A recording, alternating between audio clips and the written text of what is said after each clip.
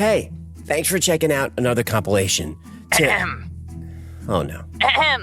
Excuse me, human. I'm not going to... Excuse me, human. What is it? I'm trying to set up the compilation. You promised I could do this one. Yeah, but I already You promised! Fine, go ahead. Thank you. Roll it.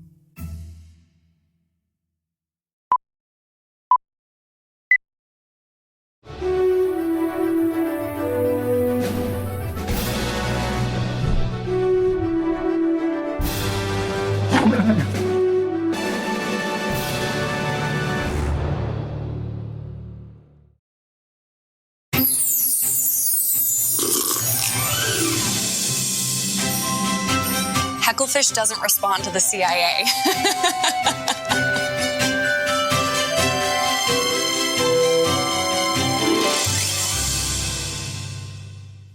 Hello, human. It's me, Morgan. I am a beaver. Today, we're showing a compilation of videos as chosen by the Y-Files team. Come on, follow me. Hey, Gertie. How they humping? Hey, boys, hold the work. We have guests.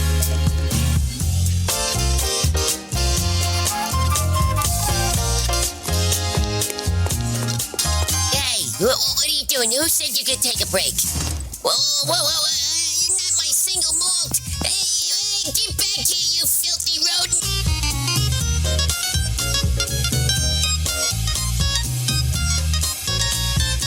Check it out. This is where the human and Hecklefish do the show. Pretty cool, huh?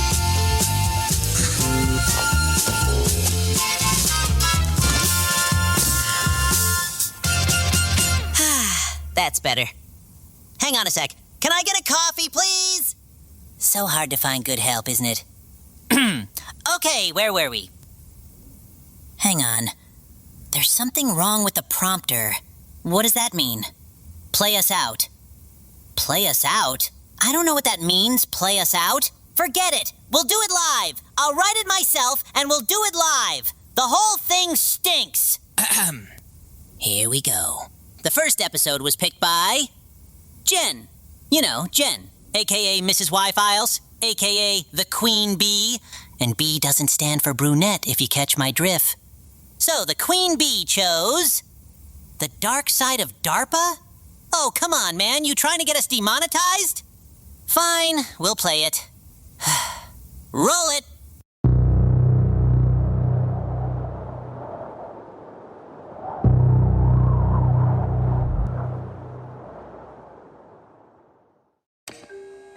In the early days of the space race, the Soviet Union racked up a lot of firsts.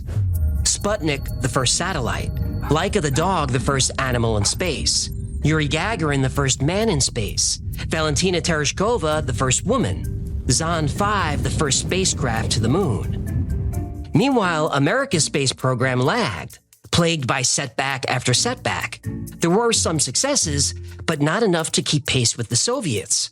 America was still planning its first satellite while Sputnik circled the Earth. Then Sputnik 2 went up. American citizens were terrified. What if the Russians put weapons in space? Maybe they already have. Paranoia was starting to become hysteria. President Eisenhower was under pressure to act, and to act fast. The United States government knew what it had to do: create an organization to develop the most technologically advanced military systems in the world. And just 3 months after Sputnik 2 was launched, the Advanced Research Project Agency, or ARPA, was born. Later, ARPA became DARPA. The D stands for defense. Because DARPA would be both a sword and a shield, creating offensive weapons and defensive systems. No project was too expensive, and no program was too immoral.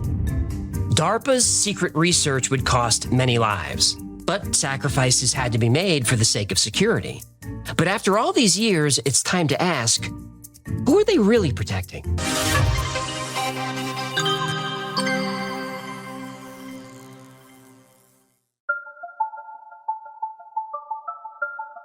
Here's the scene. You're driving. It's late and the road ahead is dark. You make a turn and then another. You finally realize you're lost. If this were the not-too-distant past, You'd pull over and grab your Thomas guide. Yeah, for you kids, that's a map. And if you didn't have a map, you'd try to find a gas station or 7-Eleven to ask for directions. Then your fate would be in the hands of the guy working the night shift. Who may or may not be a serial killer. Right. But now, all the answers are in your pocket. You tell your phone the address and GPS guides the way. Some cars will even drive for you while you sit back, relax, and listen to your favorite podcast. Oh, you know, the Y-Files is also a podcast. No plugs yet, please. We save those for the end. Sorry. I could sniff out a plug opportunity like a truffle pig. The technology I described that got you to your destination, it was created by DARPA. All of it. And there's a lot more of DARPA in your pocket than you think. Your cell phone uses microprocessors designed by DARPA. They also created the batteries to power those microprocessors. Your phone uses wireless technology made possible by DARPA. The touchscreen and the microphone came from DARPA. Voice recognition and GPS come from DARPA. And of course, all this data transfer happens using the internet, which was created by DARPA. Excuse me if I may. Is this going to be a highly predictable and hack joke about how Al Gore said he created the internet? I yield the rest of my time, thank you. Yes, DARPA created the internet. Well, technically, they were still ARPA then. Remember, the D was added in 1972. In the 1960s, researchers were trying to figure out a way to ensure reliable communications in case of a nuclear attack. Traditional telephone lines and radio transmitters would be the first to go. They came up with a radical idea: packet switching. Not all of us speak nerd. Some of us went to our prom instead of staying home to write code on our Apple II. Well, packet switching is not as complicated as it sounds. Here's how it works. You want to send a message or file from New York to LA, but what if half the country's lines are down? So you break that message into small chunks called packets and send each one independently over the network. On the receiving end, the message waits for all the packets to arrive and then reassembles them back into the original message or file. Each packet will independently try to find the most efficient route through the network at any given moment. The internet still works this way. Most people didn't use the internet until the late 1990s or early 2000s. Some nerds like me were using our phones to dial bulletin board systems. Hey, thanks for checking out another compilation. Oh no.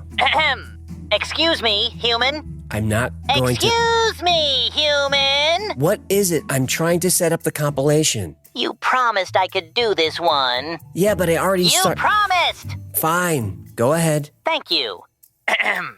Roll it.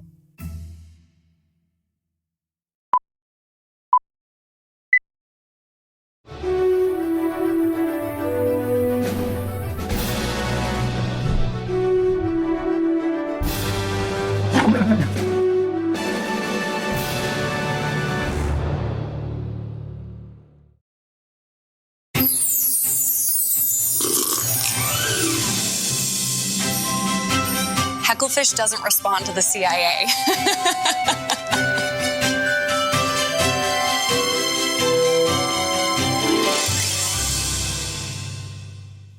Hello, human. It's me, Morgan. I am a beaver. Today, we're showing a compilation of videos as chosen by the Y-Files team. Come on, follow me. Hey, Gertie. How they humping?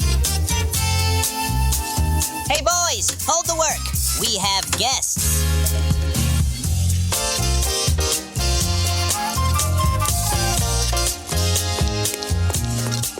Hey, what are you doing? Who said you could take a break? Whoa, you're not my single malt. Hey, get back here, you filthy rodent.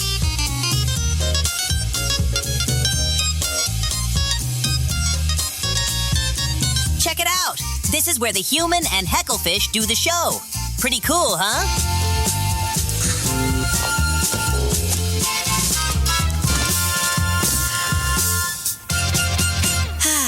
That's better. Hang on a sec. Can I get a coffee, please? So hard to find good help, isn't it? Okay, where were we? Hang on. There's something wrong with the prompter. What does that mean? Play us out. Play us out? I don't know what that means, play us out. Forget it. We'll do it live. I'll write it myself, and we'll do it live. The whole thing stinks. Here we go. The first episode was picked by Jen. You know, Jen, a.k.a. Mrs. Y-Files, a.k.a. the Queen Bee. And B doesn't stand for brunette, if you catch my drift. So the Queen Bee chose The Dark Side of DARPA? Oh, come on, man. You trying to get us demonetized? Fine, we'll play it. Roll it.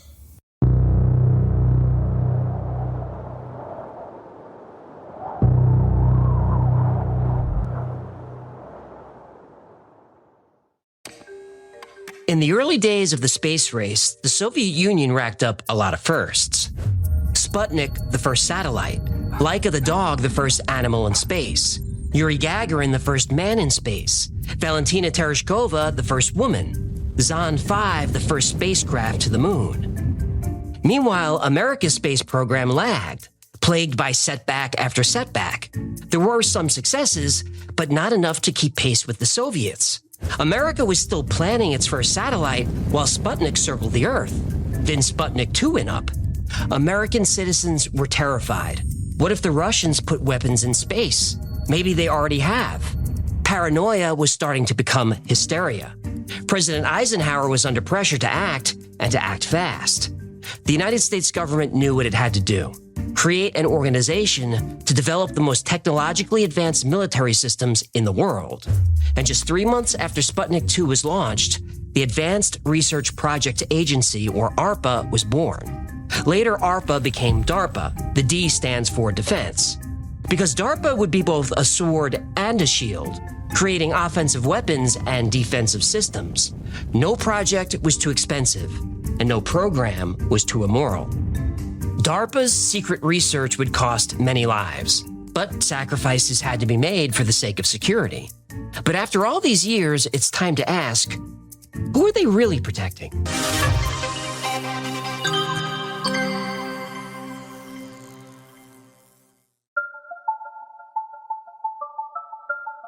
Here's the scene. You're driving. It's late and the road ahead is dark. You make a turn and then another. You finally realize you're lost.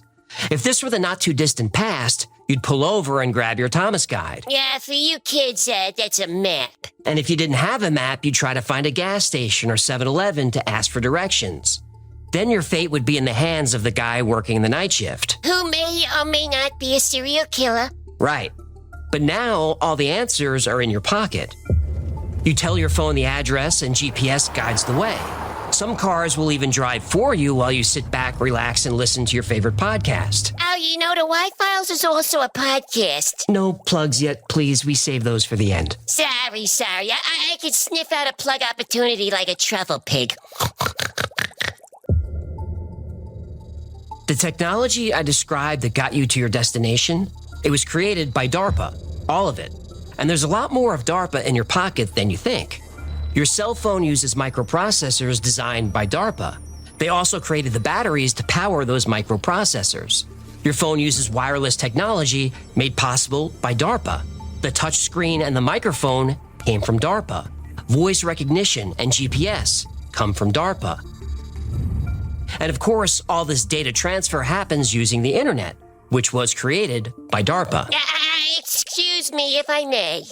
Is this going to be a highly predictable and hack joke about how Al Gore said he created the internet? I yield the rest of my time, thank you. Yes, DARPA created the internet. Well, technically, they were still ARPA then. Remember, the D was added in 1972. In the 1960s, researchers were trying to figure out a way to ensure reliable communications in case of a nuclear attack. Traditional telephone lines and radio transmitters would be the first to go. They came up with a radical idea: packet switching. Not all of us speak nerd. Some of us went to our prom instead of staying home to write code on our Apple II. Ahem. Well, packet switching is not as complicated as it sounds. Here's how it works. You want to send a message or file from New York to LA, but what if half the country's lines are down? So you break that message into small chunks called packets and send each one independently over the network. On the receiving end, the message waits for all the packets to arrive and then reassembles them back into the original message or file. Each packet will independently try to find the most efficient route through the network at any given moment. The internet still works this way. Most people didn't use the internet until the late 1990s or early 2000s. Some nerds like me were using our phones to dial bulletin board systems in the late 1970s and early 80s. But this new network called ARPANET was conceived in 1966. Whoa. You were online all the way back then? When you were like 12 or 13 years old? Yep, I was even younger than that when I first got online. And you're proud of this? Well, yeah, shouldn't I Did be you even know girls existed? Yes, I knew they existed. Yeah, now I see. What? Girls didn't know you existed. I was a late bloomer. Boomer? Bloomer. What'd I say? Under DARPA's guidance, TCP/IP became the universal language for online computers. They also developed the concept of email and invented domain names. DARPA worked with UC Berkeley to create the BSD Unix operating system. BSD Unix heavily influenced the operating system you're using right now, no matter what OS it is. It started with DARPA. Now, these technologies may seem modern, but DARPA sent the first internet message in 1969. Now, this shouldn't be surprising. DARPA technology is said to be about 20 years ahead of civilian tech. Like self-driving cars, DARPA built one in 1984. DARPA had GPS in 1973. Microprocessors, motion sensors, and wireless communication. DARPA had these decades ago, but eventually these innovations became available to the rest of us. DARPA's technology has made our lives so much better, it's easy to forget that those innovations weren't originally meant to improve lives. They were meant to end them.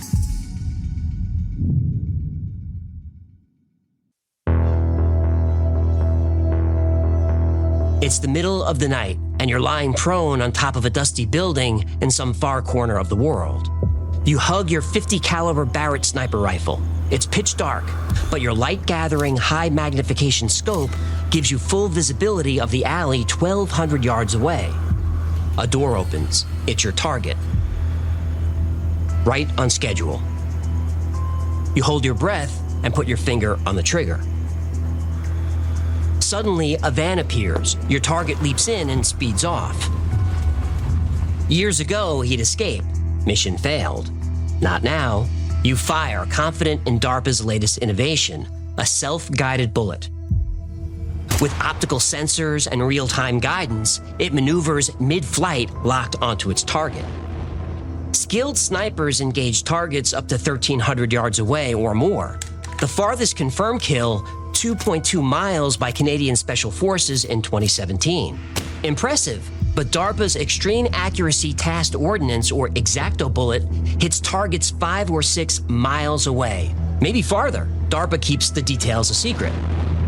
Many DARPA projects seem like science fiction, some like magic. Scepter lets you see through walls. The Mojave Project bends light, making objects invisible.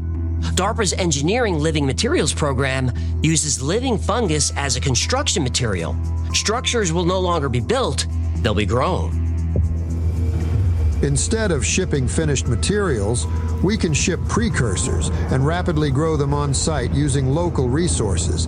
And since the materials will be alive, they'll be able to respond to changes in their environment and heal themselves in response to damage. DARPA likes fungus, but it loves bugs. Project Insect Allies modifies flying insects to attack crops. These insects resist disease and repair each other's injuries in the field. Then there's the Hybrid Insect Microelectrical Mechanical Systems, or HIMEMS. This project, along with Project Dragonfly, creates miniature flying cyborgs. Beetles, moths, and dragonflies become undetectable spies with cybernetic implants and solar-powered guidance systems. They can be controlled remotely or operate autonomously using AI. They've created remote-controlled rats. DARPA trains bees to find landmines. They're developing claytronics, programmable shape-shifting matter. They're developing nuclear-powered spacecraft, autonomous vehicles and weapons of all kinds. DARPA's technology is meant to keep people off the battlefield. Why risk a battalion of human soldiers when you can deploy a fleet of drones? But sometimes you need boots on the ground, and that means people with guns. But DARPA has a better idea. Don't give a soldier a weapon, turn him into one.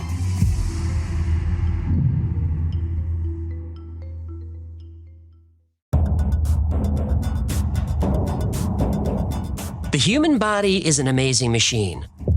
Our musculoskeletal system allows us to do gymnastics, lift heavy weights, and walk long distances. Still, our bodies have limitations. DARPA is developing technology to overcome these limitations. The goal is to increase strength, endurance, alertness, and the overall health of soldiers. DARPA's Warrior Web project is one of several exoskeleton programs in the works. It's an exosuit, lightweight and flexible, similar to a scuba suit. But this is a smart suit. Using machine learning and onboard sensors, the suit knows when and where to firm up to augment muscles. It performs its function, then becomes flexible again. DARPA has also developed hard exoskeletons, just like you've seen in movies like Aliens and Edge of Tomorrow. These exoskeletons not only increase strength and endurance, but they're modular. They can be equipped with all kinds of weapons. There's even a jetpack in development. The Talos suit turns a soldier into a real-life Iron Man. It's bulletproof and weaponized. It increases strength, speed, and endurance. It monitors the user's vital signs and has sensors that analyze the entire environment around them. The Tactical Augmented Reality, or TAR project, is a headset that overlays information over your normal vision. This gives soldiers real-time information like displaying maps, enemy locations, and other vital data right in their line of sight. Project Z-Man was inspired by geckos. DARPA is creating a material that would let soldiers climb walls without ropes or ladders. Now, everyone knows the Air Force gives their pilots amphetamines. I feel the need for speed. The need for speed. Yep, they literally take illegal narcotics to stay alert. But the Continuous Assisted Performance, or CAP program, is focused on keeping soldiers awake, alert, and effective for up to 7 days straight without side effects. DARPA's Brain Initiative program connects soldiers' brains to computers. They can control drones and other systems with thought. They can truly multitask, where one part of the brain is operating a drone, while the other part of the brain is analyzing the area looking for targets. In the early 2000s, DARPA started exploring ways of giving humans superhuman abilities without equipment. This is DARPA's Biorevolution program. They studied how animals attack, defend themselves, and regenerate from injuries. DARPA felt that if they could find those answers, these abilities could be transferred to humans. They could give soldiers improved senses, perfect eyesight, and limb regeneration without external devices. Now, to do that, you'd have to alter human DNA. So DARPA is exploring CRISPR gene editing technology. CRISPR can snip out unwanted genes and insert new ones. CRISPR could accelerate healing. Injuries that might have sidelined soldiers for weeks or months could heal in days. CRISPR technology has already sparked a revolution in medicine, with the potential to cure genetic disorders and even combat aging. Link below on how CRISPR and AI are about to end the whole world. Yeah, that episode is scary, but it's interesting and it's real. Now, some of these projects have failed and some haven't, and some are still in development. I have no doubt that DARPA will turn soldiers into superhuman weapons eventually, but they haven't yet. So how do you put boots on the ground and keep humans off the battlefield? DARPA's answer? Killer robots.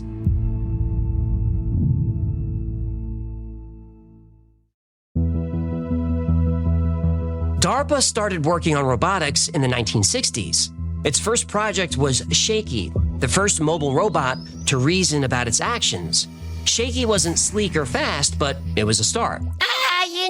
I feel like if you name your project Shaky, you're kind of setting yourself up to fail. Well, since then, DARPA's robotics has come a long way. In the early 2000s, DARPA launched the Big Dog program. In partnership with Boston Dynamics, these four-legged robots can carry heavy loads and navigate difficult terrain. They can also be outfitted with weapons like sniper rifles or machine guns. The LS-3 can follow soldiers autonomously and carry up to 400 pounds of gear. And then there's the Atlas robot. And now we're getting serious. Atlas was launched in 2013, and you've probably seen various versions of this robot over the years. Atlas could run, jump, and navigate obstacle courses. A couple of years ago, Atlas used AI to teach itself how to walk, and then run, and then do gymnastics. Yeah, you humans realize it's only a matter of time before these things take over and enslave you, right? Some of us realize it. Investigative journalist Annie Jacobson has covered DARPA for years. She says there's no doubt that the Pentagon is investing heavily in robotics. DARPA's plan through 2038 states without question that the Pentagon is moving towards robotic warfare. They want to have hunter-killer drones that can swim, crawl, walk, run. Drones that can fly 13,000 miles an hour, which is 22 times faster than a commercial jet, to get to a target really quickly. Ballistic missiles have limitations. Speeds over Mach 20 require too much power and make the rockets dangerously hot. But thanks to DARPA, that's no longer a problem. Missiles can now travel at hypersonic speed without overheating. A target 500 miles away can be destroyed in 6 minutes. Weapons like these certainly keep humans off the battlefield, but DARPA's going to take it one step further. It's creating the technology to wage war without needing humans at all.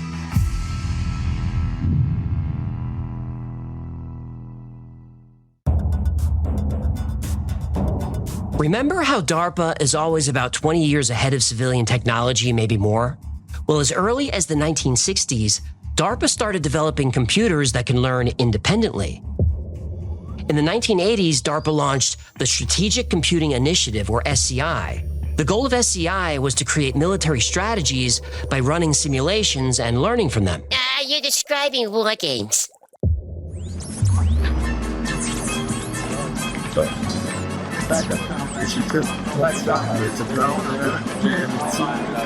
What's it doing? It's learning. War Games was originally going to be a science fiction story about a dying scientist who's saved by a kid genius. But then the writers met Peter Schwartz from the Stanford Research Institute, or SRI. Yes, all right, I know those guys. You do. SRI has been the launch pad for many secret government programs. I've talked about them a lot on this channel. And they've long been connected to the CIA, NSA, and DARPA. Well, Schwartz was fascinated by a new computer subculture called hackers. He suggested that they make a movie about a kid hacking a military supercomputer. Oh, yeah. What was it? It was called the Big Mac. No, Whopper. War Operation Plan Response. Oh, right. I'd still rather have a Big Mac. Me too. Well, the Whopper spends all its time thinking about World War III.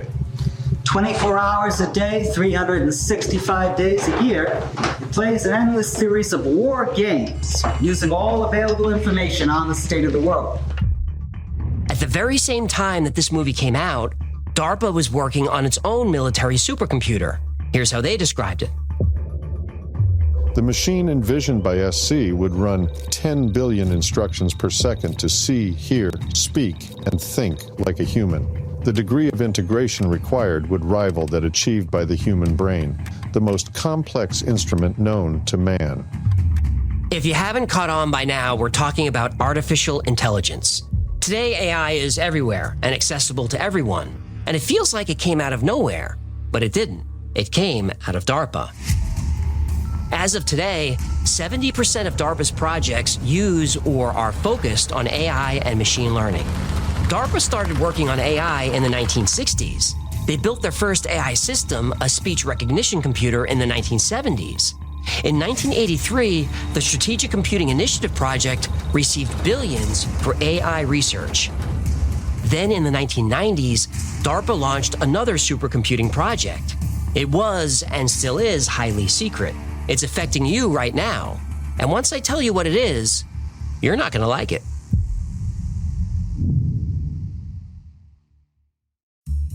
Every holiday season, I make lasagna or a heap of delicious pasta. It's an Italian family tradition. I love doing it. Once. The rest of December, I don't have time to play personal chef every night, but that's where Cook Unity comes in.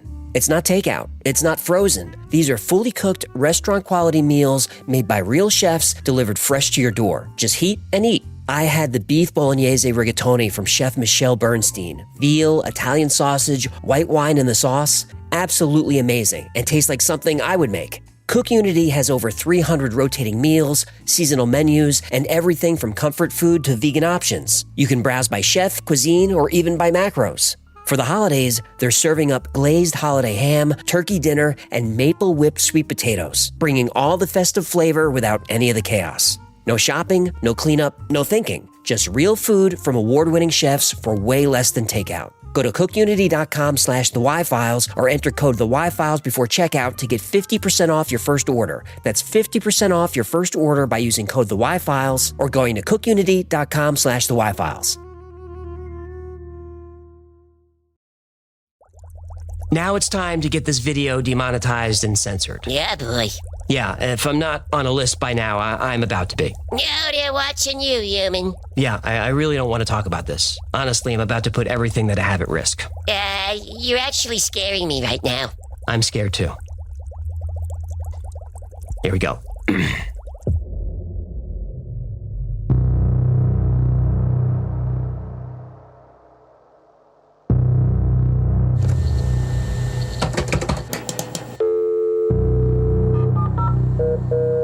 Welcome. Like the steam engine which sparked the Industrial Revolution of the late 1700s, the internet is changing everything it touches. And at the cutting edge of the revolution is Wall Street. So we are now 6 3/4 points above fair value. The early 1990s was the beginning of the tech boom. Internet startups were getting millions in investments. Bemis is looking 39 and about 35,000 if you want to buy 10 grand. And they had access to vast resources and vast amounts of data, personal data. The intelligence community wanted to gather this data to create a digital fingerprint of everyone using the internet. If they could identify bad actors, criminals, terrorists, whatever, they would compare that fingerprint against others. They called this the birds of a feather approach. If Joe's a bad guy and Bob's a bad guy, and they both go to certain websites, then other people visiting those same websites were potential bad guys, so let's track them. So, surveillance? Yes. Of Americans? Yes. Legal? No. Well, officially illegal as of 2010, but the law was murky in the 1990s. And for the intelligence community, murky means opportunity. Still, the intelligence agencies didn't have the ability to manage all this data, but they knew people were out there working on it, and they were all looking for funding. But if you're the NSA or CIA or DARPA, you can't drop by an internet startup and ask them to build you an illegal digital surveillance program. Yeah, it's kind of a bad look. It is, but it also gives away the game. Surveillance is only valuable if the target doesn't know they're being watched. So this technology would need to be funded privately and quietly. So in 1994, the Highlands Forum was founded. Ever hear of the Highlands Forum? You probably haven't, and they like it that way. The Highlands Forum, or Highlands Group, was formed as a think tank, a bridge between technology companies and the Pentagon. The Highlands Forum is an invitation-only group of government officials, academics, and executives from tech and defense companies.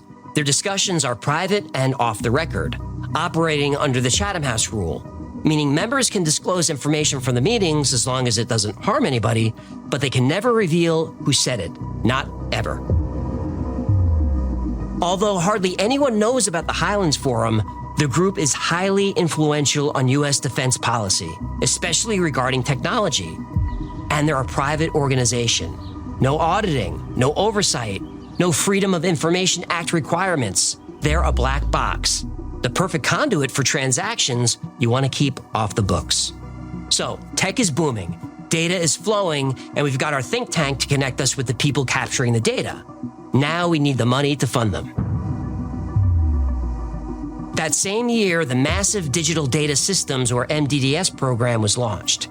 MDDS would fund scientists, researchers, and companies who worked with big data sets. The Highlands Forum would help identify, facilitate, and coordinate these transactions. To keep these transactions private and secret, the MDDS moved money through unclassified mainstream agencies like the National Science Foundation. Computer scientists were getting millions in grants from the NSF, totally normal.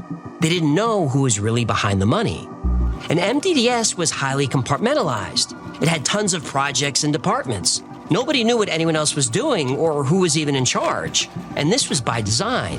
But the overall program was managed by the CIA, NSA, and DARPA. So, we've got black budget money flowing through the NSF, and we've got our private organization, the Highlands Forum, looking for opportunities. So the word goes out to researchers in academia. If you can handle big data, we'll give you big money. Then a promising project emerged. 2 Stanford graduate students working on a search engine made a breakthrough.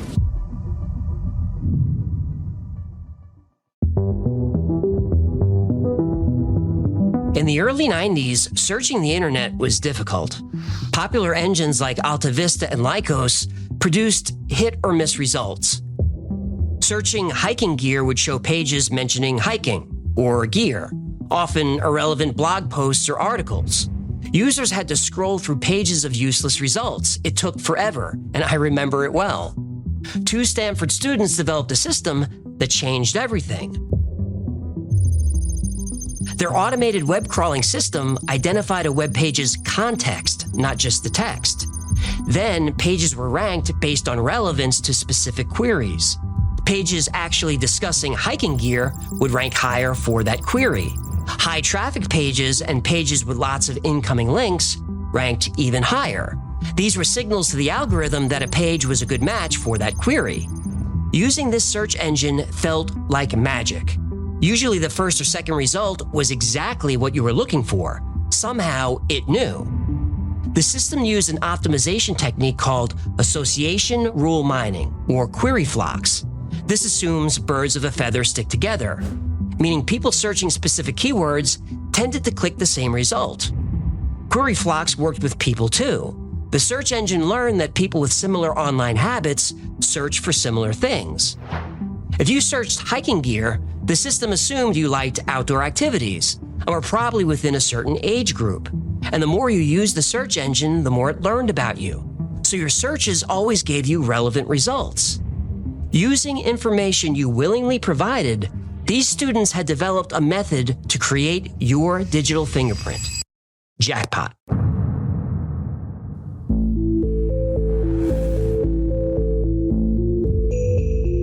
The CIA, NSA, and DARPA learned about this project, and through the National Science Foundation, the NDDS funded it. If you haven't guessed by now, those 2 students were Sergey Brin and Larry Page, and the search engine was Google.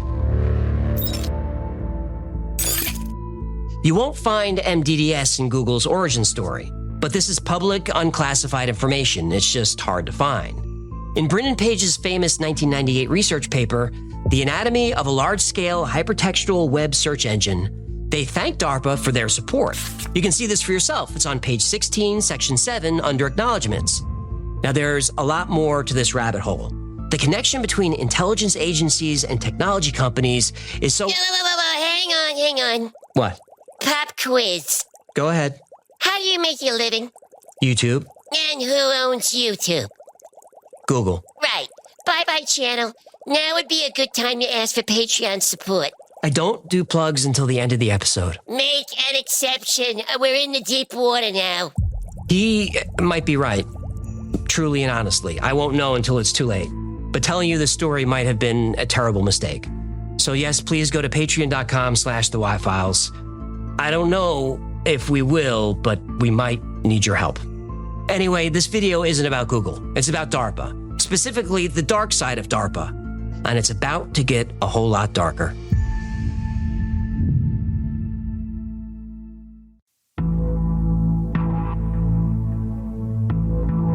When John F. Kennedy took office in 1961, America had allies everywhere. Cuba, Ethiopia, Nicaragua, Laos, Vietnam, Cambodia, Iran, Lebanon, and many others. But the Soviet Union was fueling insurrections against U.S.-friendly governments. Kennedy promised to stop the spread of communism, but the Soviets were pouring billions into military technology, rocket and missile systems, even space exploration. JFK was committed to keeping pace. He wanted more resources in science and technology. He modernized the military and doubled DARPA's budget, and the timing couldn't be better. The global Cold War had evolved into regional proxy wars with the Soviets. A new type of warfare was being fought, guerrilla warfare. Old military strategies wouldn't work. The situation in Vietnam was especially bad. The Viet Cong were hidden under the thick jungle canopy. You can't kill an enemy that you can't see. DARPA proposed a solution, Project Agile. It was pitched to Kennedy as both a scientific and military endeavor. Kennedy signed off immediately. The first phase was called Operation Ranch Hand. Its purpose was to clear the jungle. DARPA developed the rainbow herbicides, named for their container colors, to kill the foliage. Agent Purple was first, then green, then pink. DARPA was combining different herbicides, defoliants, and toxins, looking for the perfect formula to destroy Viet Cong cover. Agent Orange was the winner. Millions of gallons of Agent Orange were sprayed over miles of jungle every day. Leaves fell from trees almost immediately. Another application, and the trees died. Next, Project Agile targeted farms. Agent Orange could destroy miles of crops in a day. They asked South Vietnamese President Diem if he knew which farms were Viet Cong and which belonged to innocent civilians. He said yes, he knew, and he didn't care. If they weren't traitors yet, they would be soon. Kill them all. Now, the U.S. didn't want to do this, but it only had a few hundred military advisors in Vietnam at this time. They didn't want to send more. Better to sacrifice North Vietnamese farmers than U.S. Marines. So it was done. Guilty or innocent, friend or foe, if you were a North Vietnamese farmer, you were targeted. Your crops were destroyed and your soil was poisoned. Replanting was impossible. Agent Orange's effects were instant and devastating, and nobody knew it was only the beginning.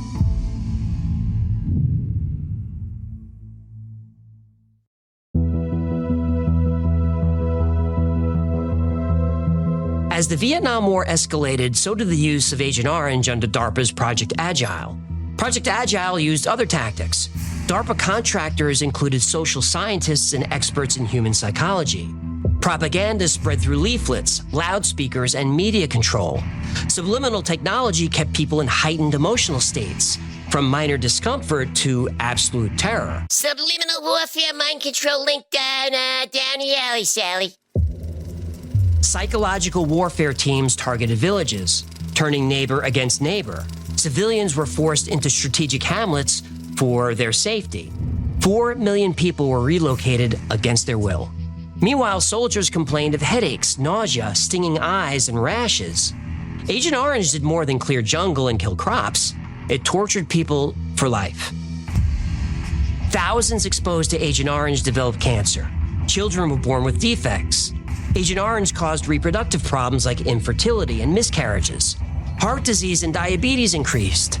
Agent Orange was first used in 1962. In 1965, scientists discovered it contained dioxin, a highly toxic compound that causes cancer and birth defects. They kept using it. In 1967, a study proved dioxin causes birth defects, even at low concentrations. They kept using it. In 1969, a Department of Defense report acknowledged Agent Orange's severe health risks. They kept using it. Public outcry forced President Nixon to stop the use of Agent Orange in 1970. They kept using it. They stopped spraying the following year, 1971.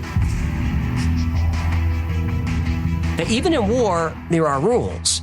POWs must be treated humanely. Medical staff and facilities are off limits. Humanitarian aid must be allowed. Breaking these rules is a war crime. In 1907, the Hague Convention banned the use of poison in war. The U.S. signed the treaty. Agent Orange was poison. That's what herbicides are. So was using Agent Orange a war crime? No. The United States said Agent Orange wasn't a poison, it was an herbicide. The treaty didn't specifically mention herbicides. Oh, that's some lawyer loophole bullshit. In 1925, the Geneva Protocol banned the use of chemical weapons. The U.S. signed this treaty. But Agent Orange was a chemical. Of the 12 companies producing Agent Orange, the primary manufacturer was the Dow Chemical Company. The word chemical is in the company's name. So is using Agent Orange a war crime? Nope. The United States said Agent Orange wasn't a chemical. It was an herbicide. Wait, how is that even possible? It's not. In 1949, the Geneva Conventions established that civilians and their property must not be intentionally targeted. Only combatants and military targets were allowed. The U.S. signed this treaty, but civilians and their farms were intentionally targeted with Agent Orange. So was using it a war crime? No. The United States said the intent was to disrupt the enemy's logistical support and visibility, not cause direct harm to people. In other words, it was an accident. So what about the destruction of plants and trees on civilian land? Those weren't military targets. Isn't this a war crime? No. The United States said it was a military necessity to defoliate the area in order to deny the enemy cover, which makes trees, anywhere, a military target.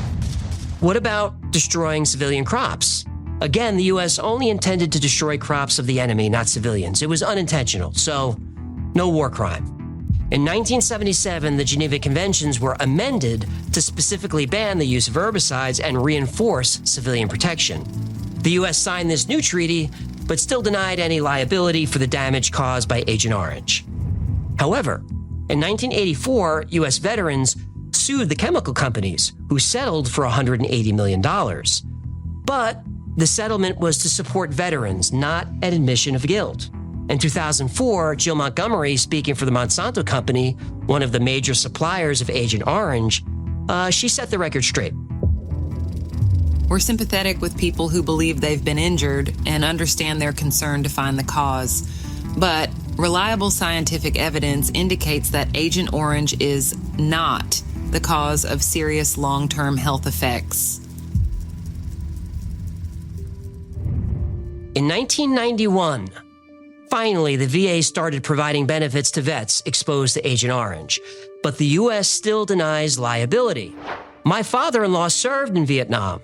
He was exposed to Agent Orange. He's watching, so I won't list his illnesses, but he suffered almost all of them. So in 1991, he applied for his benefits. And I'll admit, the government kept its word. He did receive his benefits. In 2021, it took 30 years. Like so many vets, when his country needed him, he didn't hesitate. But when he needed his country, they said, take a number, get in line, and hope you're still alive by the time we call your name. Do I sound angry? That's because I am.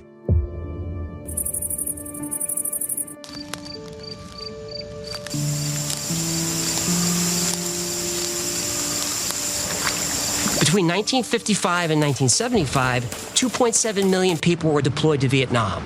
58,000 dead, 300,000 wounded, 3,000 missing or prisoners of war, 1,500 still missing. That's tragic, but it's much worse. The VA estimates 300,000 to 400,000 veterans may have died from illnesses caused by the exposure to Agent Orange. May have. To this day, no single person, agency, company, or government has admitted any wrongdoing or assumed any liability for the millions of lives destroyed by Agent Orange. Now, ordinary people like us have so many rules we have to follow. Don't speed. Check grandma's shoes before she gets on a plane. Pay your taxes even though we're going to steal it and waste your money. Pick up a gun. Shoot at those people. Do what you're told. If we break a law, the government will take our money, seize our property, force us into labor, or lock us in a cell. It all depends on the crime. So we follow the law. But if you're a big chemical company or a government agency, don't worry about the law. You can get away with murder.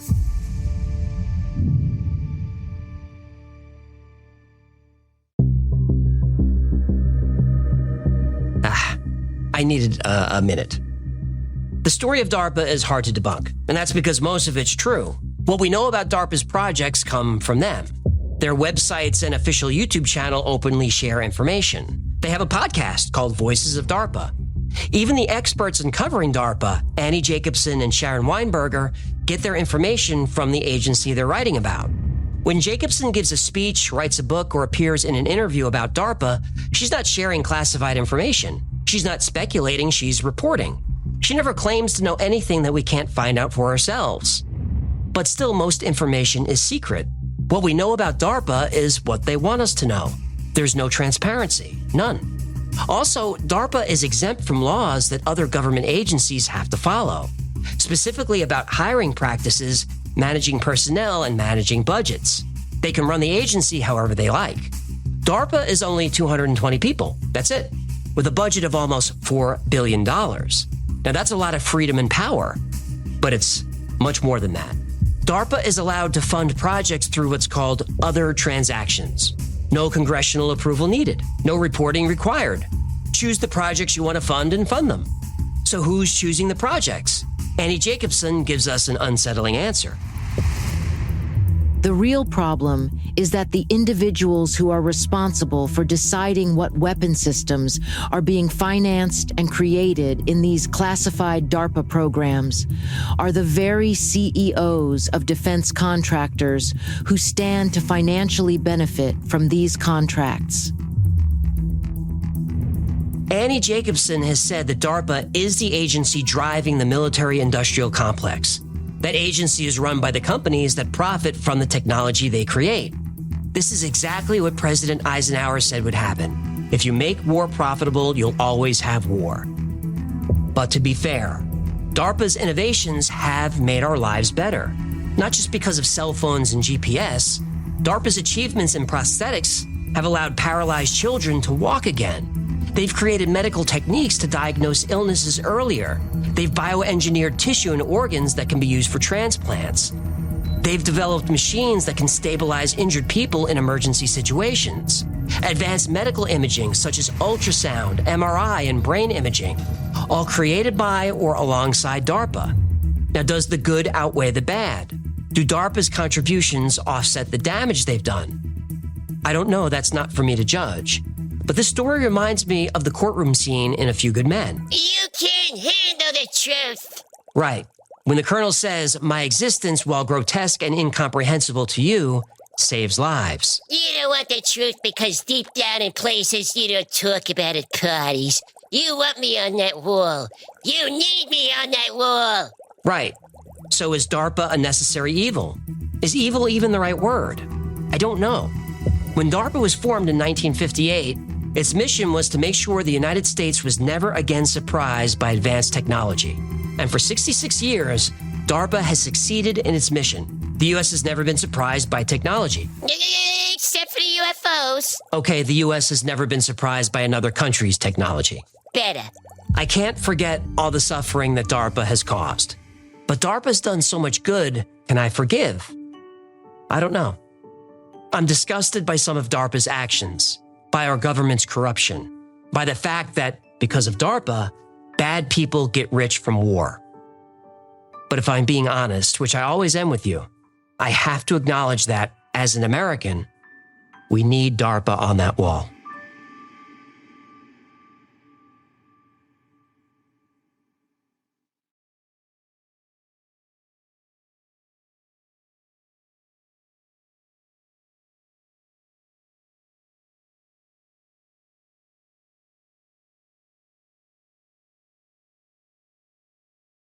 I told you that was going to be a dark one. Okay, what's next? Aha! Yes! Zombies! This one was chosen by my editor, Brandon. He loves creepy stuff. Yep, if DARPA wasn't dark enough for you, here's the episode about Conplan 8888. Brains.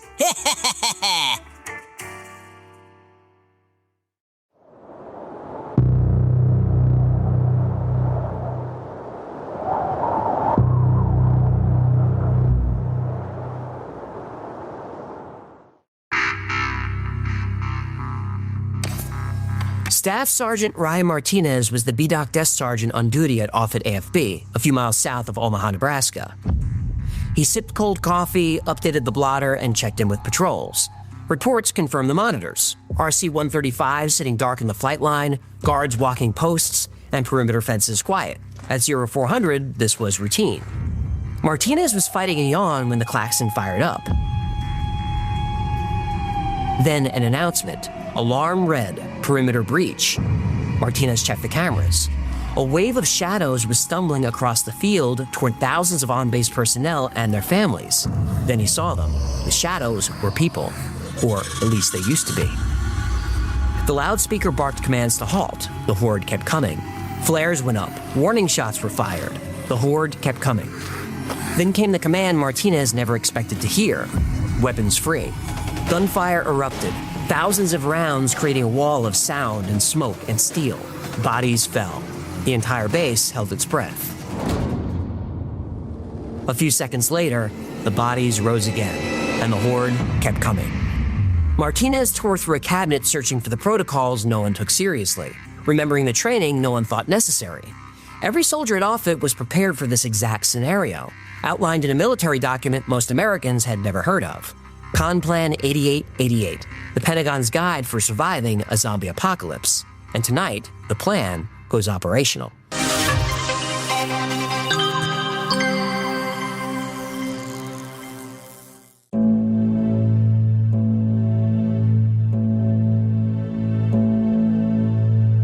The plan that Staff Sergeant Martinez pulled from that cabinet is real. I have a copy of it. You can download it and read it for yourself. In 2009, United States Strategic Command released CONPLAN 8888-11, Counter-Zombie Dominance Operations, 31 pages of detailed military strategy for surviving a zombie apocalypse, complete with operational phases, threat assessments, and rules of engagement. Wait. This is a real thing? Army vs. zombies? Yep. Okay, I'm terrified right now. Hold me. No. The document opens with standard Pentagon formatting, official letterhead, proper classification stamps. Everything looks mundane until you get to the document's purpose statement. U.S. Stratcom, CONPLAN 8888. Purpose: to undertake military operations to preserve non-zombie humans from the threats posed by a zombie horde. Because zombies pose a threat to all non-zombie human life, hereafter referred to as humans, U.S. Stratcom will be prepared to preserve the sanctity of human life. The document was declassified in 2011 thanks to a FOIA request. Now that's a quick turnaround from classified to public. A section of CONPLAN 8888 reveals why.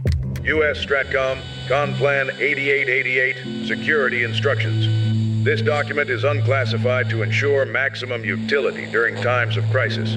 Classified capabilities used to counter zombies will be addressed in appropriate orders, and crisis plan will be adapted to current operational conditions.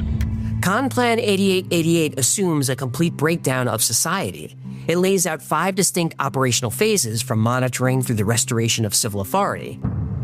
Phase 0 is shape the environment. Stratcom watches for non-state actors with chemical and biological WMDs. They monitor disease vectors, outbreaks, and epidemics.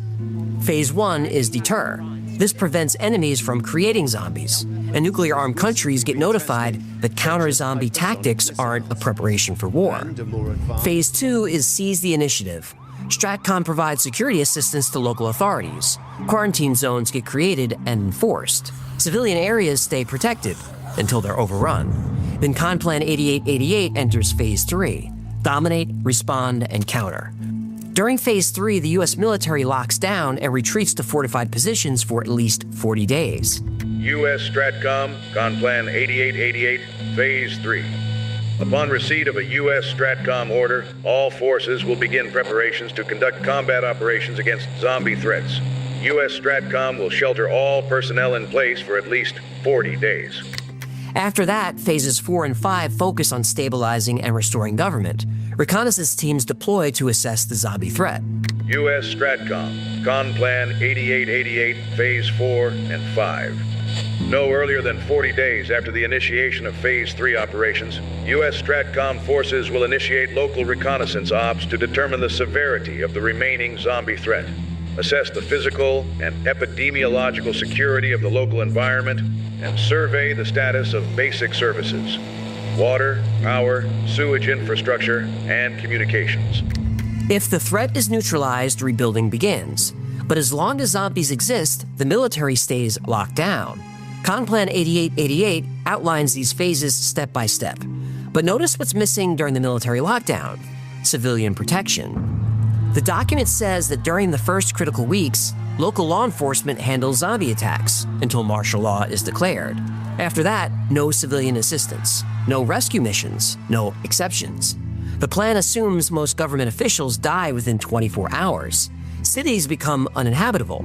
Infrastructure collapses completely. CONPLAN 8888 ensures military command and control continues. Now that's great if you're inside a fortified facility. But for anyone outside a military fence, CONPLAN 8888 makes it clear you're on your own.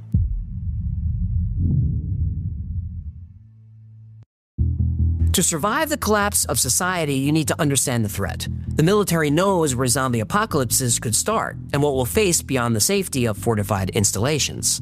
U.S. Stratcom, Conplan 8888, Section 4, Subsection 5, Conditions for Implementation, Part A. Zombies have the potential to seriously undermine national security and our way of life. While the U.S. currently enjoys several asymmetric advantages in against zombie infections originating in the Eurasian landmass, these advantages can easily be negated by air and sea traffic that could transport the source of a zombie infection to North and South America. But Conplan 8888 is clear. Zombie threats come from anywhere and affect anyone. The Pentagon organized zombies into distinct categories. According to Conplan 8888, the most likely threat comes from pathogenic zombies, created when viruses or bacteria infect humans. And the Pentagon isn't guessing. Existing diseases could mutate and trigger real outbreaks. Take rabies.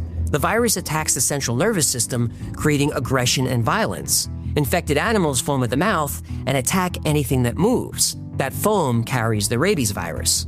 One bite from a rabid animal means almost certain death. Movies like 28 Days Later and World War Z show virus-based zombies. Animals also become zombies through prion diseases. A prion is a misfolded protein that destroys brains and nervous systems. Chronic wasting disease makes deer and elk lose their natural fear. They stumble around like zombies, easy prey for predators. Mountain lions actually target infected deer, but eating these animals is risky. Eat a prion disease brain and you become infected. Mad cow disease is a prion disease. Humans who eat infected beef develop Creutzfeldt-Jakob disease. The symptoms are rapid mental deterioration, loss of coordination, and aggressive behavior. Sounds a lot like zombies. Kuru affects cannibalistic tribes in Papua New Guinea. They eat the brains of dead relatives as a funeral ritual. Stop. Why do they, why? Eating the brain helps the spirit reach the afterlife. So, how was Grandma's funeral? Yeah, a little chewy. I don't feel so good. Yeah, technically it's against the law now, but rumors are that some tribes still do this privately. Keep my wife's brain out your mouth. What? Keep my wife's brain out your mouth. And that's how it continues. Eating an infected brain spreads Kuru. Victims experience severe mood changes. They become violent and unpredictable. Like ex-wives. Like zombies. That makes more sense. The Zombieland movies feature prion zombies. And beyond bacteria, viruses, and prions, parasites can create zombies. These are called symbiont-induced zombies. And what makes these parasites so dangerous is you don't know you're carrying one.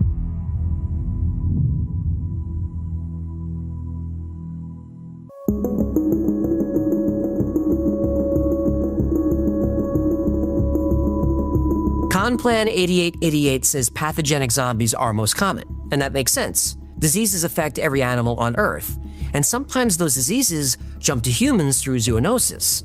AIDS, SARS, H1N1, Ebola, plague, anthrax, Lyme disease, malaria.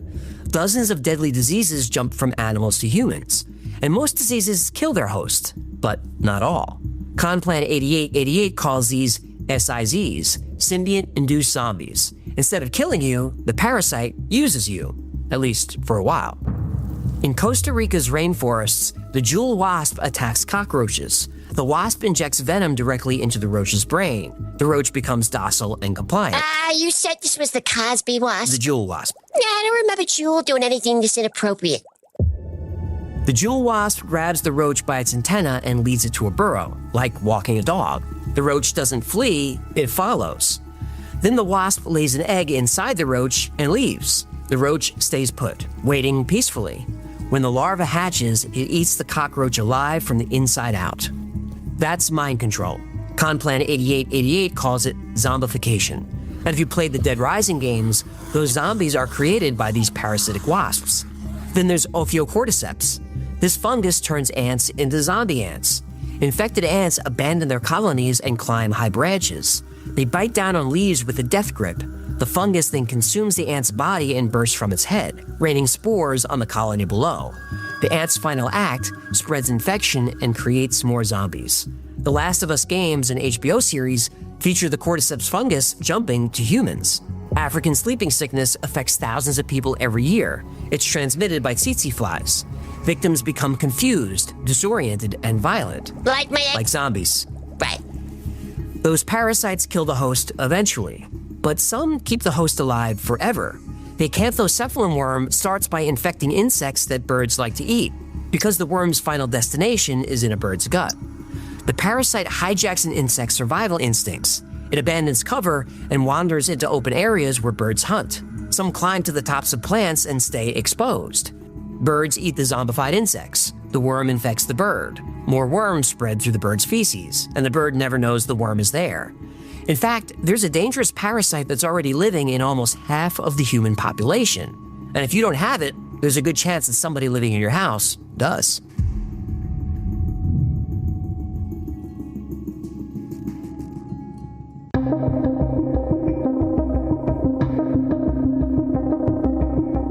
Toxoplasma gondii is a single-celled parasite that lives in contaminated water and undercooked meat. Between 30 and 50% of humans carry it. Most don't know they're infected. The reason it's so common? Cats. I knew it! Those filthy hell beasts are bioweapons! Okay, settle down. About half of all cats have toxoplasma antibodies from past infection. And this bug is tough. It survives months in cat feces, years in soil and water. It can withstand refrigeration and even freezing. Chlorine won't kill it. Neither will soap or detergent. Sulfuric acid kills it, but it takes almost 2 years.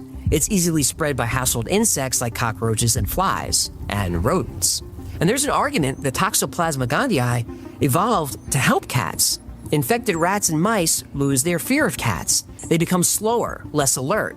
They're actually attracted to cat urine. Toxoplasma programs rodents to get eaten. It's the perfect parasite. Indestructible, persistent, widespread, undetectable. The military knows that in a real outbreak, every cat becomes a disease vector. You couldn't trust any of them. Yeah, if you trust a house cat, you deserve to get eaten. That's why COMPLAN 8888 takes biological threats seriously. Once a pathogen enters the pet population, containment becomes impossible. You could eliminate all the cats. Stop that. I'm just saying, if you want to make an omelet, you gotta break some kittens. But here's what keeps researchers awake at night. Most people don't know they're carrying toxoplasma. Studies show infected humans take more risks. They drive aggressively. Some researchers link it to personality changes, decision-making problems, even mental health issues. This is why COMPLAN 8888 exists. This is why the Pentagon plans. Because zombies aren't coming, they're already here.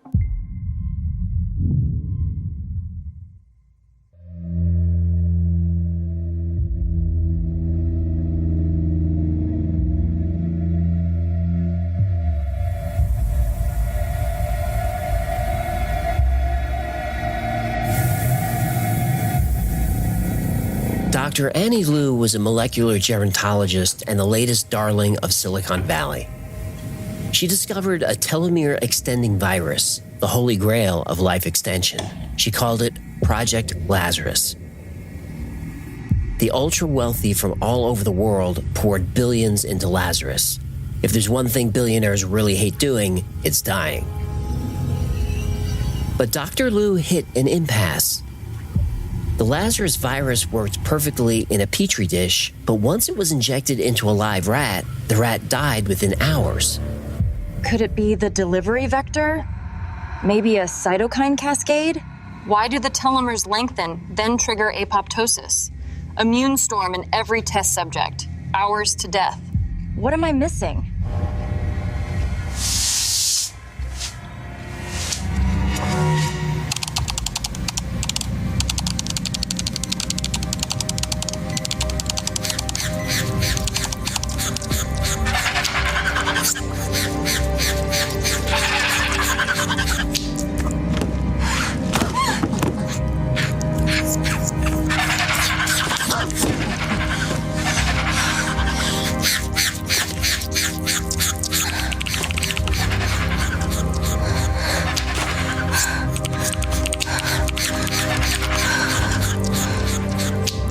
Dr. Liu checked the time. It was after 3 a.m., her third all-nighter in a row.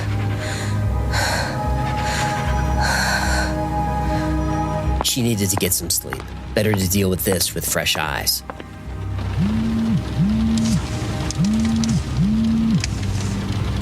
Hello?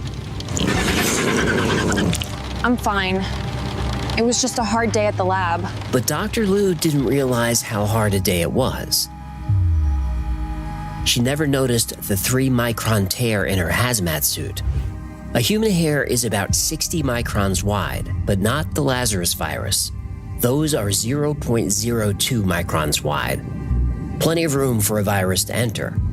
In fact, that's enough room for hundreds of them to enter. Of course I'm coming. I wouldn't miss my little sister's wedding for anything. Dr. Liu took every precaution. N95 masks block particles 0.03 microns wide. But that's not enough to stop Lazarus. Even if Dr. Liu knew about the tear, she wouldn't have been that concerned. Lazarus wasn't an airborne virus. Lazarus only worked if it was injected directly into the bloodstream.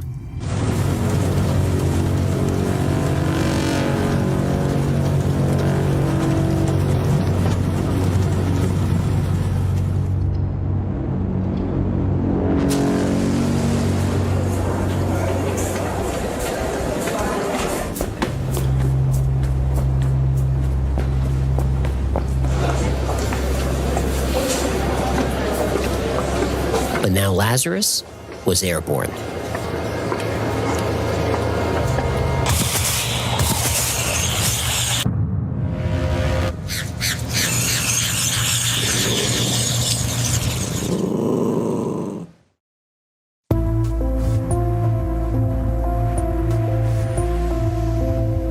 The next zombie classification in Conplan 8888 are Z, radiation zombies. Organisms become zombies after absorbing extreme electromagnetic radiation. Nuclear accidents, dirty bombs, cosmic radiation. The Pentagon says any of these can create zombies. Solar flares bombard Earth with charged particles. A coronal mass ejection could expose entire populations to dangerous radiation. The 1859 Carrington event knocked out telegraph systems all over the world. A similar event today could deliver radiation doses that alter brain chemistry on a massive scale. After Chernobyl, emergency responders who entered the reactor core experienced rapid cellular breakdown. Some survivors reported hallucinations and aggressive behavior before dying. But radiation doesn't always kill. We covered how Chernobyl's dogs and wolves adapted to high radiation. An entirely new wolf species emerged, highly resistant to cancer. If radiation can create a new type of wolf, it can create a new type of human. And in the wrong hands, that human becomes the perfect soldier. Conplan 8888 calls these weaponized zombies. WZs are specifically created for military use. The Pentagon calls this a threat because the technology exists, and they should know they created it. Wuhan. No, you're gonna get us canceled. I meant Wuhan. Solo really showed Greedo who's boss, huh? Nice save. Chemical weapons affect brain function and behavior. During the Cold War, both superpowers developed psychochemical agents to incapacitate enemy forces. BZ, tested by the US Army, caused hallucinations and confusion. Similar compounds could create zombie symptoms. CRISPR gene editing alters organisms at the genetic level. Synthetic biology creates entirely new biological systems. A hostile nation could engineer a pathogen that creates controllable zombies. Controllable zombies? We already got those. They're called cable news viewers. Conplan 8888 shows the military preparing for zombies that can come from anywhere, even outer space.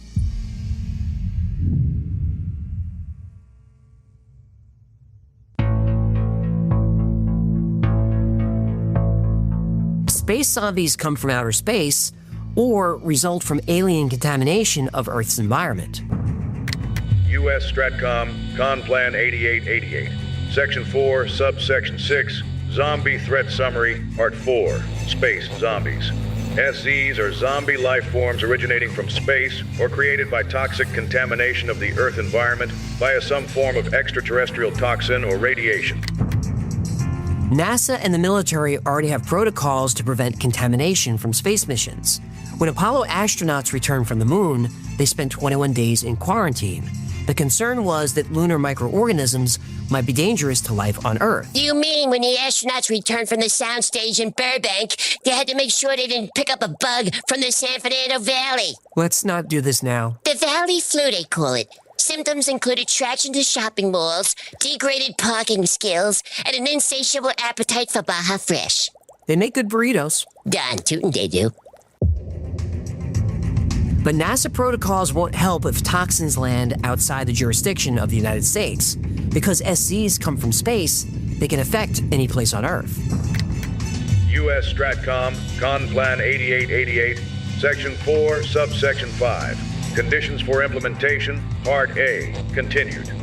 Asteroids and nuclear space radiation that can convert people into zombies can affect any land mass or population on Earth. Given the rapidity at which zombie outbreaks spread, decisive, overwhelming, and possibly unilateral military force may be required to negate the zombie threat.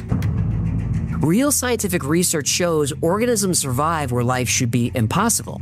These extremophiles include tardigrades that withstand the vacuum of space.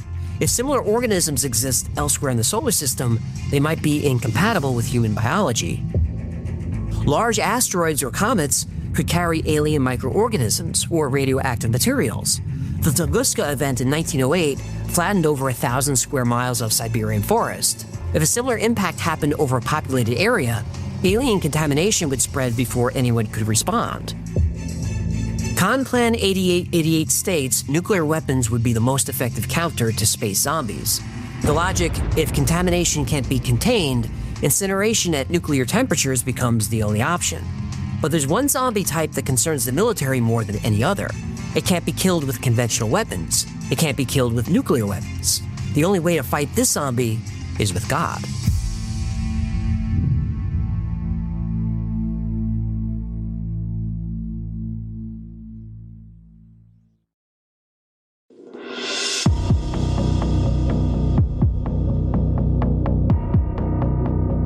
Evil magic zombies. The document actually uses those words. The Pentagon has an official position on supernatural threats.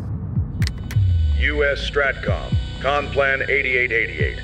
Section 4, Subsection 6, Zombie Threat Summary, Part 3, Evil Magic Zombies. Of the classes of zombies, one type is caused by occult phenomena that cannot be reliably monitored, predicted, or proven to exist. Zombies caused by occult phenomena are EMZs. The only way to ensure a zombie is dead is to burn the zombie corpse. EMZs are the only class of zombie that may not be vulnerable to this measure. Despite being the hardest threats to eliminate directly by attacking the zombie life form, EMZs can usually be eliminated if the source of evil magic is destroyed. There is evidence to suggest the Chaplain Corps may prove integral to countering these threats. The military takes this seriously enough to assign the Chaplain Corps as primary defense. Now, think about that. The Pentagon believes defeating these zombies might require divine intervention. Oh, Jon Snow intervention. Right. Thousands of years ago, there came a night that lasted a generation. Kings froze to death in their castles, same as the shepherds in their huts. Women smothered their babies rather than see them starve, and wept and felt the tears freeze on their cheeks. So is it for the long night and the White Walkers. Oh, man. I know what it is. But yes, White Walkers and Whites in Game of Thrones are evil magic zombies. Fighting the supernatural isn't new to the military. During World War II, both sides employed occult research divisions. The Nazis had the Adenerva. The Allies had their own paranormal units. Churchill consulted astrologers. The U.S. Army investigated psychic warfare during the Cold War. Now, it may seem that the military has everything figured out. They have identified each type of zombie threat. They understand how to fight them. But not so fast. Buried on page 16 is a single unsettling section. U.S. Stratcom, Con Plan 8888, Section 4, Subsection 13.3, Shortfalls and Limiting Factors. Adequate zombie defenses require sandbags, sand, barbed wire, anti-personnel mines, riot-control chemical agents, and petroleum to create flame barriers. These supplies may not be present in sufficient volume to defend against zombie incursion and could severely tax available logistical support infrastructure. U.S. STRATCOM forces do not currently hold enough contingency stores, food, water, to support 30 days of barricaded counter-zombie operations, and U.S. STRATCOM has no ground combat forces capable of repelling a zombie assault. Several zombie types identified, specific tactical recommendations, containment protocols, resource requirements, but not enough soldiers in the army to actually win. So, the military created a new army, an army of millions of soldiers, all trained to survive the zombie apocalypse. And for years, these soldiers have been learning how to organize, how to fight, and how to rebuild civilization. This army has been built in secret, but also in plain sight, because the soldiers of this army are us.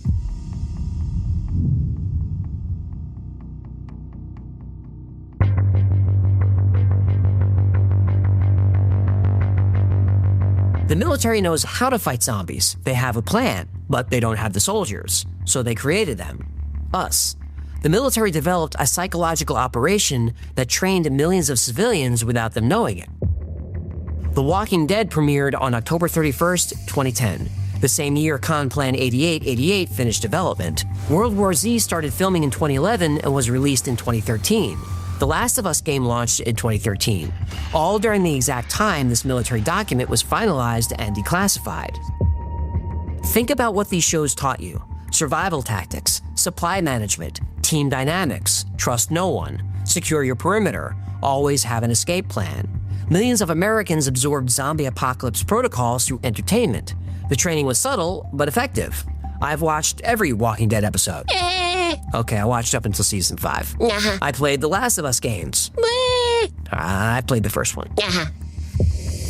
The Walking Dead, Last of Us, World War Z, we've all consumed the same content, and we learned the same lessons. The military didn't need boot camps, they had Netflix.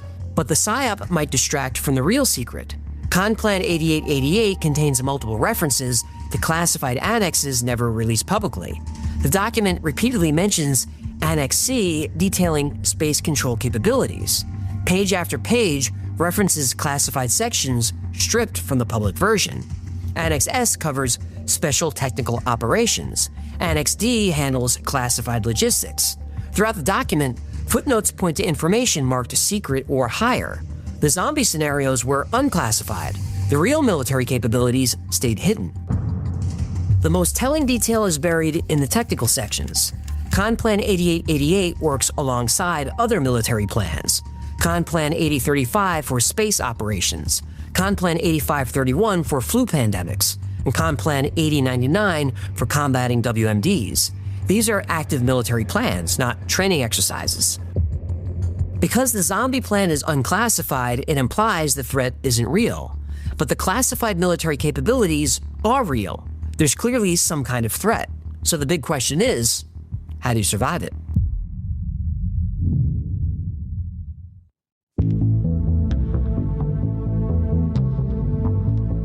When the outbreak starts, you have about 48 hours before everything falls apart. Darkness falls across the land. The midnight hour is close at hand. The creatures crawl in search of blood to terrorize y'all's neighborhood. You got that out of your system? Almost. Great. The people who survive aren't lucky. They're prepared. Your location determines your survival. If you're in a city, get out. Fast. Cities become death traps. All those people packed together, that's a zombie buffet. And in a dense population center, the infection will spread faster than it can be contained.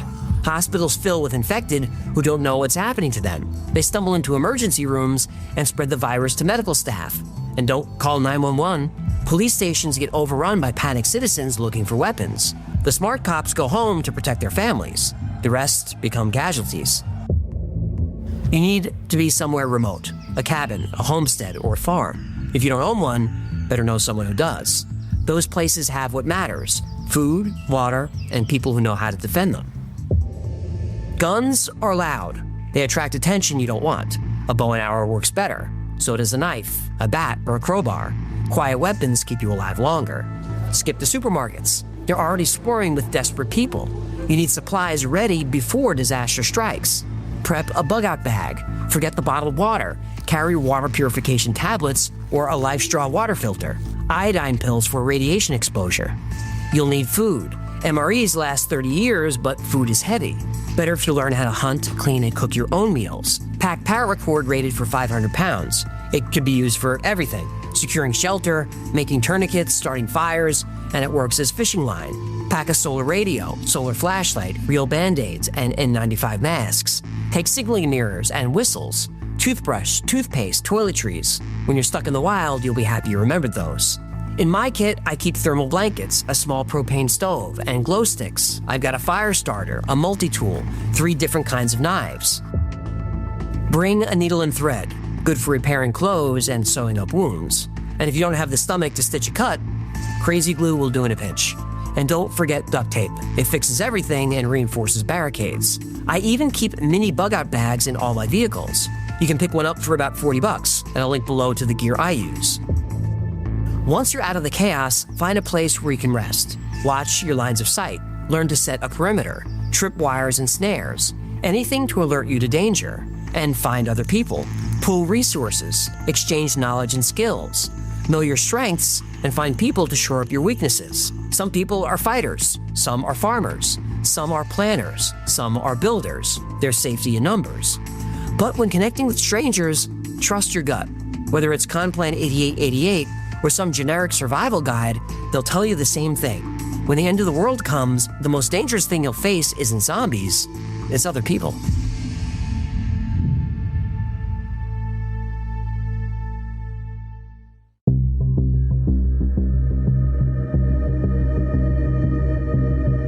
We followed Conplan 8888 from a zombie outbreak at Offutt Air Force Base through classified space operations and potential psychological warfare. The military created detailed protocols for fighting the undead. So, what's actually real? Well, Conplan 8888 is exactly what the Pentagon says it is, a training exercise.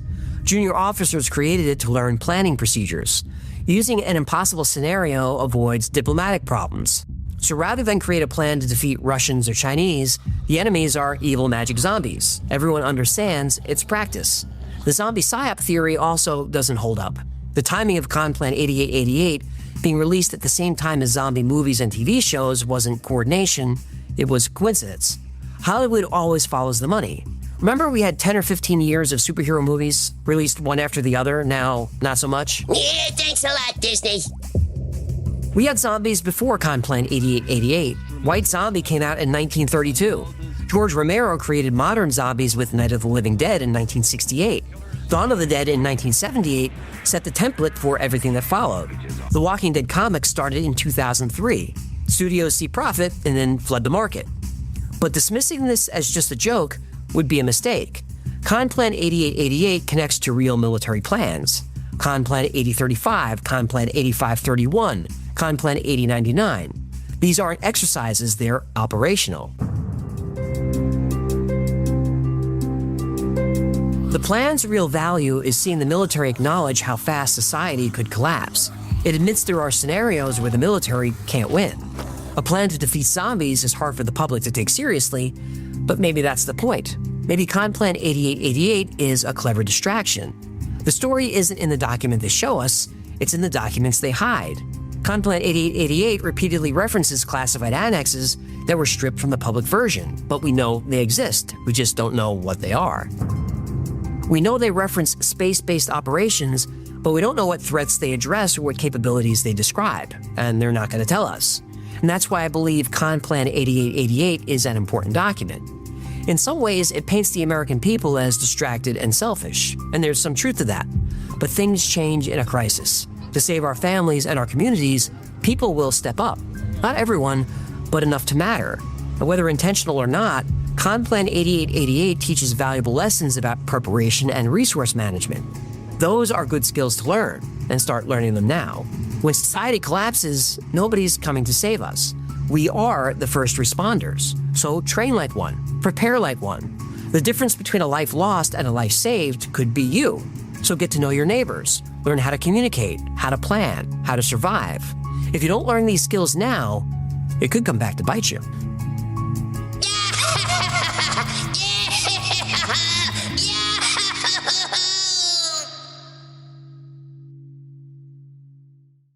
Zombies. Righto! Next episode was chosen by The Hybrid. You heard that right. The Hybrid. His real name is Rich. Dick? Okay, come on, Morgan. Be a professional. Next episode is about liminal spaces. Beaver keeping it creepy. Roll it! In the past year or so, 3 internet mysteries popped up that really got my attention. They may seem very different, but trust me, they're connected. The first one is about a girl who found a door in the basement of her Airbnb. She opened it, and inside there was an abandoned shopping mall. The second story is about Javier, who woke up in a hospital in the year 2027, in an alternate universe. In his version of the future, everyone on Earth has vanished. He's the only one left, and he has the video to prove it. The third mystery is known as the back rooms, a reality adjacent to ours that, if the conditions are just right, you can accidentally fall into. Then you find yourself lost in an endless maze of dingy carpet, fluorescent light, and yellow wallpaper, and around every corner,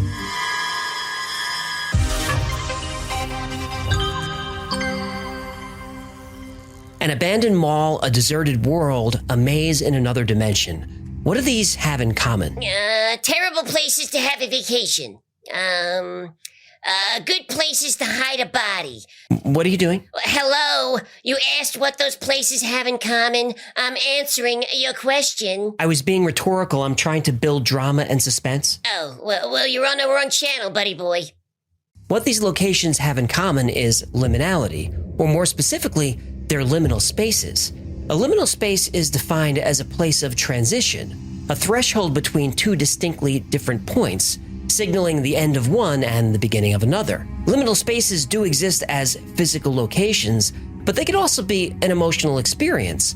They occur during periods of uncertainty and major life changes. Events like a divorce or breakup, the death of a loved one, the birth of a child, moving to a new city, ending or starting a new career. All of these create liminality in our mind, meaning our life before this event is over and a new period of life is about to begin. Liminality is the unease and apprehension we feel during this transition. Liminal spaces in the real world are a bit more difficult to define, but you know one when you see one. Think of an airport in the middle of the night, school during summer break, a house just after someone moves out, or in this case, an accidentally discovered abandoned shopping mall.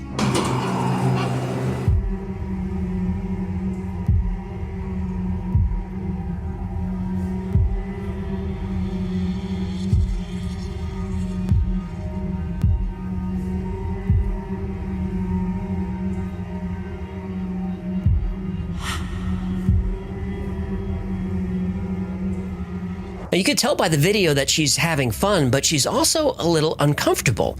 She's experiencing the anxiety of a liminal space. Now, while not all liminal spaces are so unsettling, the type of space currently coursing through the internet will have a few common features. They'll feel both familiar and strange. If you browse through photos on the liminal space subreddit, you'll come across many locations that you could swear you've been to, evoking a strange feeling of nostalgia for a place you've never been. Another common trait is that places are out of context, like a waiting room with one chair, a plane with no seats, a flooded metro station, or a submerged staircase. Have you ever watched a video of the Titanic on the bottom of the ocean? When you see the staircases and furniture completely underwater, this evokes liminality. This out-of-context imagery triggers anxiety similar to Uncanny Valley, the feeling that something is just not right. Liminal spaces are often places you might have visited as a child. Roller rinks are commonly thought of as liminal. Bowling alleys, arcades, or an empty Chuck E. Cheese. The only thing scarier than an empty Chuck E. Cheese is a crowded Chuck E. Cheese.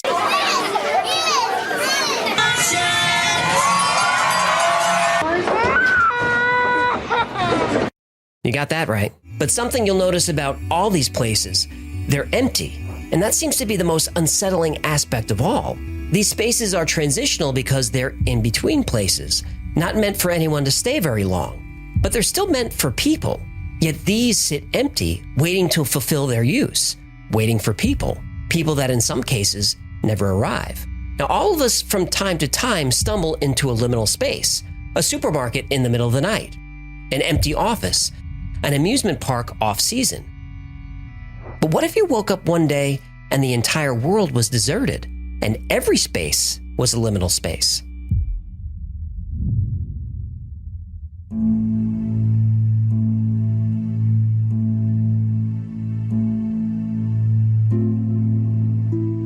TikTok has no shortage of quote-unquote time travel accounts.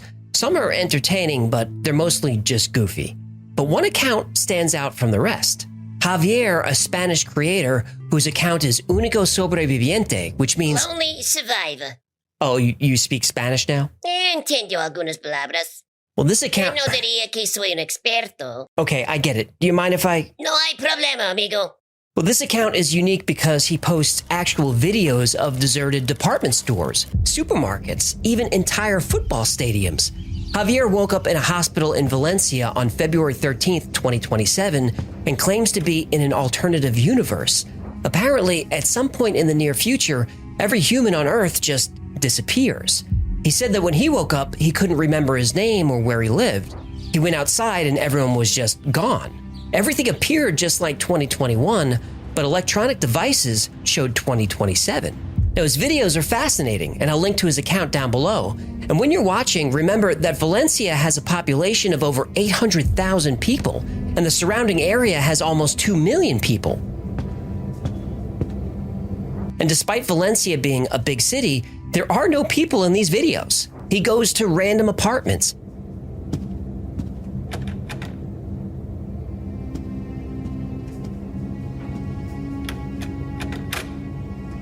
He crashes at exclusive hotels.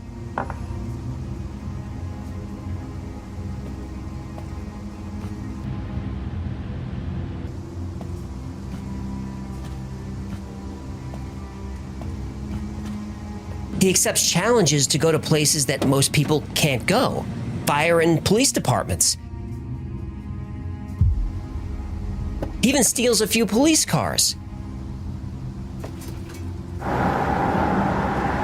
He goes to a military base. Some skeptics claim he's recording all this early in the morning. He responds by recording himself walking by public signs with the time on them. And there aren't many TikTokers who can reprogram a public digital sign. He's challenged to go to a hospital, not an old deserted one, an actual modern hospital, and he does it.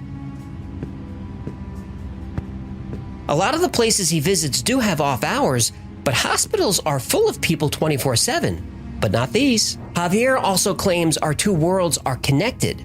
He's able to interact with objects in his world, which affects objects here. For example, a Spanish television show challenged Javier by leaving a book hidden on their set and told him to find it and move it. He did. Te reto a que vengas aquí, al hormiguero. Aquí siempre hay gente trabajando a todas horas, desde por la mañana hasta por la noche, tenemos seguridad 24 horas, así que es imposible que nadie pueda entrar. Mi reto es el siguiente. Voy a colocar mi libro. Oh my God. Mira, voy a meter el libro aquí, lo escondo, y tú vienes y lo coges, ¿vale? Aquí viene. Mira, ¿ves? ¡Pum! Ahí está. A ver si eres tan listo, lo consigues encontrar aquí en el hormiguero y me lo enseñas. And when the studio went back to watch the security footage, you can see the door open and close. And just for a quick moment, you see some kind of figure flash by. Mira, mira, mira. Es que te lo digo que lo vas a flipar. Mira, mira, mira, mira, mira. ¡Ay, ay, ay, ay, ay, ay! ¡Míralo! ¡Míralo! ¡Mira eso! No. ¡Míralo! ¡Míralo! No, pero ahí hay algo. Te lo dije, mira. Ahí hay algo, Viernes 21 a las 13:21. Now, it would be terrifying to wake up alone in the world where every place you visit is a different liminal space. But worse than that would be waking up in a single liminal space that goes on forever. And that place has a name: the back rooms.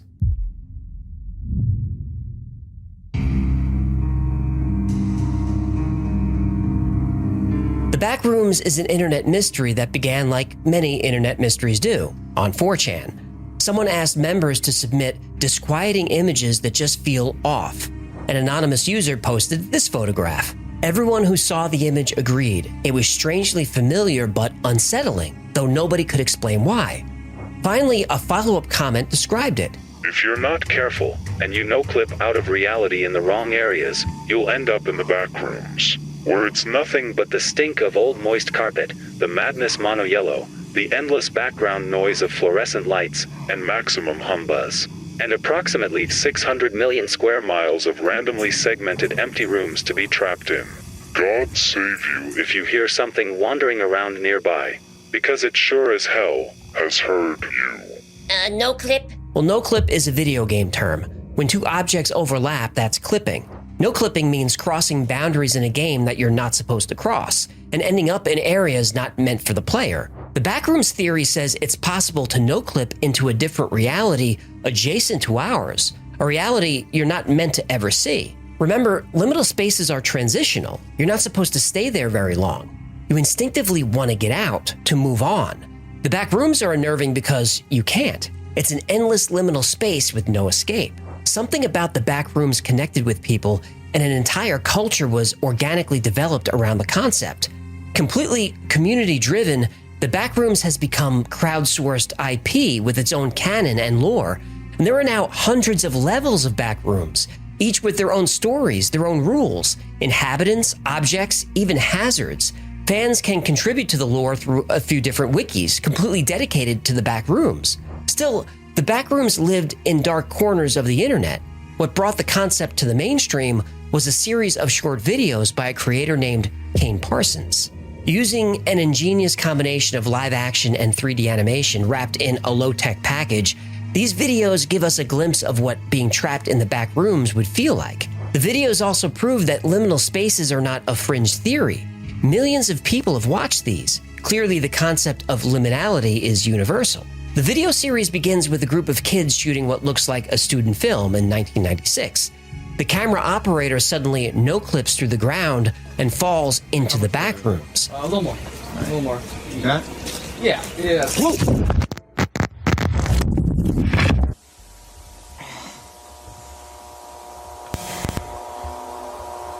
Hello? It doesn't take long for us to realize that we're not alone in the back rooms. There's some entity aware of us and seems to follow us through the maze of empty yellow office space. Hello? Some moments are definitely scary, but even when not being outright terrifying, the entire series is unsettling. As you, through the eyes of the lost cameraman, explore the back rooms, you have a sense that you've been here before. I certainly have.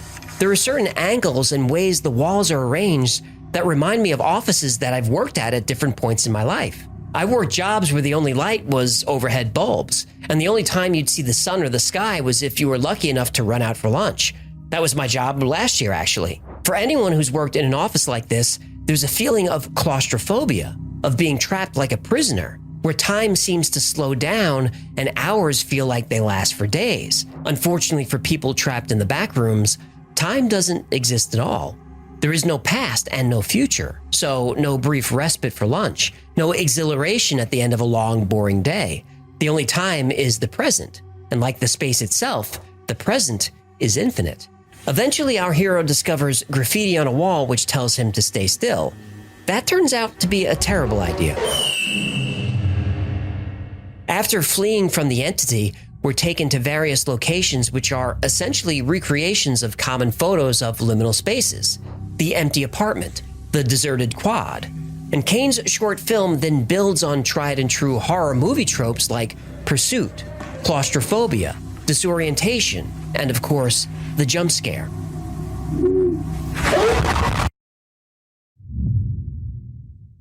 Kane's subsequent videos build on the lore of the backrooms. The tone shifts from jump scare horror into more of a dystopian sci-fi thriller. It seems that there are ruptures in our world that allow people to accidentally pass into the backrooms. This explains why the number of missing people is on the rise. Eventually, a corporation creates a prototype machine to access the backrooms, and this is hailed as a world-saving technology. Because the backrooms are so large, hundreds of millions of square miles, they can be used for storage, housing, even transport. Now, of course, things go wrong along the way. We have researchers trying to map the backrooms, getting lost, and falling into different levels, and all kinds of chaos. Oh my god. What do you see? Everything okay? Marvin, get the camera over here. Across? Fine, just hurry. Okay. Can you watch it? Whoa! Ah! Oh my god!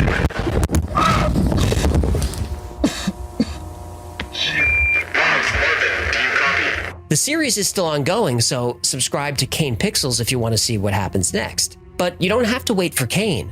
Other creators have picked up the mantle and attempted to continue the story. I think we just saw someone running. What the hell?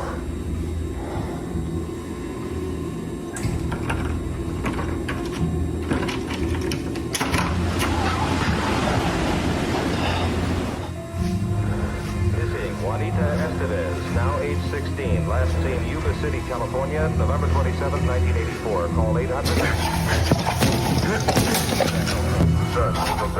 Hello? Can you help me get down? There's something up here. Please. Stay right where you are. Stay right where you are. We're going to try and get you down. To me, all these versions are equally interesting and unsettling. The backrooms concept has spawned other media as well. A viral TikTok shows someone using Google Earth to zoom in on a location in Japan. As they move inside the building, we see the familiar wallpaper, carpet, fluorescent lights, and this time, different objects and entities. Indie developers are publishing video games based on the backrooms and liminal spaces. Anemoiopolis is one that looks interesting.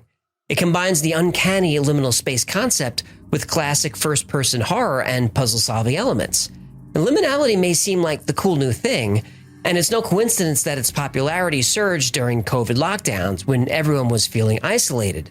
But the concept has been around a long time. The phrase was created by Arnold van Gennep in his book Rites of Passage, released in 1908. And Gennep was more focused on life experiences, like transitioning from childhood to adulthood, graduating high school, or moving to a new city. And this concept of an in-between place, whether physical or emotional, has been explored in media and pop culture for years. Rod Serling famously said, "It is the middle ground between light and shadow, between science and superstition, and it lies between the pit of man's fears and the summit of his knowledge." The Shining is an entire movie based around the idea of liminality, the abandoned hotel, spooky hallways that go on forever, and you never know what lurks around each corner.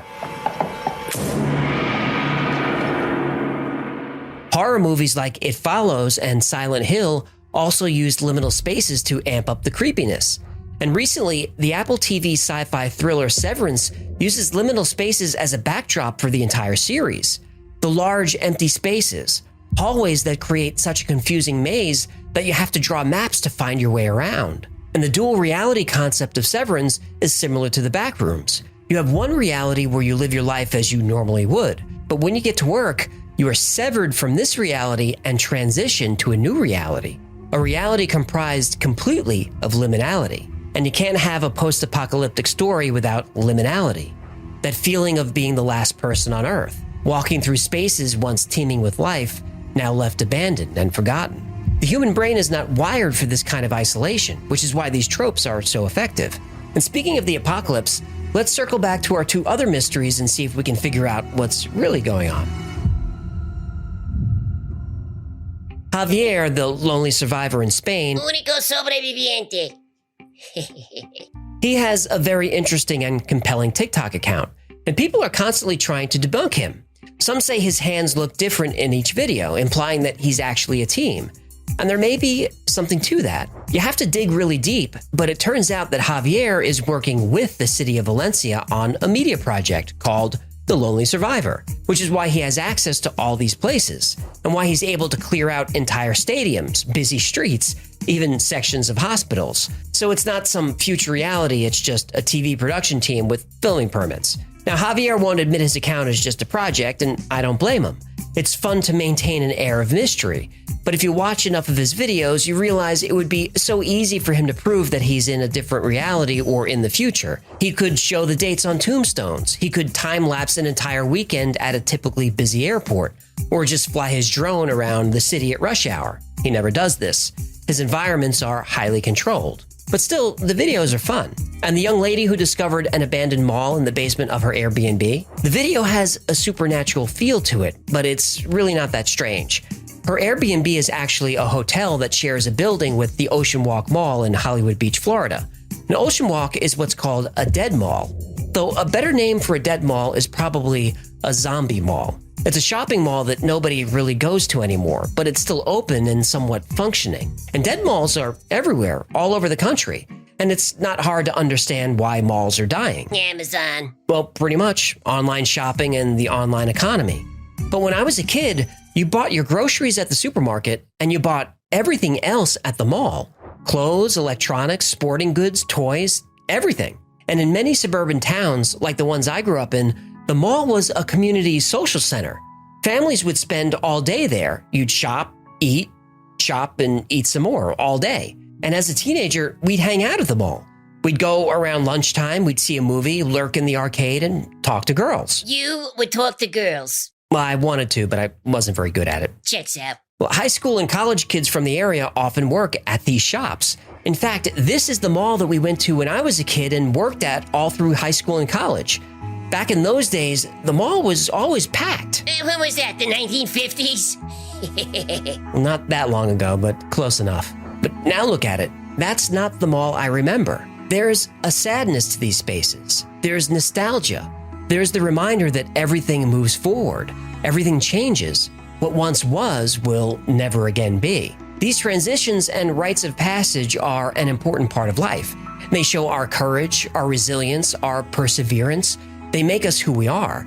But whether a location in the world or a transitional moment in our lives, every liminal space has the same point: to find your way out. Look, we all have habits we'd like to kick, or at least rethink. For me, it was reaching for something when I was stressed or just needed a mental reset. That's when I found Fume. Fume is a flavored air device designed to help you build better habits. It uses no nicotine, no vapor, and no batteries. Just clean, natural air and satisfying flavors. My personal favorite is spearmint ice. When I'm working late nights in the studio, like tonight, the cooling throat hit and subtly sweet minty flavor give me the perfect pick-me-up. It's crisp, refreshing, and helps me reset. And the device itself feels great in my hand. It's sleek, weighted, and fidget-friendly with a magnetic click that's oddly calming and satisfying when I'm thinking through ideas. Start your guilt-free journey with The Good Habit and use code Y to get a free gift with purchase and begin your overdue breakup. Just head to tryfume.com/Y. That's tryfum.com/Y and use code Y to start The Good Habit today. Hey-o! Ready for the next one? This episode was chosen by Haley. She's our spicy ginger. Seriously, she writes the dirtiest jokes. She's so nasty. We're taking a trip down to the Groove Yard for the episode about John Wilkes Booth. Roll it! Everyone thinks they know how Lincoln died. John Wilkes Booth shot the president, escaped, and was killed 12 days later on a Virginia farm. But the FBI's own forensic tests discovered Booth's diary is missing 86 pages. Pages filled with names, payments, and secrets. Lincoln's assassination wasn't the work of a single extremist. It was a plot to take control of America. And it worked. The evidence exposes secret allies, strange cover-ups, and why the truth was buried for more than a century. This isn't the story of how John Wilkes Booth died. This is the story of how he escaped and who helped him do it.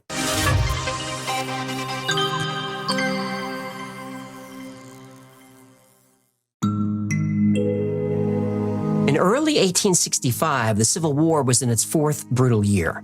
The Confederates were losing, but they continued to fight, and Union casualties continued to mount.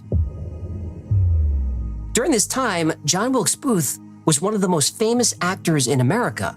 He was known for his emotional performances and striking good looks.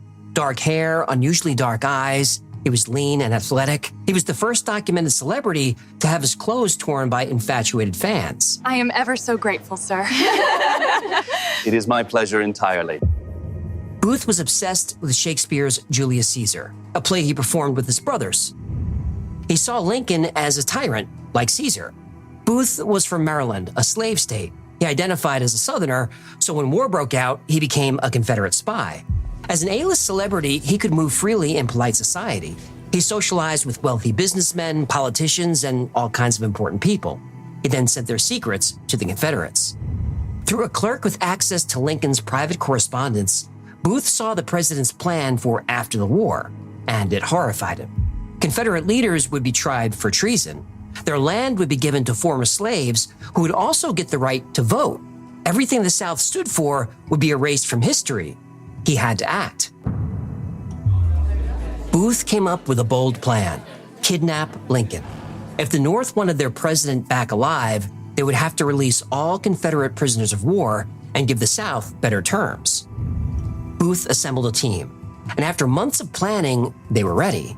Then, just before the plan went into motion, General Robert E. Lee surrendered at Appomattox. Booth was devastated. The war was over, and now the kidnapping plot was useless. Then, Booth had a stroke of luck. He overheard that the president would be attending a play at Ford's Theater in Washington, D.C. Booth knew the theater well. He performed there many times. He even knew where the president would be sitting because Lincoln attended one of Booth's performances there. So Booth came up with a new plan: kill the president during the play. He knew he could move around the theater freely without raising suspicion, so getting in wasn't a problem. Getting out was. But John Wilkes Booth had friends in high places who wanted Lincoln dead as much as he did. They would help him escape. His contacts weren't Confederate spies deep in the South. They were right here in Washington, inside Lincoln's own cabinet.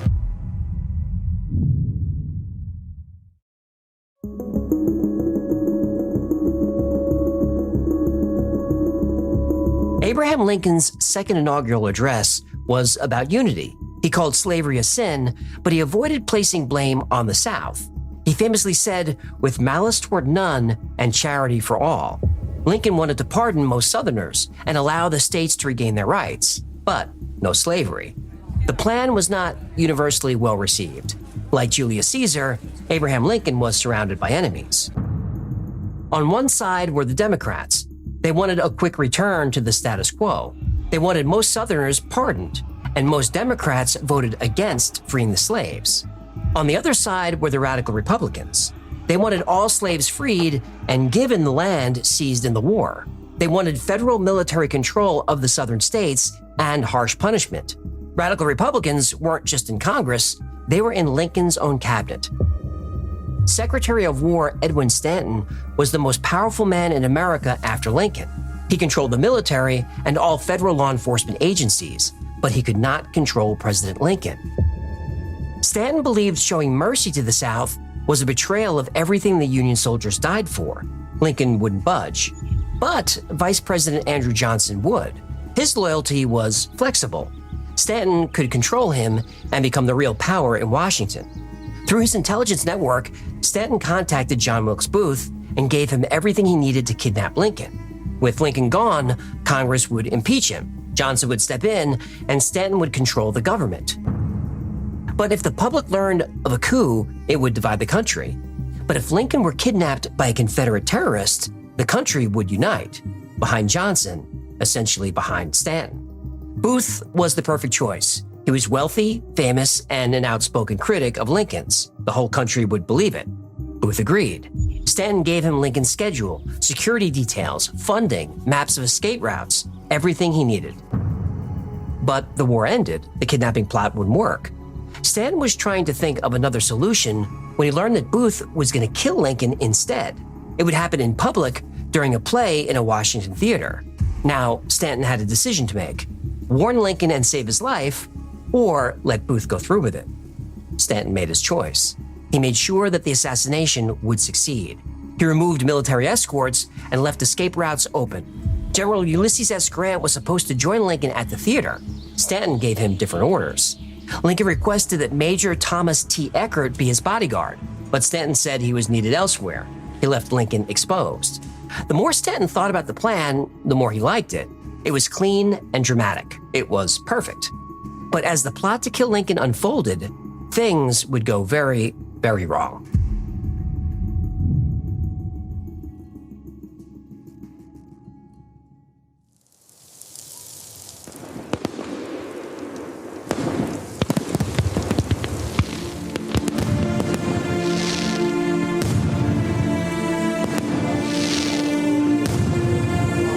gives our slaves freedom that they take up arms against us? I swear the man's gone mad. You know what he'll do next? Bring his carpetbaggers down here. Northern men with clean coats and dirty hands, buying up what's left for pennies. I did not fight to live under a Yankee boot. Lincoln cannot be allowed to continue. This is tyranny. If Lincoln will not listen to reason, we must take our grievances to the Congress. This is not merely about politics anymore, sir. It is about the future of the Republic. We have to move against him now, while we still can. And what would you have us do? The war's lost.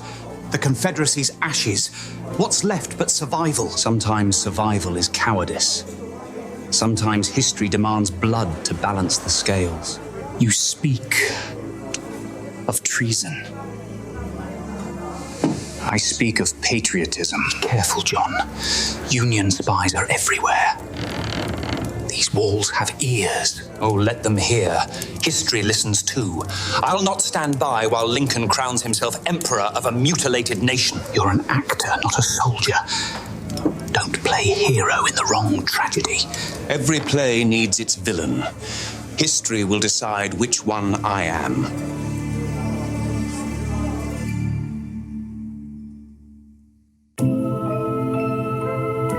On April 14th, 1865, Washington, D.C. was celebrating. Robert E. Lee had surrendered at Appomattox 5 days earlier. The Civil War was over. But something had Lincoln rattled. During a cabinet meeting, he mentioned a recurring dream he had about a president being assassinated, killed by a shot to the back of the head. Secretary of War Edwin Stanton listened, but said nothing. President Lincoln and his wife Mary Todd decided to celebrate by watching a performance of Our American Cousin that night at Ford's Theater. Booth's plan went into motion. That morning, he drilled a peephole in the door of the presidential box at the theater. He'd know exactly when to make his move.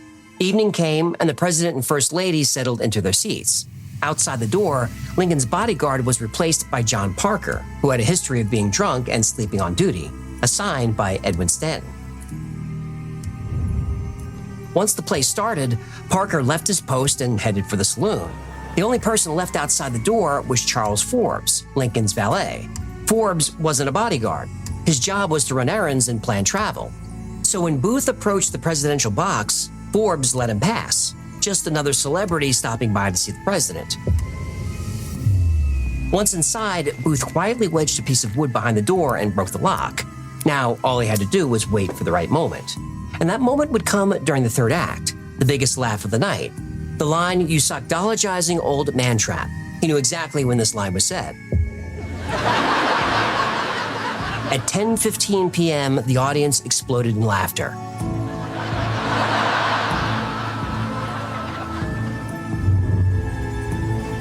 Booth stepped forward and raised his pistol. Ever thus to tyrants. One shot, lost in the roar of 1,500 people laughing. President Lincoln slumped in his chair. Booth jumped from the box and onto the stage. At first, the crowd did nothing. They thought this was part of the show. Then Booth raised his knife and yelled, "Sic semper tyrannis," thus always to tyrants, the line Brutus said when he stabbed Julius Caesar. It's also the state motto of Virginia. Booth turned to run and felt pain shoot up his left leg.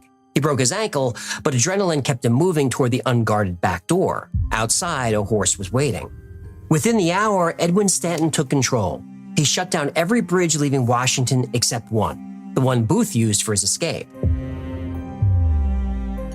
Everything had gone according to plan. Lincoln was dead, and Stanton would control the investigation himself. There was just one final loose end Stanton had to deal with: John Wilkes Booth.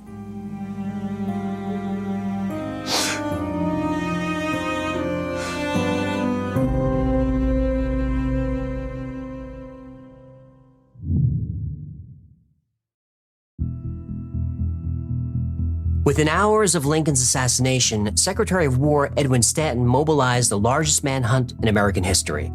Every bridge out of Washington was sealed, every road was blocked, every farm was searched. The reward for John Wilkes Booth and his conspirators was a staggering $100,000, almost $2 million in today's money. The authorities preferred him alive, but Edwin Stanton preferred him dead. Booth hooked up with another conspirator, David Harold. Together, they slipped through the Union dragnet and headed toward Virginia. Their first stop was Dr. Samuel Mudd's farm in southern Maryland. Mudd set Booth's broken leg and gave them a place to rest.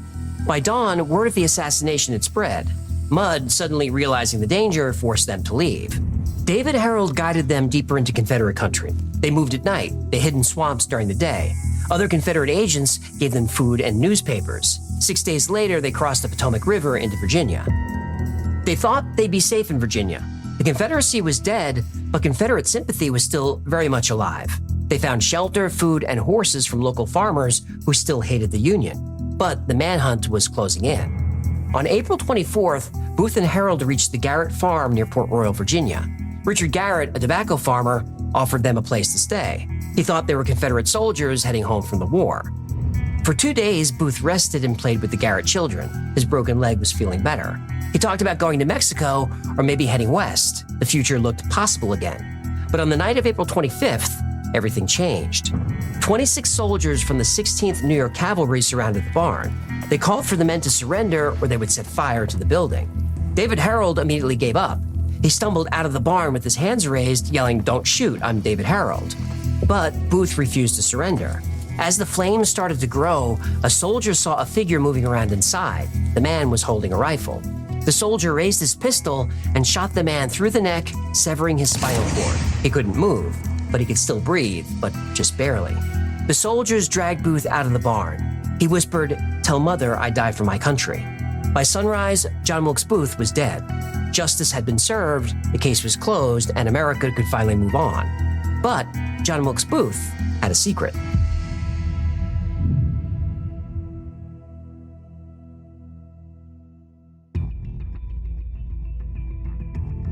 At the height of his career, John Wilkes Booth was one of the highest paid entertainers in the world, earning close to $500,000 a year in today's money.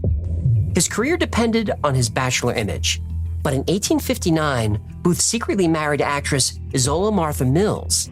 Within a year, Isola gave birth to their daughter, Ogarita. Booth quietly supported them. The arrangement worked until the assassination. And after reports of Booth's death, John Stevenson proposed to Isola. He'd loved her for years, but she refused. She quietly told him she was still married. Booth was alive and hiding in San Francisco under a false identity. She was meeting him there in a few weeks. On the other side of the country, a British passport was issued to John Byron Wilkes. Wilkes and his wife boarded the Indian Queen, a former Civil War blockade runner. John and Isola sailed to India. But Isola couldn't stay. The heat, the unfamiliar culture, the isolation. She was pregnant again and couldn't imagine raising a child in India, so she returned to the States. Months passed without a word from Booth, so John Stevenson proposed again. This time she accepted. She needed stability for her unborn child. Stevenson said he would claim the child as his own.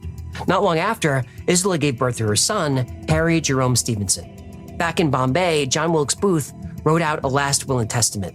He signed it John Byron Wilkes and mailed it to the States. The will was detailed. Money and property to his wife Isola, his daughter and son, Ogarita and Harry Jerome Stevenson. He named Sarah Scott and Mary Louise Turner as his other daughters by other women. He left money for his personal valet, Henry Johnson, and his wife Sarah, who looked after the children. Word of the will spread. Ulysses S. Grant himself ordered an investigation to locate all the heirs. Eventually, John Wilkes Booth's estate was distributed exactly as the will instructed, but Grant never let it go.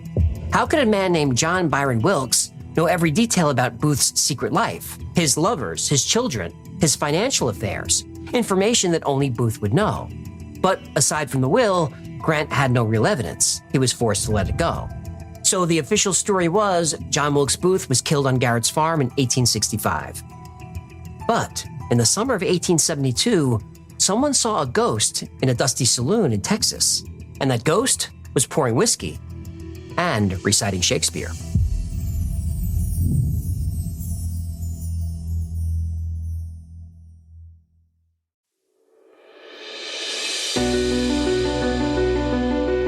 The man behind the bar was John St. Helen. Average height, lean build, dark hair going a little gray at the temples.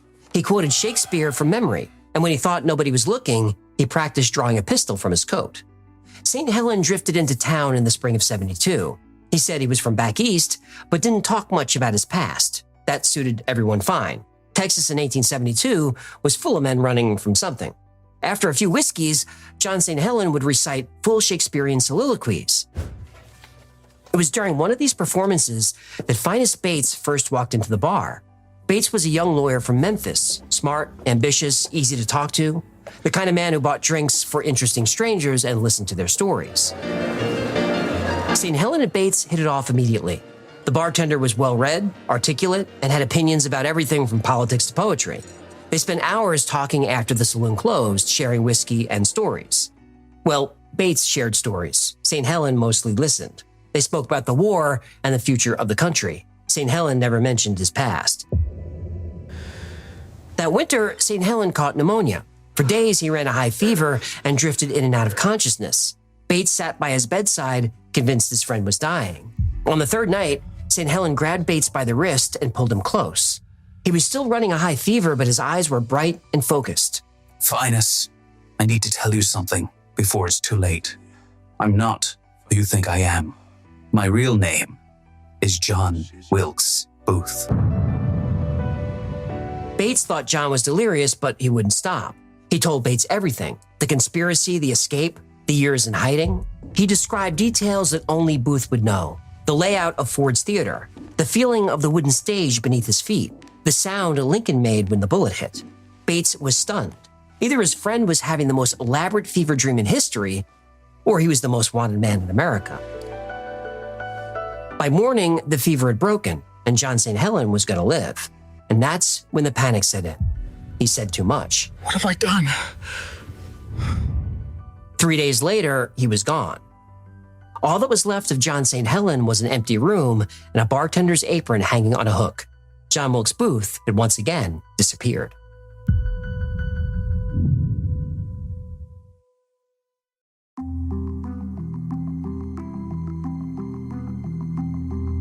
Bates didn't tell anyone about John's confession, but he never stopped wondering, was John St. Helen really John Wilkes Booth, or was that a sick man's delusion? Well, in 1903, a painter in Oklahoma committed suicide. When they searched the man's belongings, they found a handwritten note. It said if anything happens to him, contact a lawyer named Finus Bates. The telegram reached Bates 3 days later. After 26 years of questions, he was about to get an answer. When Bates arrived at the funeral parlor, his hands were shaking. The undertaker led him to a back room where a body lay on the table. He was told the man was David E. George. Bates pulled back the sheet and stared for a long moment. The man on the table was older and thinner, but it was unmistakable. It was John, going by the name David E. David E. George had been living there for several years working as a painter. He was quiet, he kept to himself, he was forgettable, but he had secrets. David E. George drank too much. He talked to himself. Late at night, neighbors in the boarding house heard him reciting Shakespeare.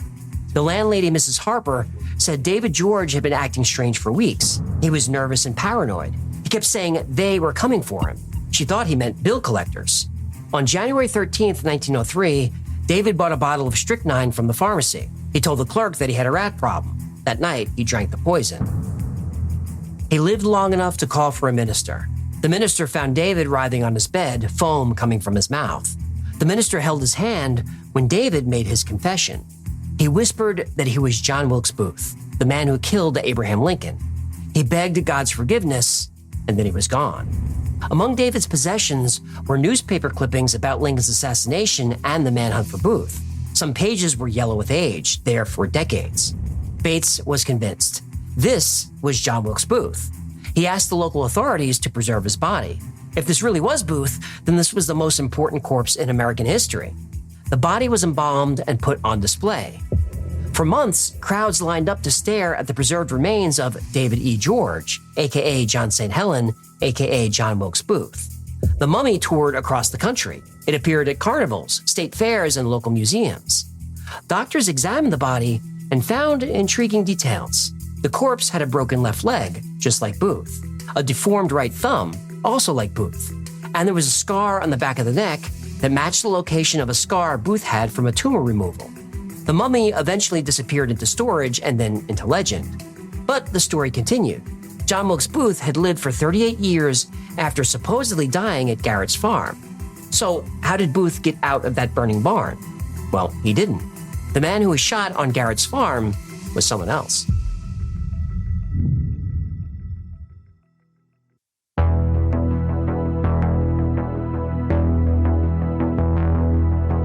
When Union soldiers surrounded Garrett's farm that night, they had orders: capture Booth alive. But Secretary of War Edwin Stanton let it be known that if Booth were found dead, the reward would still be paid. After Booth was killed, the military demanded an autopsy. The body was quickly wrapped in a horse blanket and transported from a wagon to a steamship, then to a government tugboat, and then finally to the USS Montauk at the Washington Navy Yard. The identification was hasty, highly controlled, and deeply suspicious. Surgeon General Joseph K. Barnes conducted the autopsy. A photograph was taken of the body, but it's never been released to the public. This was probably the most important autopsy in U.S. history to that point, but the photograph has either been lost or suppressed. Dr. Barnes allowed 3 civilians aboard. None of the 3 knew Booth personally. Booth had friends all over Washington: actors, politicians, socialites. Barnes didn't call any of them. Instead, he called Dr. John Frederick May. May had removed the growth from Booth's neck a few years earlier. He was brought to verify the scar. May examined the body and hesitated. In his memoirs, he wrote that he didn't recognize it as Booth's. He wasn't sure about the scar. He noticed that the body had an injured right leg, but Booth fractured his left leg.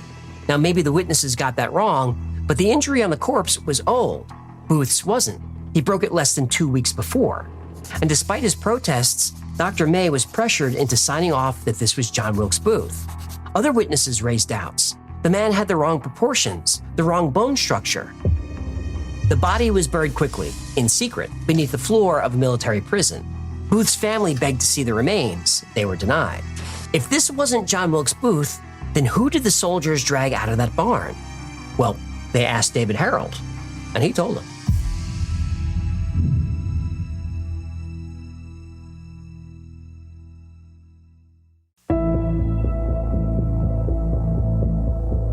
David Harold came out of the tobacco barn with his hands up.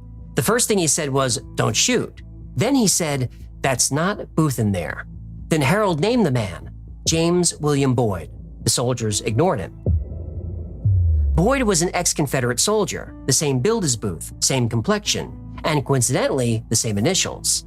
Harold said Booth was a day ahead of them in Harper's Ferry. The plan was to catch up, and Boyd would help them sail across the Potomac. But Boyd was a double agent. He was just released from prison by Stanton personally, and there was a reason for that. Stanton and Booth had a deal. Booth would be allowed to escape to India with his wife. Boyd would stand in and take the fall. So Boyd and Booth swapped coats. But Booth forgot to take his diary, which revealed everything. Names, meetings, payments, all pointing back to Edwin Stanton. When Stanton received the diary, he destroyed it. He destroyed all the evidence and created the official story that Americans believed for 150 years. John Wilkes Booth walked away from Garrett's farm. He sailed to India as John Byron Wilkes. He returned to America as John St. Helen and died in Oklahoma as David E. George. 3 vertebrae were removed from the body during the autopsy. A DNA test could prove or disprove that the bones came from Booth. No testing has been allowed. His body is allegedly buried in the Booth family plot in Baltimore. And now people leave pennies on the gravestone they believe to be John Wilkes Booth's, as if giving Lincoln the last word. And the family has requested that the body be exhumed for testing. That request was denied. Nobody even knows where in the cemetery he's buried. His brother Edwin didn't mark the grave out of fear it would be vandalized. And John Wilkes Booth has a lot of descendants alive today, all through his marriage to Isola. History says Booth didn't have children, but his descendants believe that he did. And as far as they're concerned, they're living proof.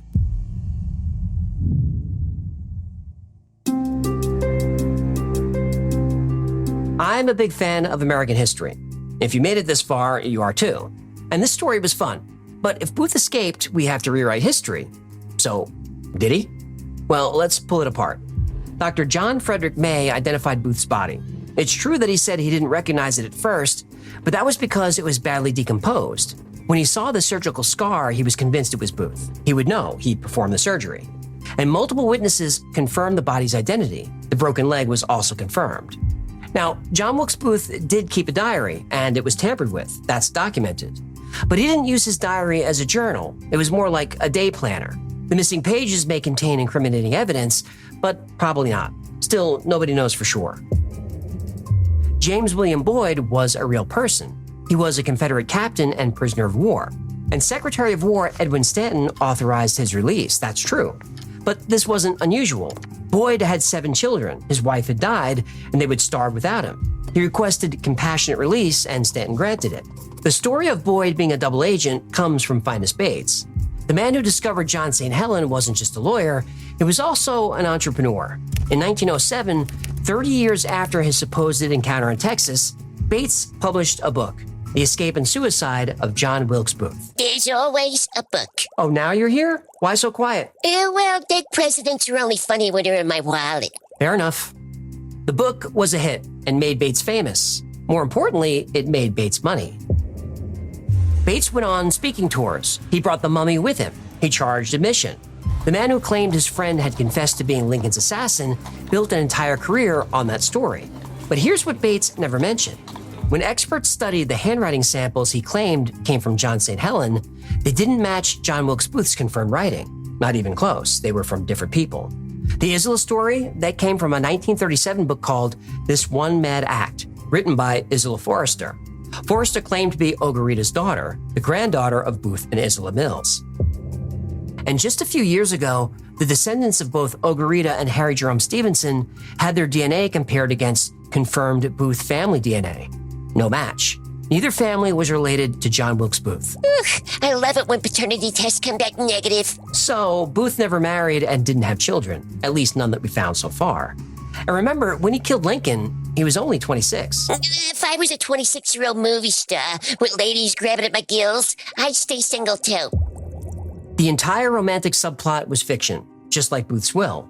Most of the story elements come from a 1977 book and movie called The Lincoln Conspiracy. And this wasn't a historical research project, it was entertainment. The authors even admitted they created composite characters and invented dialogue to make the story more dramatic. It was fiction. Don't you do that? Quiet.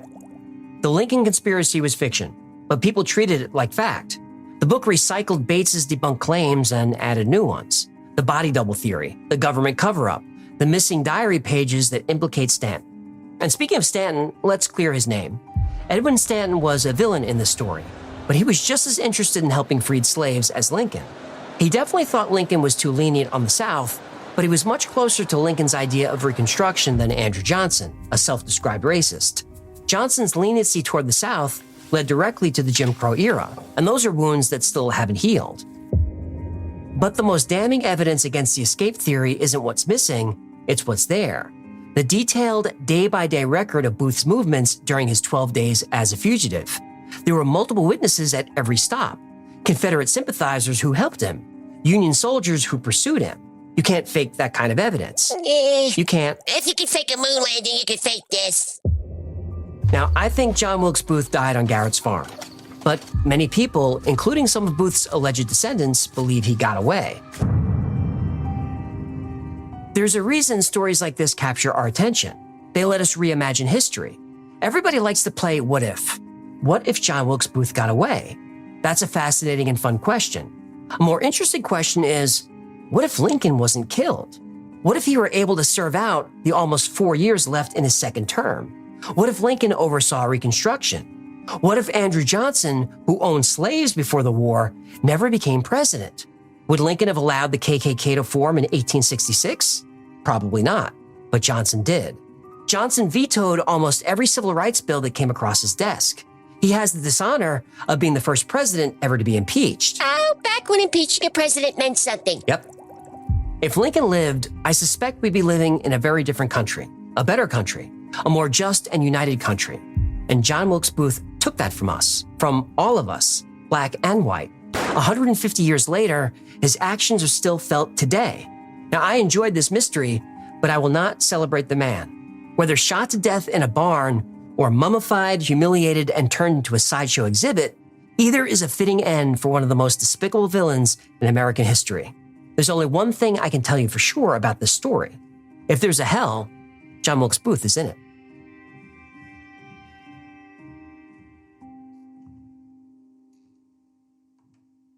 Boom! Shakalaka! Okay, Eric picked the next episode.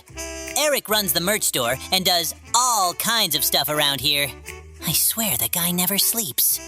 Speaking of merch, go to shop.thewifiles.com for Wi-Files t-shirts, Fistable coffee mugs, and all kinds of sweet swag. We've got a big Black Friday sale going, by the way. Beaver merch! For his episode, Eric picked simulation theory. Do you ever think we're in a simulation? I sure do. Roll it! Is this reality? Well, we're experiencing something right now, so maybe the better question is, what is reality? Could everything we see, everything we experience, everything that exists in our entire universe be artificial? Supporters of simulation theory believe that not only is it possible that we're living in a simulation, it's likely. And the more we look for evidence, the more we find. Let's find out why.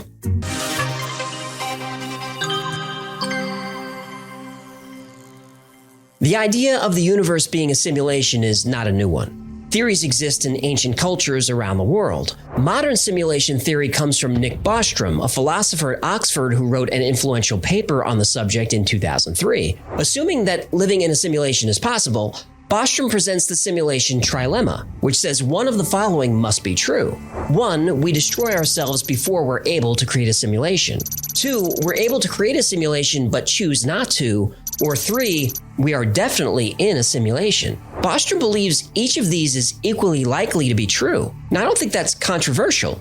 We use computer models to study the human population, predict the weather, for entertainment. We simulate everything. And when a civilization can create a realistic simulation, the most obvious one to create is that of its own early existence.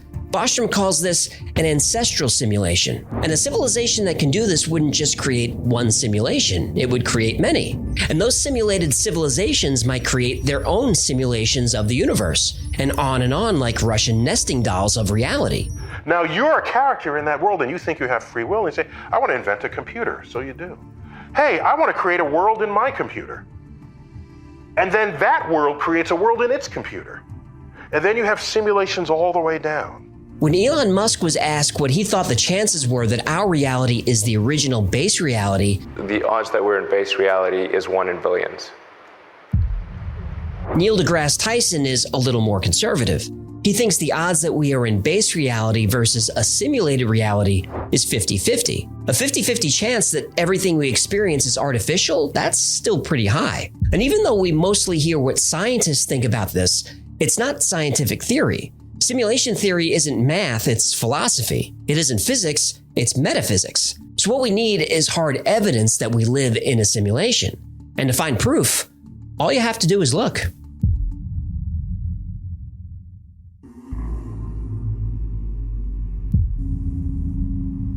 Let's start at the beginning. There was no space or time. The contents of the entire universe were concentrated to the size of a tennis ball and had a temperature of 1,000,000,000 degrees. Then suddenly, the Big Bang. Everything explodes outward faster than the speed of light. Then about 14 billion years later, we've got galaxies and planets and ice cream and K-pop. Ice cream, chillin', ice cream. Yeah, I could do without the K-pop. Me too. Okay, if before the Big Bang there was no space and no time, what was there? What about the beginning of the universe from the religious point of view? God created everything. Fine. Where was he before? What caused the Big Bang to happen in the first place? Or what made God decide to snap his fingers or wiggle his nose or whatever he did to make everything happen? If you ask a physicist to explain what existed before the universe, they'll give you an answer about quantum foam, dark energy, or something just as bonkers as the Big Bang. Ask a theologian what existed before God created the universe, and you'll get an answer equally as confusing. But what does make sense is that the universe was just sitting there dormant. Then someone somewhere decided to boot up a program. And in that program, our program, are all the laws of the universe. Electromagnetism and gravitational force are written into the program. The speed of light gets a value. There's code for Planck's constants of mass, speed, and time. Avogadro's number is in there, along with a bunch of other rules that govern the behavior of everything that exists. All part of our program. Even consciousness itself is part of our simulation. If you've never heard of simulation theory, then this might sound far-fetched. But some of the world's most respected scientists, technologists, and philosophers believe that it is more likely than not that we are living in an artificial reality. so, how do we prove it?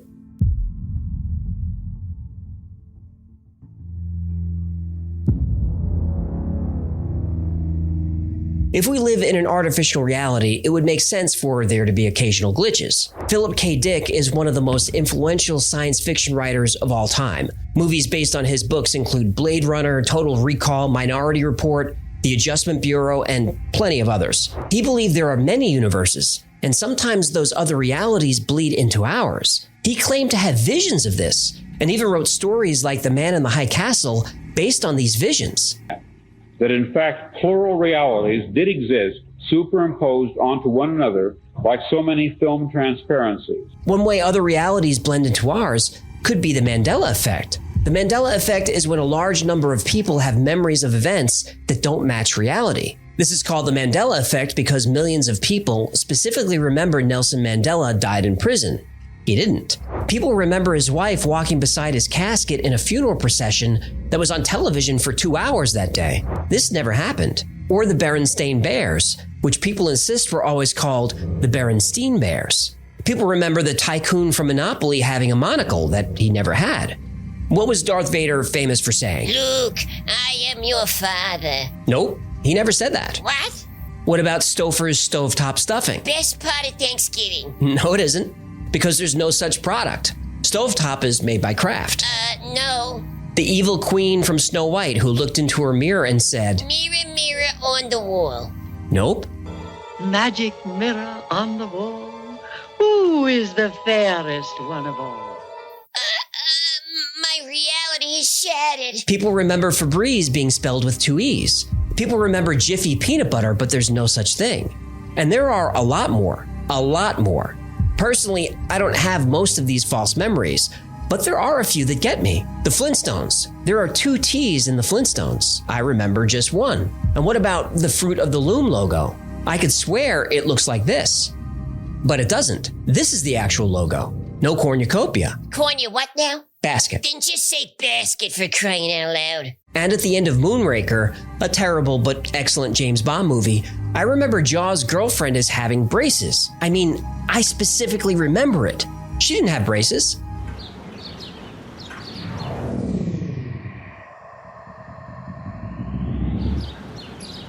I just can't get my brain to accept it. That's the Mandela Effect. So why do millions of people distinctly remember different things? Glitch in a simulation? Yep. Philip K. Dick also felt when we experienced deja vu, it's because something in our simulated universe changed and a new timeline branched off of the current one. We are living in a computer-programmed reality, and the only clue we have to it is when some variable is changed. Ever feel like you've lived a moment before? That's because, according to Philip K. Dick and others, you have. Deja vu is the simulation correcting itself with new information. But skeptics can easily dismiss these theories. The human mind is terribly unreliable. They don't accept this as evidence. But we're not done yet.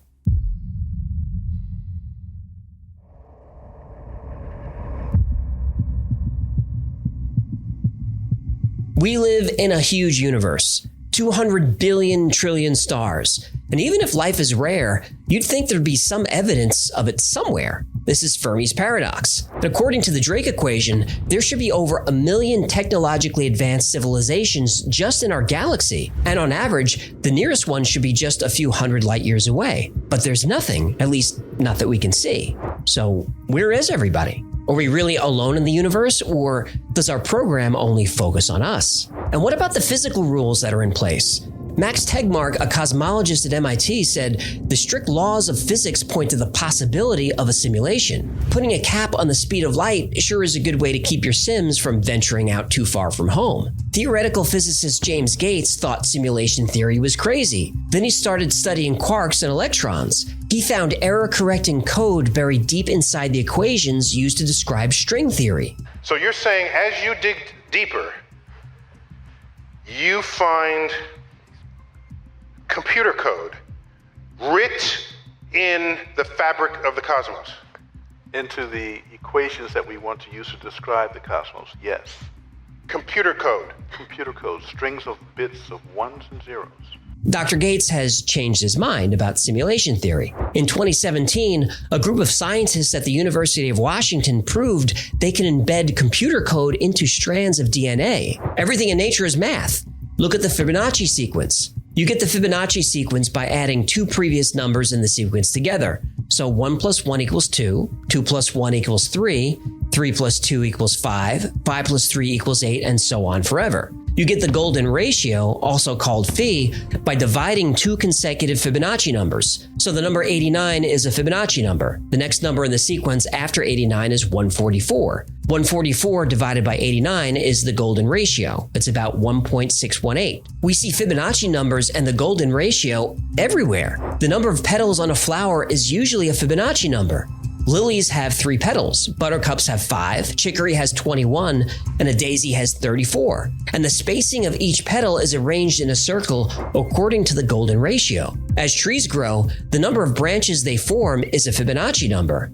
And not just plants, animals too. The ratio of female to male honeybees in a colony is the golden ratio, 1.618. The human body conforms to the golden ratio too. Most of the body follows the numbers 1, 2, 3, and 5. 1 nose, 2 eyes, 3 limb segments, 5 fingers, 5 toes. The proportions of the body, like the length of your shoulder to your elbow, and from your elbow to your fingertips, that's the golden ratio. Even a DNA molecule measures 34 angstroms long by 21 angstroms wide.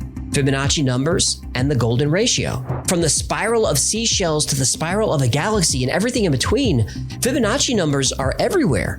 Now, some claim this is a coincidence, that humans look for patterns in chaos because that's what we're programmed to do. What we're programmed to do.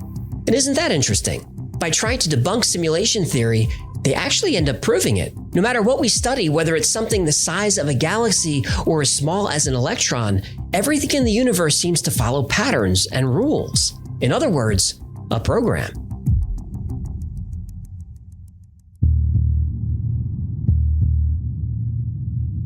To simulate an entire universe, you'd obviously need more advanced technology than we have. But that doesn't mean we won't get there. Moore's law says that computing power doubles every 18 months, and this has held true for about 50 years. Now, that is slowing down a little bit, but only because of physical limitations. Assuming we can learn to make microchips smaller, and there's no doubt that we will, it's predicted that artificial intelligence could surpass human intelligence within the next 100 years. As Elon Musk points out, when he was a kid, the world's most advanced video game was Pong, 2 rectangles on a screen. 40 years later, video game technology is barely distinguishable from reality. He said that 6 years ago. And even in that short time, video game engines have become even more realistic. Look at this footage from Unreal Engine 5. When a world we can build feels as real as our own.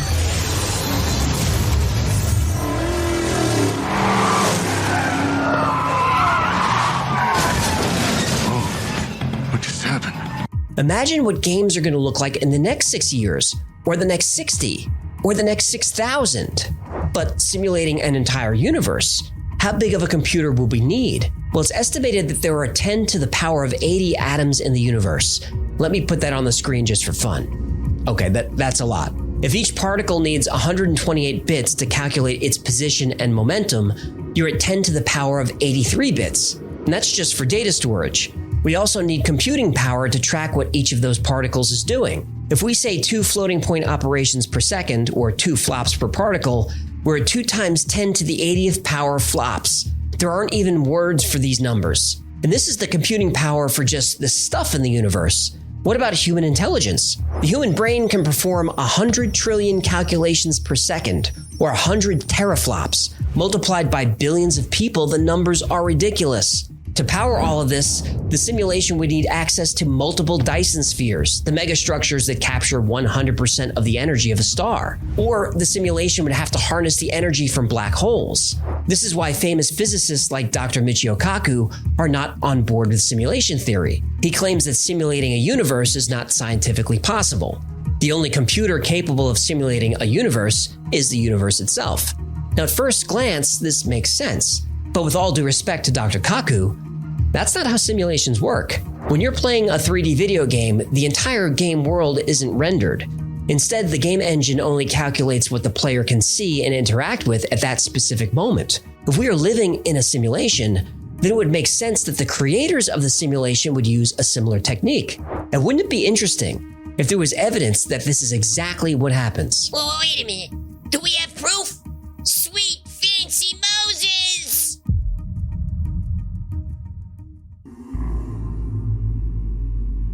Supporters of simulation theory often point to video games as a way to explain, if not prove, that our reality is artificial. In a video game, the only data that is rendered is what the player sees or interacts with. If you're playing a video game and there's a car or building a mile away, that entire object isn't rendered. The game engine only renders the bare minimum of information to make the object look real. A distant building is rendered as just a few pixels, not that complicated. As you get closer, the engine renders more details, but still, it's just a facade. The engine doesn't bother calculating what's inside the building until you actually go in. The game engine always knows how much data to send you and doesn't bother with anything else. If we live in a simulation, it would make sense that our reality is rendered the same way. And we could test this. Wait, well, what do you mean we can test this? Specifically, we can use the double slit experiment. Here's how it goes. If we fire particles in a straight line at a screen, after passing through a single slit, we would expect to see this clumping pattern on the screen. If we try this with a wave, we expect to see a pattern like this, where particles are most dense in the middle of the screen but radiate outward, similar to the clumping pattern. When we add a second slit, it starts to get fun. When the waves pass through the double slit, each slit creates its own wave. When those waves intersect, they cancel each other out. That creates a pattern like this. It's called an interference pattern. So, particles passing through two slits create clumping patterns. Waves through two slits creates an interference pattern. Make sense? Yeah, I'm with you. Good. If we fire electrons through the slit, we see the clumping pattern as expected. An electron has mass, so it's a tiny bit of matter. So if we fire electrons through two slits, we should see two clumps. But we don't. We see the wave interference pattern. This shouldn't be happening. What's going on here? For years, scientists assumed that the electrons were colliding with each other, causing the wave pattern. But in the 60s, the experiment was modified so that only one electron at a time was fired through the slits. There was no way the electrons could interact with each other. Yet we still see an interference pattern. Scientists wanted to see what was causing this, so they added a detector to observe electrons as they pass through the slits. That's when things go from weird to paranormal. As soon as the detectors were installed, the interference pattern went away and the clumping pattern returned. Take the detectors away and the wave interference pattern is back. But that's a different result to what we had earlier. So here's the last bit of sneakiness that we can play with atoms. Surely now, we're going to get to grips with it. Leave the detector there, but just very quietly go and unplug it. Don't let the atoms know that you're not spying on them. Run the experiment again. Now, if you can explain this using common sense and logic, do let me know, because there's a Nobel Prize for you. It's as if the particles are aware they're being observed. Then physicist John Wheeler had an idea. He called it the delayed choice experiment. How it works is, photons are projected through the double slit, but the detector is not activated until after they pass through the slit, but before they impact the screen. Photons were emitted as waves, passed through the slits as waves, but when the waves were observed before hitting the screen, they suddenly behaved like particles again. Still don't think there's an intelligence at work? Well, what Wheeler's experiment showed is that even though the electrons started as waves but behaved like particles after being observed, at the moment the decision to observe them was made, the electrons recorded themselves as having passed through the slits as particles. The electrons changed their state by going back in time.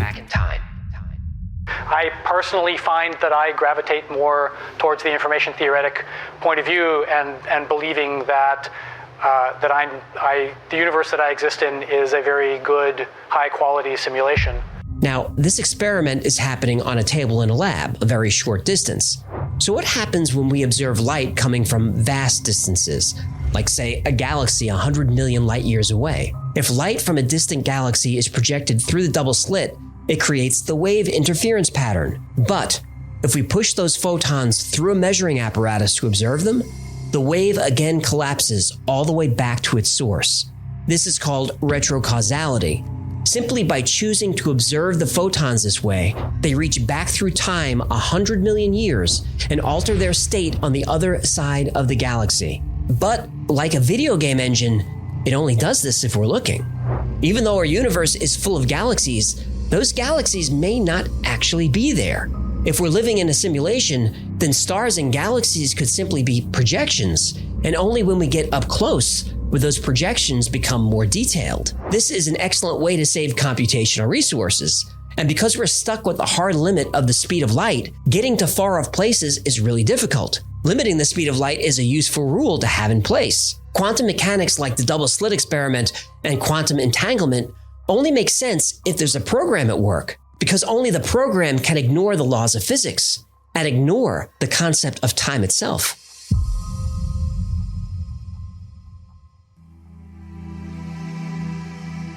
A convenient case for simulation theory is you can't disprove it. The Big Bang, that was the simulation booting up. We haven't found aliens? They're not in the simulation. How come UFOs seem to violate the laws of physics? Well, because they're programs operated by the simulation creators. They don't have to follow the laws of physics. Yeah, but who created the simulation? Well, that's the big question, isn't it? When you think of the simulation creator as an omniscient intelligence who exists outside of our understanding of space and time, it sounds an awful lot like you're describing God. And just like you can't prove we're not in a simulation, you can't prove there is no God. If something miraculous happens or something horrible happens, you can say it's part of the simulation just as easily as you can say it's part of God's plan. Something I find very interesting is that many believers of simulation theory are fierce atheists. They dismiss the idea of God as corny superstition. And there are plenty of devoutly religious people who dismiss provable science like evolution and the age of the earth. People on the religious side say that if there is no God and life is just a simulation, then nothing matters. Without God to guide us and sometimes punish us, depending on what you believe, our actions don't have consequences. I disagree. Even if we don't live in base reality, we still live in our reality, and our actions here do have consequences. As for what happens after we die, simulation or not, nobody really knows. Both sides argue that faith and science are not compatible. Isn't this hypocritical? Whether you believe in God or you believe in simulation theory, the real question is, what's the difference? The next episode was picked by Victoria. Victoria pretty much runs things around here. Don't cross her. She'll cut you. Okay, Victoria chose the episode about... Ooh, this is a good one. Victoria chose Gobekli Tepe. I hope I said that right. Tepe? Tepe? Whatever. Roll it! We are the descendants of an ancient civilization, one which mastered technology, mapped the cosmos, and understood our relationship with the natural world. Our ancestors traveled the world and built enormous structures. They scaled their creations into cities. They shared a common governance and similar religious beliefs. Our ancestors lived, as we do today, as a global society. Then around 14,500 years ago, this global superpower started to collapse. First came uncontrollable change, and then a cataclysm. In less than a week, everything and almost everyone was gone. Those left behind built monuments. Monuments not as tributes to gods or homage to kings. The monuments are a warning to future generations, to us. That warning is simple. Danger is coming. Our civilization has ended before, and it will end again. This is one story that big archaeology and world governments don't want you to know. Because once you hear it, you'll never trust them again. Because the danger that's coming, there's not a thing they can do to stop it.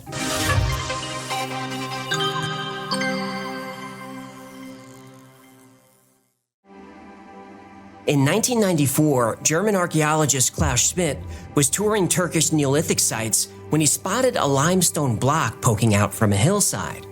The locals call the area Potbelly Hill, or in their language, Gobekli Tepe. Schmidt and his team began excavating the hillside around the limestone, and though they didn't know it at the time, what they discovered would change everything we know about human history. We've all been taught the official story, the big archaeology story of the origin of human civilization. Stone Age hunter-gatherers emerged from the last ice age and eventually discovered farming. These people organized into settlements in Mesopotamia, the Fertile Crescent. Then, about 6,000 years ago, the first civilization was born, ancient Sumer. Stone Age humans before Sumer were primitive. Their most advanced technology was stone tools. At Gobekli Tepe, archaeologists uncovered 4 man-made stone enclosures covering 100,000 square feet of land.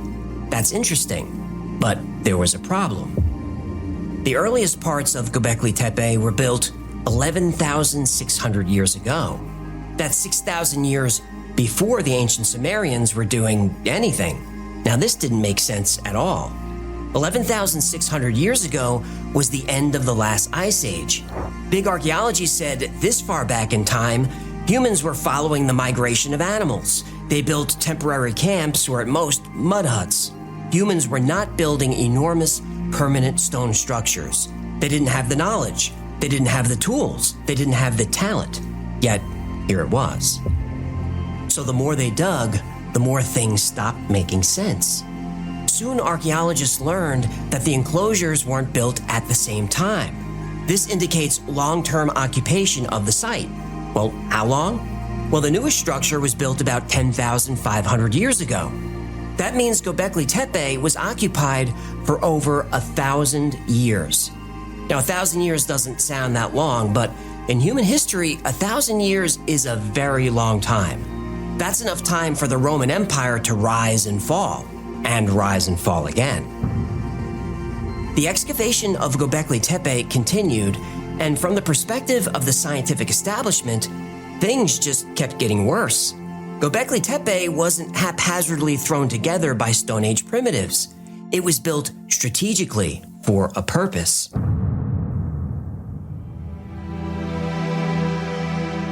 The 4 enclosures are circular, between 20 and 200 feet across, and all are angled toward the star Sirius. Sirius is the brightest star in the sky. Many cultures throughout history built temples angled at Sirius, but not 12,000 years ago. Yet here it was. Over the course of 1,100 years, Sirius's alignment moved across the night sky. So the builders of Gobekli Tepe created newer enclosures to follow each realignment. To build these monuments required an understanding of astronomy, mathematics, and engineering. A project of this size would also require skills like community planning, administration, and division of labor. Big archaeology said people during this time had not yet acquired these skills. Yet here it was. Within each enclosure are T-shaped pillars, some of them 16 feet tall, each weighing up to 10 tons. 43 pillars have been excavated so far, but the Gobekli Tepe story is just getting started. Only 5% of the site has been uncovered. Recent LiDAR imaging revealed at least 15 to 20 additional structures and enclosures buried beneath the main site, and there are more than 200 additional stone pillars. Now, about those stone pillars, there's something very strange going on. Engraved on the pillars are depictions of humans, animals, and human-animal hybrids. There are foxes, lions, scorpions, snakes, boar, wild donkey, gazelles, there's all kinds of things. And the work is very advanced. But the most advanced carvings are on the oldest pillars. As the site gets newer, the designs get less intricate. It's like technology and craftsmanship suddenly appeared out of nowhere. Somehow, 7,000 years before Stonehenge and the Great Pyramids of Giza were built, and 6,000 years before the invention of writing, humans were capable of building this. Where did the builders get this sudden knowledge? The Anunnaki. Well, the answer to that question is controversial. The Anunnaki. Maybe the human story doesn't start at the end of the last ice age like big archaeology wants us to think. Maybe before the last ice age, the Earth was home to an older and much more advanced civilization. That civilization then taught the primitive local hunter-gatherers about mathematics and engineering. They also taught these primitive humans astronomy and told them to pay very close attention to the sky. These ancients then told the local people their story of the time before the Ice Age, when their civilization flourished. Pillar 43 in Enclosure D has become known as the Vulture Stone. On the Vulture Stone, there's a detailed carving that tells the story of these ancient people. Unfortunately, it's also the story of the end of the world.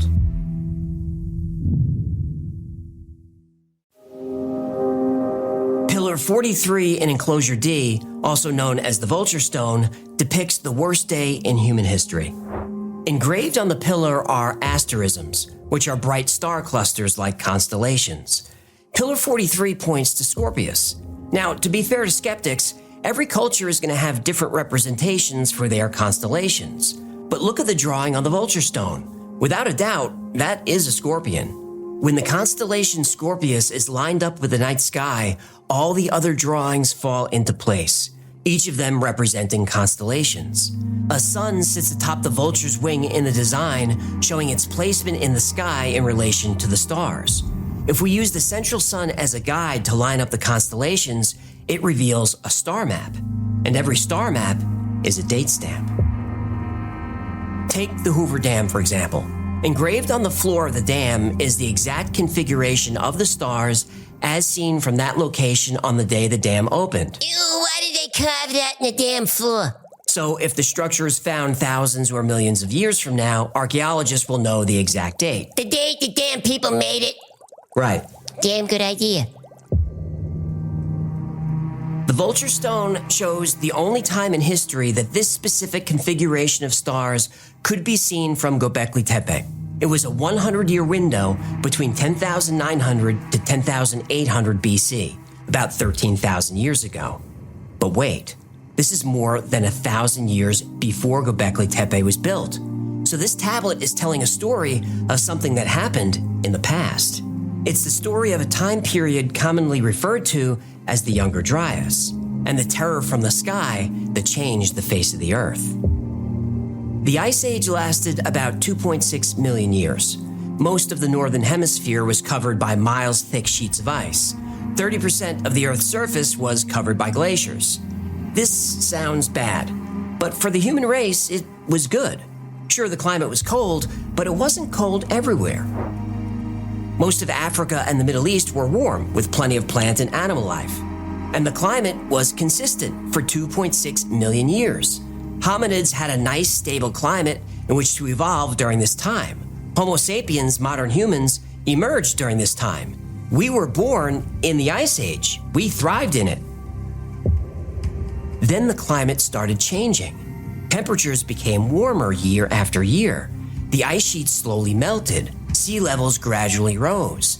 This would have been a concern for the human civilization, but they were helpless to do anything about it. Oh, so you admit that even if the climate is getting warmer, there's nothing we can do about it? Well, that's an open debate. How dare you! Then suddenly, around 12,900 years ago, the Earth got cold again. Not as cold as before, but cold enough that humans understood how to survive and thrive in these conditions. This mini ice age was essentially a return to normal. But 1,000 years later, this age of normalcy ended violently and suddenly. The ice sheets melted as they had before, but not over 2.6 million years. This time the ice melted in weeks. There was no time for civilization to adjust. This was the cataclysm. And there's evidence of this cataclysm in ice core samples taken from Greenland and Antarctica.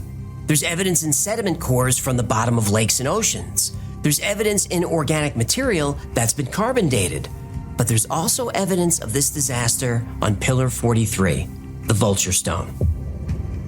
Along with giving us a date, the tablet also depicts the comet impact of the Younger Dryas. At the bottom of the pillar is a headless man, linking the date to death. There's also a snake coming from the south. This has been said to represent 3 giant waves washing over the Earth. Those could have been the tsunamis that we know for sure happened. But Pillar 43 is only a piece of the story. Pillar 56 depicts more of the Younger Dryas impact, waves crashing, animals fleeing. Now, those are scary, but to me, Pillar 18 is the most ominous depiction at Gobekli Tepe. First of all, it contains the only word on the whole site. The word is God. Maybe you were saying, oh God, we're gonna die. Oh God, please save us. I think it was saying exactly that. Wait, I was just joking. Well, I think something very bad happened, and this pillar is a plea for help. Oh, my joke isn't very funny anymore. Pillar 18 in Enclosure D focuses on the constellation we know as Aquarius. But when it was built, the pillar was probably centered on Taurus. Now, if that's true, we now have a very big piece of this puzzle. The comet Encke was discovered in 1786 and takes about 3 years to orbit the sun. Encke is about 3 miles wide. Not a huge comet, but not small either. The thing is, it used to be bigger. Much bigger. It was part of what scientists call a megacomet, 100 miles wide, and not just made of ice, but also glass, metal, and rock. About 20,000 years ago, the megacomet broke up. This is good, right? Oh no, this is bad. Really bad. When the 100-mile megacomet broke up, it created an enormous debris field. Now instead of one megacomet, you've got millions of smaller comets, ranging in size from grains of sand to over a mile across. When the Earth passed through that cloud of debris, the people at Gobekli Tepe would have seen a firestorm of comets raining down on the Earth, all coming from the Aquarius constellation, just as is depicted on Pillar 43. But here's the scary part. We fly through that same debris field every year. It's called the Taurid meteor shower, and it's caused a lot of damage through the years. And if you're watching this in September, October, or November, we're flying through it right now.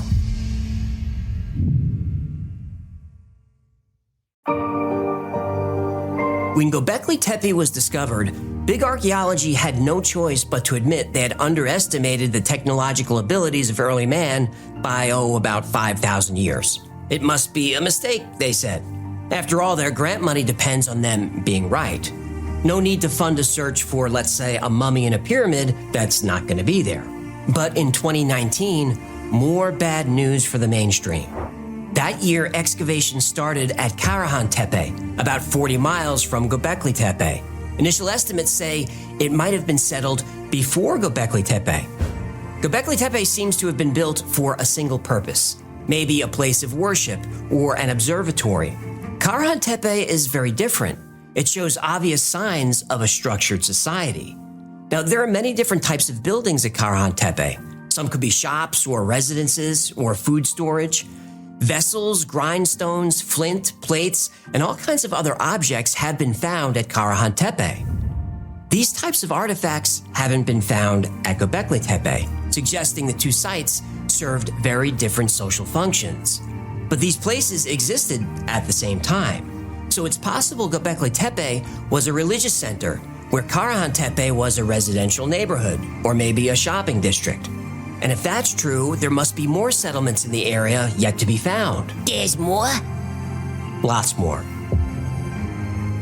In 2021, the Turkish government announced the discovery of at least 11 additional hillsides, which contain structures very much like Gobekli Tepe. The hillsides make up a 100-mile ring with Gobekli Tepe in the center. These sites are known collectively as Tastepler. Now, instead of an area inhabited by nomadic primitives, Tastepler is a metropolis. Cyberch was uncovered by archaeologists in 2021, around 10 miles from Gobekli Tepe. Cyberch is one of the most complex settlements in the area. Archaeologists found communal buildings big enough to seat 50 people. There are communal halls covered with countless engravings of humans and animals. To the south of the communal buildings are ancient residential homes. The layout of each of the Tastepler archaeological sites suggests hundreds of thousands of people live there permanently, right after the Younger Dryas changed the face of the world. But there's a site discovered in 2008, about 180 miles away, which really broke history, and suggests Tastepler may have been a capital in what was a very busy region. While digging a dam in the area, engineers rediscovered the settlement of Bankuklu Tarla. Damn engineers. Look, you don't have to keep tagging that joke. Oh, you don't like my damn jokes, eh? The Bankuklu Tarla settlement is between 12,000 and 13,000 years old. That means it was built within the Younger Dryas Cold period, before the flood. The structure found has similar features with Gobekli Tepe and the structures belonging to this period in the region. The building has a unique architectural style, shape, and interior arrangement, unique with these features. We can say that it is a temple that dates back to 12,000 years. This is where the existence of an ancient advanced civilization starts to become almost irrefutable. Bangkok-Tarla has all the things we find on Tastepler: private buildings, public spaces. It's got storage rooms, tools, ornamental objects. It's got mega and microliths. The people of Bangkok-Tarla were so advanced, they even built a sewer system. More than 130 skeletons have been found there, each buried with hundreds of thousands of beads. The manufacturing of beads proves that there was a division of labor, an artisan class. It proves that the people had time for more than just hunting and gathering. They had time to make art. Making beads is more of a craft than art, but I get your meaning. So big archaeology was wrong again. Very, very wrong. This area of Turkey shows that thousands of people lived there in organized communities.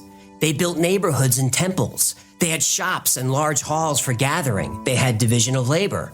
They were experts at stonework. They understood mathematics and astronomy. They were talented engineers. And this was 12,000 years ago. But where's the evidence of people learning these skills? If the people at Gobekli Tepe were putting up 10-ton stone pillars 10 to 12,000 years ago, shouldn't we see communities learning these skills 15,000 years ago, 20,000 years ago? We should see an evolution of technology that takes thousands of years. But we don't. This advanced technology just appeared. But that's not exactly true. The people in the area around Gobekli Tepe, Bangkok-Tarla, and Cyberch were taught this technology after the Great Flood. It was a gift to them, a gift from the people of the sea.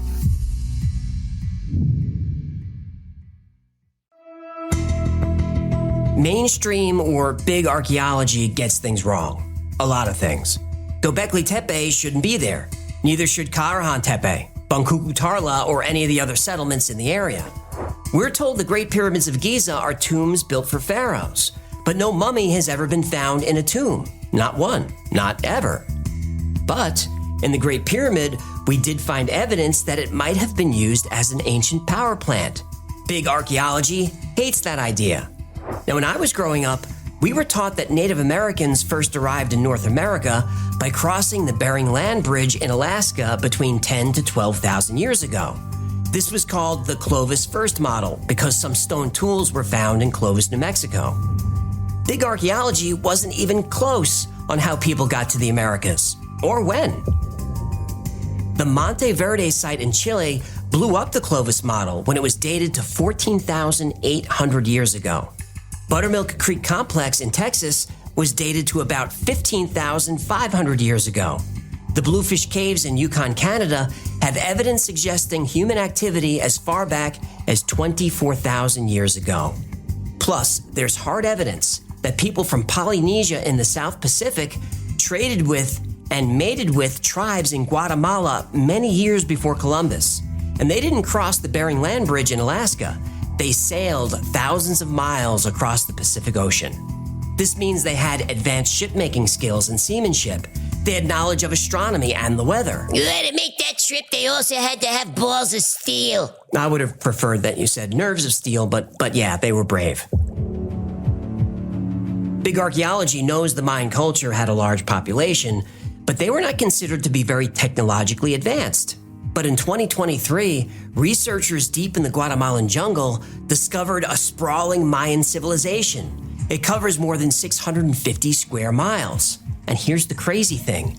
The cities were interconnected by a series of superhighways. And these weren't just paths or dirt roads. The roads were elevated to allow for drainage and even paved with white plaster. The Romans get a lot of credit for creating the first roads, but the Mayans beat the Romans to it by about 2,000 years. They're the world's first superhighway system that we have. What's amazing about them is that they unite all these cities together like a spider web, which forms one of the earliest and first state societies in the Western Hemisphere.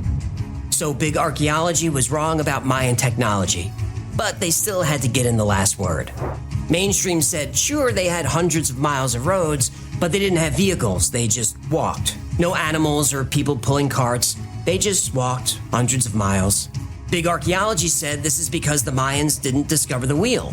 But Mayan toys have been discovered that have wheels. Big archaeology says the Mayans never thought to scale them up to put them on carts. How do we know this? Big archaeology says we know this because we haven't discovered the carts. Oh. But a year ago, big archaeology would have said there's no way the Mayans could have built a highway system. Why not? Well, because we haven't found one. Yet there it is. Big archaeology is quick to take a lack of evidence at face value, regardless of common sense. Like there was no such thing as the city of Dwarka, the advanced and prosperous city in India that was consumed by a great flood. That was all a myth. Then Dwarka was found and dated to the Younger Dryas. There's no such thing as Atlantis, but it's hard to explain the Bimini Road in the Bahamas, or the ancient city off the coast of Cuba that could be anywhere from 6,000 to 50,000 years old. There's no such thing as Mu, the continent that once connected Greece to Easter Island. Yet the languages from those two cultures share about 1,000 words. And the Yonaguni Monument off the coast of Japan is right where Mu would have been. There was no such thing as Derinkuyu, the secret underground city that hid 20,000 people from danger for thousands of years. That was just a local myth. Then a man tried expanding his basement and realized it's already been expanded, and the lost city of Derinkuyu was discovered. And that's why big archaeology says there was no advanced culture before the flood, because there's no evidence of it. Except there is.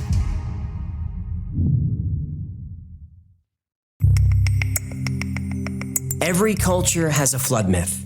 Long before Noah built the ark, a great flood turned up in Mesopotamia in the Epic of Gilgamesh.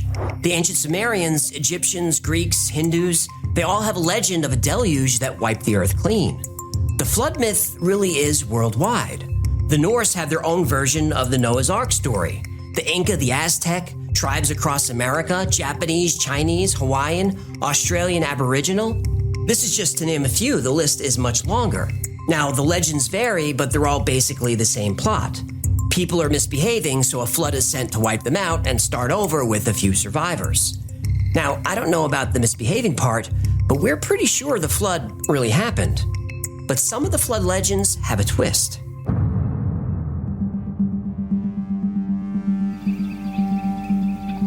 Those legends say that before the flood, there were advanced civilizations who flourished on their own continents, while primitive humans were still figuring out stone tools. Atlantis was a powerful and advanced island nation. It was larger than Asia and ruled by the descendants of gods. Atlantis was prosperous and technologically advanced, but the people became corrupt, prompting the gods to sink the island into the ocean in a single day and night of catastrophic earthquakes and floods. Lemuria was a huge continent in the Pacific Ocean. Lemuria was home to a spiritually advanced civilization that was sometimes ally and sometimes enemy of Atlantis. And then there was Mu. Mu is a continent either in the Pacific Ocean or Indian Ocean. It was once inhabited by an advanced civilization. The survivors of Mu brought their wisdom and began the civilizations of ancient Egypt and the Maya. Atlantis, Lemuria, and Mu are all similar stories in that they were highly advanced civilizations. All existed around 9600 BC, all destroyed by a great flood. But in all three stories, there are a few survivors. After the floodwaters recede and their homelands are destroyed, these survivors seek refuge on the mainland. The people they find are kind but primitive, so the survivors grant them the gift of civilization. And when you show up somewhere, it's always polite to bring something. Flour, bottle of wine, civilization. I agree, that's just good manners. But it's at this time that agriculture explodes across the Middle East. Megalithic structures now appear. Complex cities emerge, all seemingly overnight. In Hindu, Matsya takes the form of a fish and guides King Manu to reestablish civilization. In Mesopotamia, Oannes emerged from the sea as half man, half fish. A merman? Yep. Hey, ask him if he has a sister, will ya? Awanas teaches the Sumerians agriculture, writing, law, and all knowledge crucial for civilization. Quetzalcoatl, also associated with water, brought civilization to the Aztecs. In Egyptian, Polynesian, Japanese, Chinese, Norse, Hawaiian, Native American, there's a godlike teacher who comes from the sea to help restart civilization. And these saviors or teachers or whatever you want to call them, they all appear after the Great Flood at the end of the Younger Dryas. And they all transfer wisdom and knowledge to the primitive people that they meet and restart civilization. And there's more evidence. The cultures around the world seem to have been given the same knowledge. For example, Sirius is the brightest star in the sky. Every culture knows about it. But every culture, new and old, refers to Sirius as a dog or a wolf. In ancient Iraq, Sirius was called the dog star that leads. In China, it was known as the heavenly wolf. Assyrians and Akkadians knew Sirius as the dog of the sun. And in North America, native tribes used largely canine terminology, like dog that follows mountain sheep or wolf star when referring to Sirius. Most cultures holding a reverence for the brightest star in the sky is understandable, but all of them referring to the same star as a dog or a wolf? That seems like a big coincidence. We don't believe in those. We don't. And then, seemingly out of nowhere, Göbekli Tepe, a bustling city, appears in Turkey. Karahan Tepe, with its homes and halls and magnificent art, appears. And Gobekli Tepe is built, an entire complex dedicated to the star Sirius. And within the complex, 10-ton stone pillars that tell the story of man, the fire from the sky, the flood that swallows the earth, and of civilization given a second chance. The pillars also offer a warning for future generations. For us, all that has happened before will happen again. The builders gave us symbols on stones and told us to watch the sky. They showed us the constellations to study.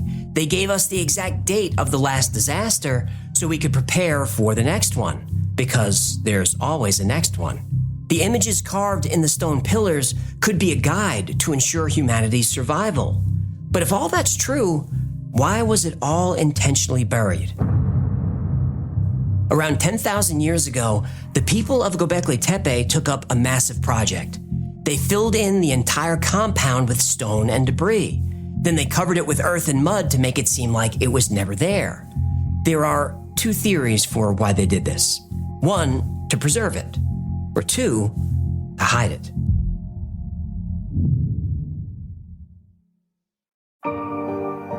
An advanced society destroyed by an ancient cataclysm. The survivors venture out into the world, spreading wisdom and knowledge and sowing the seeds of civilization. Then, in an instant, agriculture explodes, cities are born, and a new era of man begins. Just not the first era of man. Not only is this a great story, it's one of my favorite stories. I read Graham Hancock's book, Fingerprints of the Gods, in the 1990s, and I was hooked. I've been an ancient civilization junkie ever since. But is it true?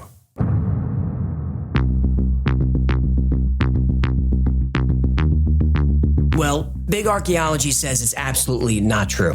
But we've shown that lack of evidence is proof enough for the mainstream to say that something never existed. Only when dragged kicking and screaming to evidence of the Great Flood do they finally acknowledge it. And only when Gobekli Tepe is discovered does the date of the first civilization get pushed back.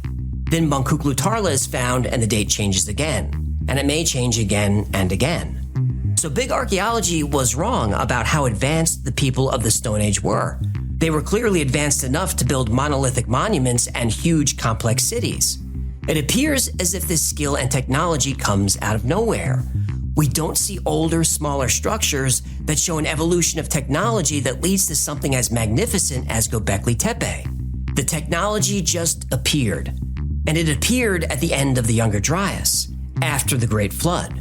So it must be a transfer of technology from survivors of an ancient society whose civilization was lost beneath the waves. But let's be fair. There was an evolution of technology leading to Gobekli Tepe. Natufian culture existed in the same area about 15,000 years ago. They were unusual in that they settled the area permanently. There's evidence of cemeteries, architecture, food production, animal domestication, and burials with elaborate mortuary treatments. The Natufians built organized stone structures decorated with art. This is 2,000 years before Gobekli Tepe. Ayamalaha was a Natufian settlement built around 12,000 years ago. They too used circular structures like those found at Gobekli Tepe. Pre-Natufian culture goes back to 23,000 years ago. Now, it's rare to find evidence of this culture, but it's not impossible. There are engravings, ornaments, and beads that are older than Gobekli Tepe, thousands of years older. The monoliths at Gobekli Tepe are impressive, but the Natufians also created huge slabs of decorated limestone. Not as elaborate, but they were made with skill and craftsmanship. Kortik Tepe is another mound discovered in the Anatolia area of Turkey. Found there are pieces of very elaborate pottery, carvings, jewelry, tools, and fishing hooks. Kortik Tepe has been dated from 12,400 years ago to 11,700 years ago. So not only older than Gobekli Tepe, this settlement existed during the cold snap of the Younger Dryas. Now, it is worth noting that Kortik Tepe disappears around the time of the flood. But before the flood, people lived there for 1,000 years. So there is evidence of an evolution of technology, not just with jewelry and engraving, but even building large monoliths, all thousands of years before Gobekli Tepe.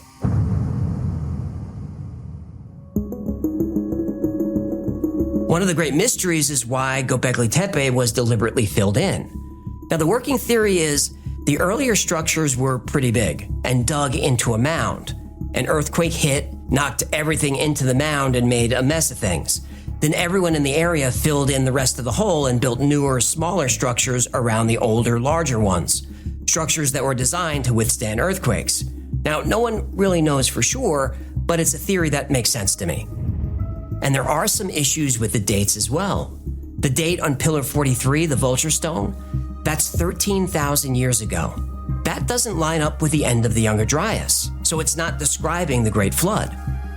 But that date does line up with the beginning of the Younger Dryas. Was there an impact at that time too? Well, there probably was. It's believed that the abrupt cooling 13,000 years ago was caused by a series of events that happened at the same time. There are ice core samples that show an impact 12,887 years ago, and that date is accurate within 5 years. And this happened at the same time as a large volcanic eruption in Germany. This caused the Earth to be covered in soot, which caused years of darkness. Meanwhile, the impacts disrupted the ocean currents, so everything got cold again. Not as cold as before, but still cold. Then about 1,000 years later, another event, maybe another impact, maybe a massive solar event. We don't really know for sure, but something did happen to warm the Earth and melt the ice caps really fast. We do have evidence of cultures that existed before, during, and after the Younger Dryas. Now, did we debunk the idea of an advanced culture before that? Absolutely not. I'm just trying to give you the full picture. There absolutely could have been someone else here long ago. And we've talked before about how it would take only about 10,000 years before all evidence of the human race is gone. But here's the thing about that number. Civilization disappearing in 10,000 years assumes the Earth is peaceful. If one of these years the torrid meteor shower threw a rock at us, like it did during the Younger Dryas, well, it wouldn't take 10,000 years to erase our civilization. We'd be gone in a day.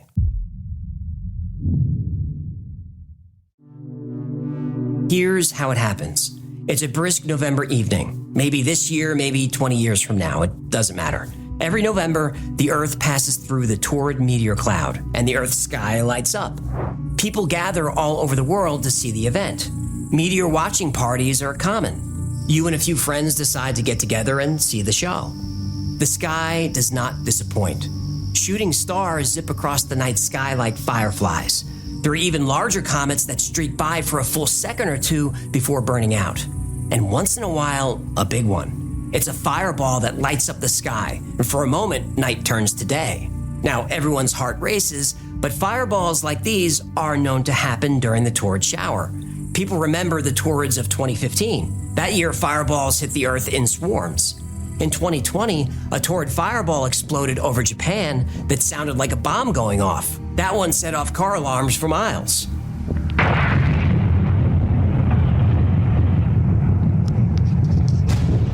You continue to watch the sky and notice the shooting stars getting denser, thicker, then a fireball, then another. You feel a little anxiety, but the torrid meteors have been happening your whole life, and they've been nothing more than a light show. Then another fireball. This one looks like it's close. It vaporizes in a flash of light so bright that you have to shield your eyes. You and your group of sky watchers giggle nervously. Then 3 seconds later, a crack, then a boom. So loud you feel it in your stomach. Everyone agrees. This was fun, but let's go home. But now there's another fireball. Everyone turns to see. This one is different. It's not really streaking across the sky, it's expanding somehow. No, it's not expanding, it's coming closer.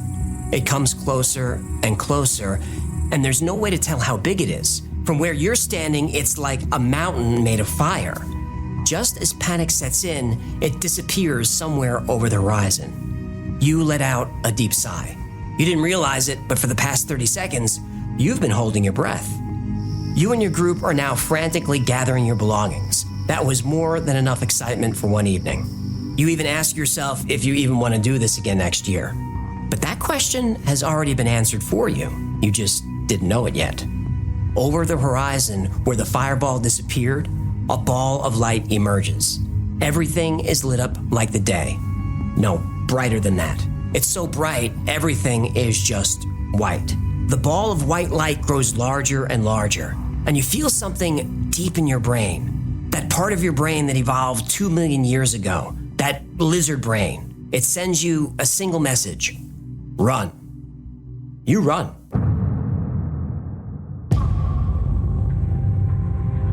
About 3,000 miles away, there has been an event. The meteor hits and vaporizes everything around the impact point for miles. Water, rock, cities, all vanish. Then the shock waves start. Earthquakes radiate out from the impact point over and over again as the earth reverberates like a bell. These earthquakes move faster than the speed of sound. They're so powerful, they disrupt the tectonic plates of the earth. That sets off a chain reaction of earthquakes and volcanoes across every major fault line. Forget LA and San Francisco. The San Andreas will either eat or burn the entire California coast. Then you've got the Cascadia subduction zone in the Pacific Northwest. The Hayward Fault, the Calaveras Fault, the Garlock, the Wasatch, they all erupt. From western Canada to Baja, Mexico is leveled. Everything within 20 miles of the coast crumbles into the sea. Then the shock waves roll back around the planet again, and again, and again. The biggest fault system in the United States is the New Madrid seismic zone. The most powerful earthquakes in U.S. history have come from here. When that fault goes, say goodbye to Chicago, Indianapolis, St. Louis, and down to New Orleans. All gone, crumbled, on fire, or underwater. The New Madrid fault connects to the Ramapo fault in the east and sets it off like a fuse. Ramapo extends through Pennsylvania, New York, and New Jersey. Then the Charleston Fault in South Carolina goes next. From Boston to Seattle, from Maine to Miami, and everything in between, earthquakes rock the country over and over again. And this is happening everywhere in the world. Then comes the wind. A Category 5 hurricane has wind speeds of 150 to 160 miles per hour. A Cat 5 hurricane is going to seem like a gentle afternoon. Rushing around the planet is a storm with winds over 1,000 miles per hour. This is called the air blast. Anything wooden is gone. Cars, boats, people, all gone. Only the sturdiest stone structures could survive the wind. But most stone structures have already been turned to rubble by the earthquakes. In some places, the wind lasts for 16 hours. And within the wind is everything. Buildings, cars, trees, everything. It's a food processor that pulverizes everything for hours. What happens next goes one of two ways. Option 1, the rock hits solid earth. Now, if that happens, heat and ejecta cause wildfires for thousands of miles around the impact point. Radiating out from the center is a fireball moving at twice the speed of sound. This fireball is hotter than the surface of the sun. A land impact also launches millions and millions of tons of ejecta into the atmosphere. In fact, millions of tons of molten rock will leave the atmosphere and go into space. The rock cools and forms a shell of debris in orbit around the Earth. No more space station, no more satellites. The ejecta that remains in the atmosphere blocks out the sun for months. But it only takes a few days for plant life to start dying. The entire food chain is disrupted within a week and completely collapses in a month. All food is gone. And that's a land impact. Option 2 is an ocean impact. This is probably worse. The rock hits, vaporizes the ocean water, and collides with the bedrock. The earthquakes begin like before, but what's really dramatic is the tsunami. But it's much more than a tsunami, more than a mega tsunami. What this is, there's really no name for it. A wall of water rises about 1.5 miles in the air. The water would be higher than the clouds if there were clouds. The shock waves and air blast dissipated all the clouds, leaving only dark streaks of smoke that turn the sky blood red. The wall of water extends in all directions. It moves at 500 miles per hour. By the time it makes landfall, it's even higher. As the water tears across the land, it collects debris. Every object the water touches is captured and becomes part of the wave. Within minutes, the front face of the wall is a solid mass of debris moving hundreds of miles per hour. The devastation is extreme. As the Earth reverberates, the secondary waves begin. These are smaller waves compared to the first, but they're still hundreds of feet high, and they pummel the coasts over and over and over again. About 24 hours later, the Earth settles. Volcanoes continue to erupt, and there are thousands of earthquake aftershocks, but most of the violence is over. This is the worst day in human history.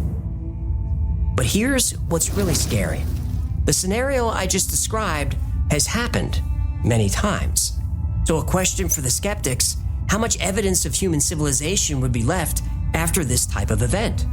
Skeptics say there would be evidence of trash, plastic, and steel. But would there? After the comet strike, the fireball, the shock waves, the 1,000-mile-an-hour wind, the string of mega tsunamis, I'm not sure how much of anything would be left after that. Now, you would think that this event would leave a mess of debris across the landscape, but it would be nothing like that. The land would be pristine. Well, pristine in a way. From horizon to horizon is mud. Nothing but mud. Everything has been pulverized into dust. Any object larger than a basketball is buried under mud 1,000 feet deep. Big archaeology says there was no early civilization because they haven't found one. Or maybe they just haven't dug deep enough.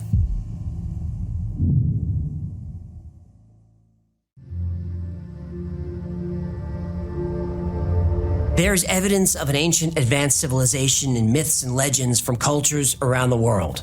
Not just evidence that a civilization was here, but also how it was destroyed. The book of Revelation describes events that could be interpreted as impacts. And I beheld when he had opened the 6th seal, and lo, there was a great earthquake, and the sun became black as sackcloth of hair, and the moon became as blood, and the stars of heaven fell unto the earth, even as a fig tree casteth her untimely figs when she is shaken of a mighty wind. And the heaven departed as a scroll when it is rolled together, and every mountain and island were moved out of their places. Revelation 6.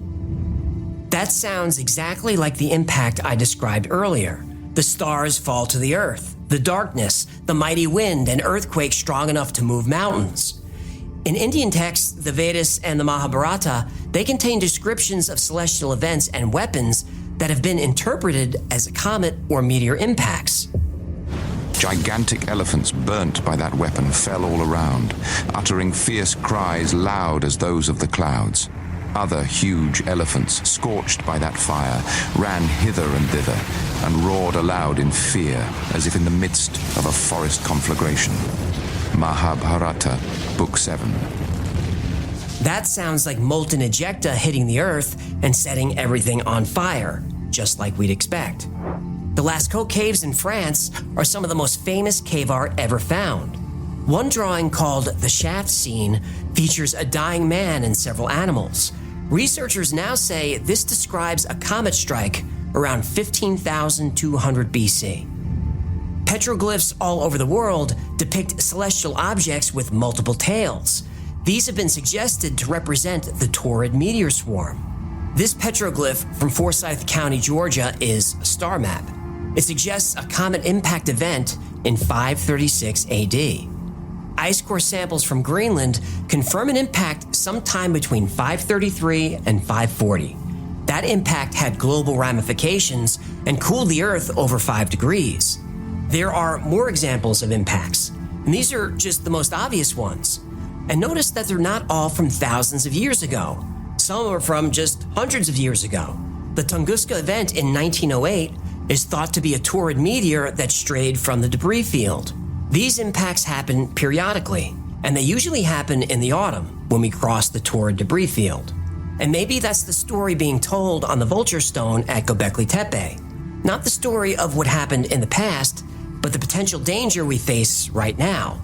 The Taurid comets come every year, September to November. This year, the Taurid comets peak on November 6th. You can see them for yourself. Now, sure, most of them look like shooting stars, but some of them are fireballs that light up the entire sky. Now, why does big archaeology and every world government discount this story? Because there's not a thing they can do about it. Every time we pass through the Taurid comet cloud, we're playing Russian roulette.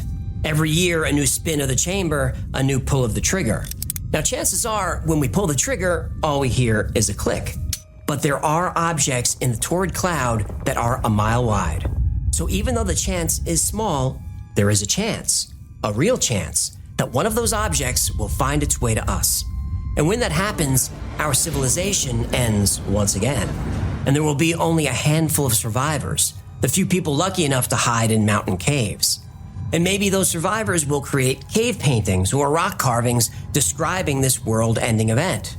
However they do it, they'll want to tell our story, and it's an important one. Every year we take our chance with the Taurids.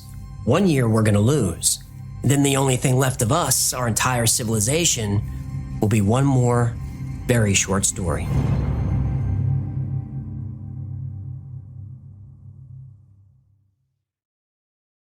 Okie dokie, little Smokey. The next one comes from Ryan. So Ryan is another one of my editors. He chose... Oh, you gotta be kidding me. Seriously, dude? Ryan chose the episode about the Lacerda files. You know why he chose that one? Because the alien's a freaking smoke show! That's right, my editor has a thing for aliens. Look, I'm not gonna kink shame. It's not like I haven't had a little extraterrestrial crush now and then. Hey, what happens on Zeta Reticuli stays on Zeta Reticuli. You dig me? And now, the Lacerda files! Roll it! On December 16th, 1999, 3 things happened in Old K's office. His pencil levitated, his coffee froze solid, and the woman sitting across from him wasn't human. Old K had built his career debunking every alien story, every paranormal claim, every supernatural sighting. He'd seen every trick, he knew every technique. His articles had ruined careers and earned him a reputation as a tough professional skeptic. But now his pencil was floating above his desk. The being across from him called herself Lacerda. She told him how humanity was created and how it would end. And she could prove it. The world's most notorious UFO skeptic was about to understand why some stories can't be debunked.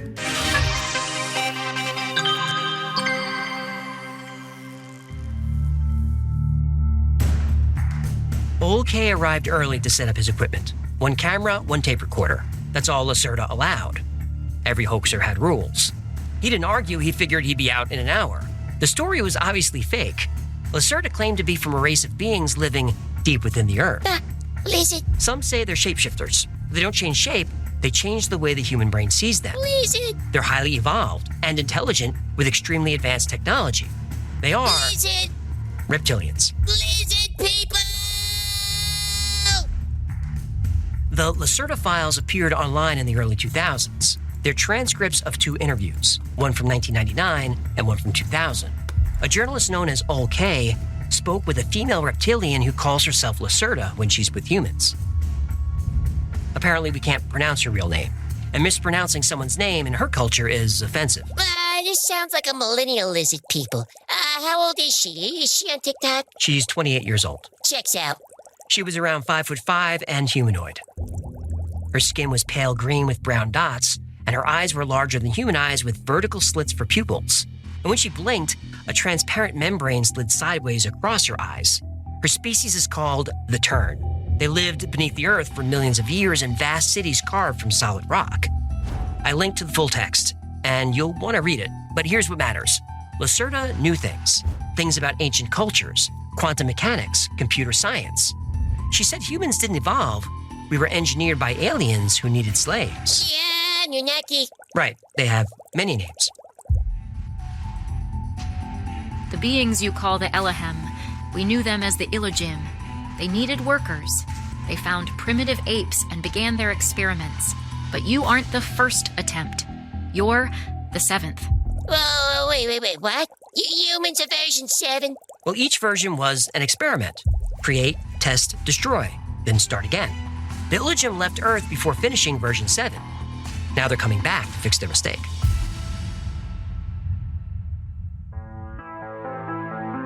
Lacerda's story began not with her species, but with ours.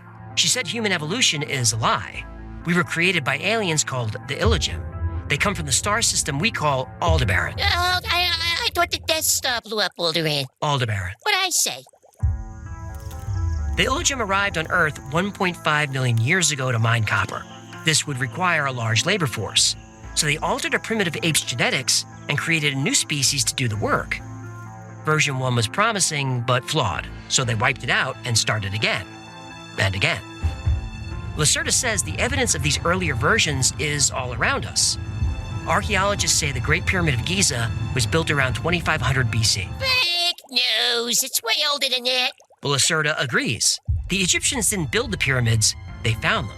The Great Pyramid was built 75,000 years ago by the 5th version of humanity. The underwater ruins near Bimini were built 16,000 years ago by the 6th version. Perfect angles cut into massive stone blocks using techniques we only mastered in the last century. The Illogim accelerated our evolution. Look at our timeline. 2 million years to improve a spear. Then in a few thousand years, writing, electricity, landing a man on the moon. Well, that never happened. But you monkeys got to orbit. I'll give you that. Fine. My point is, we went from hunter-gatherers to a spacefaring species in a fraction of the time it took to go from Homo habilis to Homo erectus. Yeah. Stop it. Our DNA contains genes that don't match our ancestors. Dr. James Gates found error-correcting code embedded in human DNA. Proof we were engineered, not evolved. Now, this is not a new concept. Almost every ancient culture tells the same creation story. Beings of light arrived in massive ships. They created humans, gave them knowledge. Not from kindness, they needed intelligent slaves. But not too intelligent. That's why they destroyed versions 5 and 6. Millions died because they asked too many questions. How'd they whack a whole planet? Earthquakes, volcanoes, sometimes floods. Younger Dryas flood. That was the last reset. Every culture has a flood myth because it happened. Lacerda expects the Illogim to return and finish their work. And we have no way to stop them. We don't have the technology to fight, and there's nowhere to hide. We can't go underground. Underground belongs to the lizards.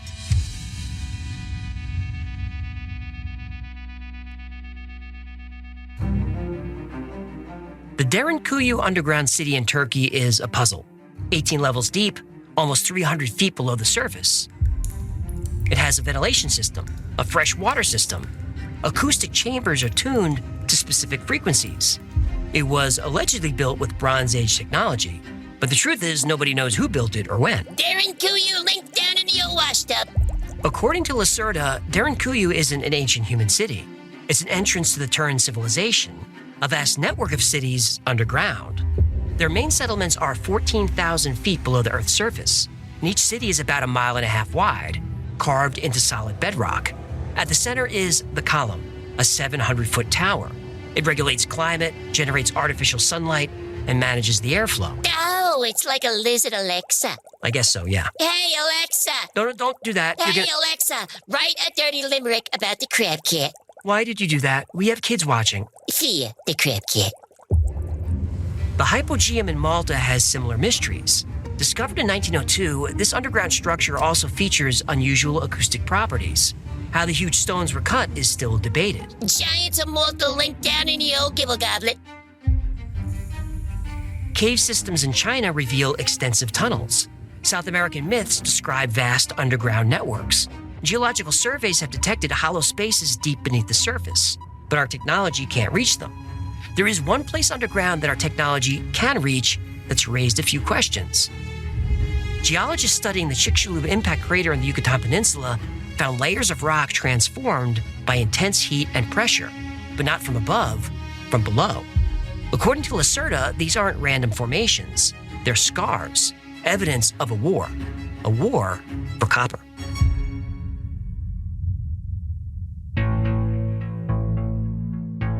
We know what killed the dinosaurs. An asteroid hit the Yucatan Peninsula about 66 million years ago. The impact left iridium in the geological record.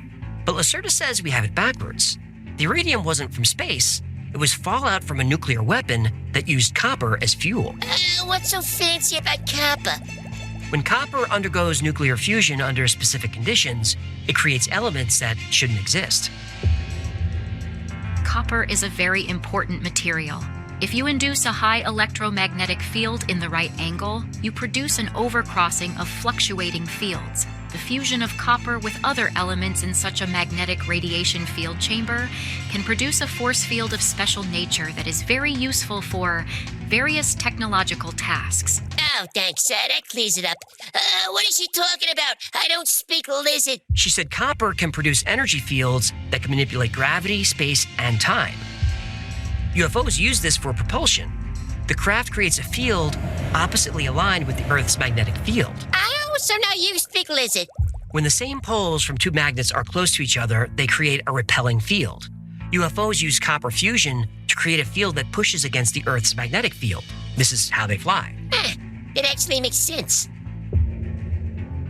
But the magnetic field of the Earth is constantly moving. The UFOs have to adjust their alignment, and this is hard to do. Sometimes they fail. That's what happened in Roswell in 1947. 2 ships crashed. According to Lacerda, 2 alien species discovered Earth at the same time millions of years ago. Humanoids from Procyon arrived first. They built copper mines in Antarctica and Asia, and their ships filled the skies. Then another species arrived, reptilians with their own copper fusion technology, and they wanted Earth's copper. The Procyons refused to share. The war lasted months. The Procyons were winning until the reptilians deployed their ultimate weapon, a copper fusion bomb. It detonated in the Yucatan. They expected it to kill all surface life while preserving mineral deposits, but something went wrong. Earth's seawater triggered a chain reaction, and the nuclear winter lasted 200 years. And most dinosaurs died, but some escaped underground. One species, an advanced iguanodon, evolved into the tern, Lacerda's ancestors. Before the extinction event, iguanodons were evolving to walk on 2 legs, and they were evolving an opposable thumb. Your human scientists today see the iridium concentration in the ground as an evidence for an asteroid impact that killed the dinosaurs. That is not true. But how should you know that? Modern militaries are trying to recreate copper fusion technology, but Lacerda says they're following blueprints they don't understand. The process requires a deeper knowledge, not just of physics, but of biology. Because the real power of copper fusion isn't just about manipulating matter. It's about manipulating human consciousness.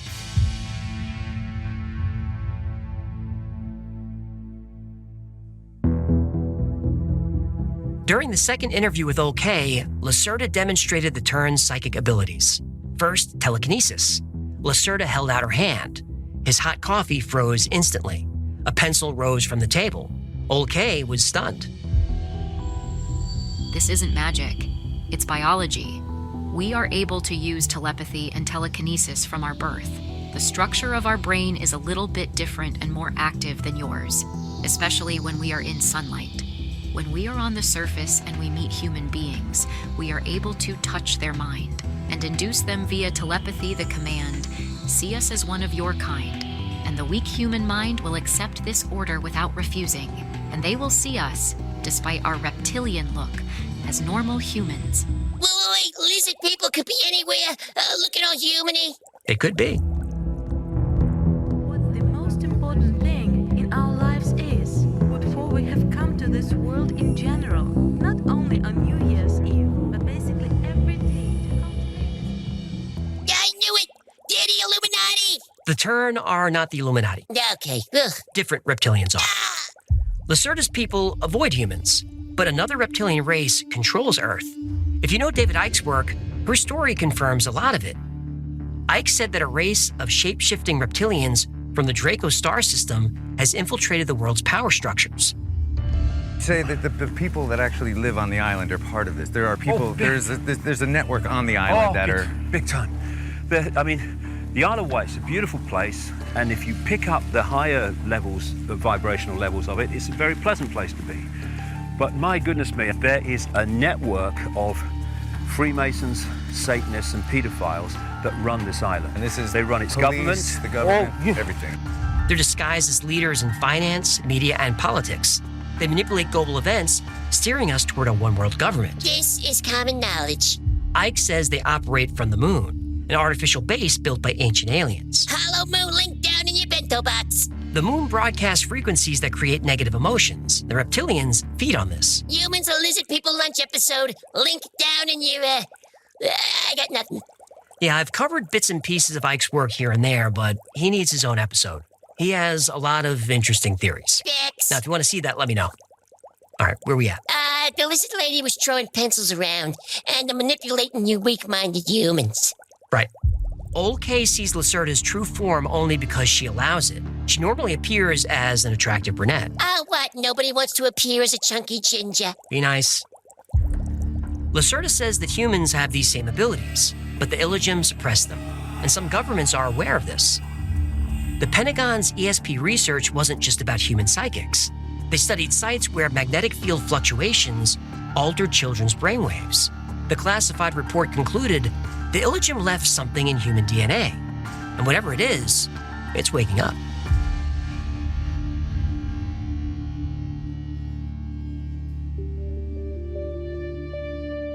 Earth's magnetic North Pole is moving faster than ever recorded, about 35 miles per year. The world magnetic model can't keep up, and scientists don't fully understand why. Lacerda says these disturbances are part of the Illogym's plan. They built triggers into human DNA, programming that activates under specific conditions. The shifting magnetic field affects human consciousness. The Illogym didn't just want workers, they wanted weapons. Living weapons that would evolve exactly as planned. Your rapid technological advancement wasn't an accident. It was programmed into your DNA. 3 alien species are coming for Earth. One needs human genetics, another wants hydrogen from our oceans, and the third wants copper for weapons. The Illogym engineered us to defeat them all. Your creators didn't just give you intelligence. They gave you aggression, territorial instincts, pack mentality. They built you to fight. The 7th version wasn't their final creation.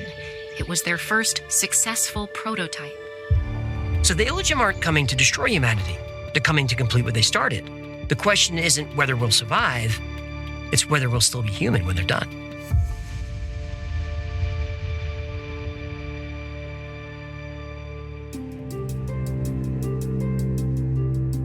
When the Lacerda files landed on the web in the early 2000s, it got people's attention. Dinosaurs killed by alien wars, humans engineered by ancient astronauts, underground reptilian cities, magnetic fields controlling human consciousness. It's an incredible story and has a lot of supporters. But is it true? Let's separate fact from speculation.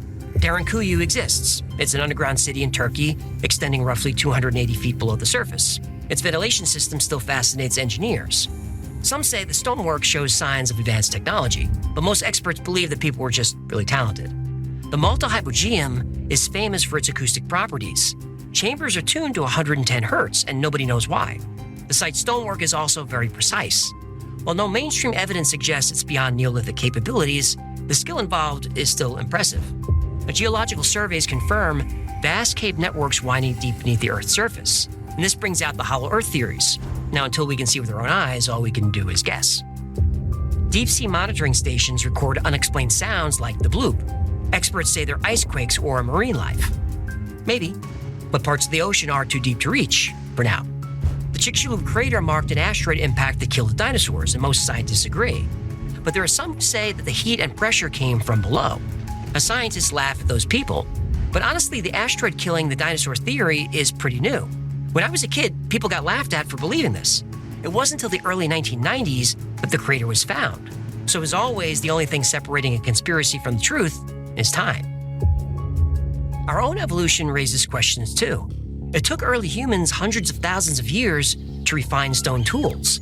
Then suddenly agriculture, written language, advanced technology. Now, anthropologists say once we learned to write, technology could accelerate because now we had a way of passing information along. I'm open-minded about the ancient advanced civilization theory, but I'm not a full believer.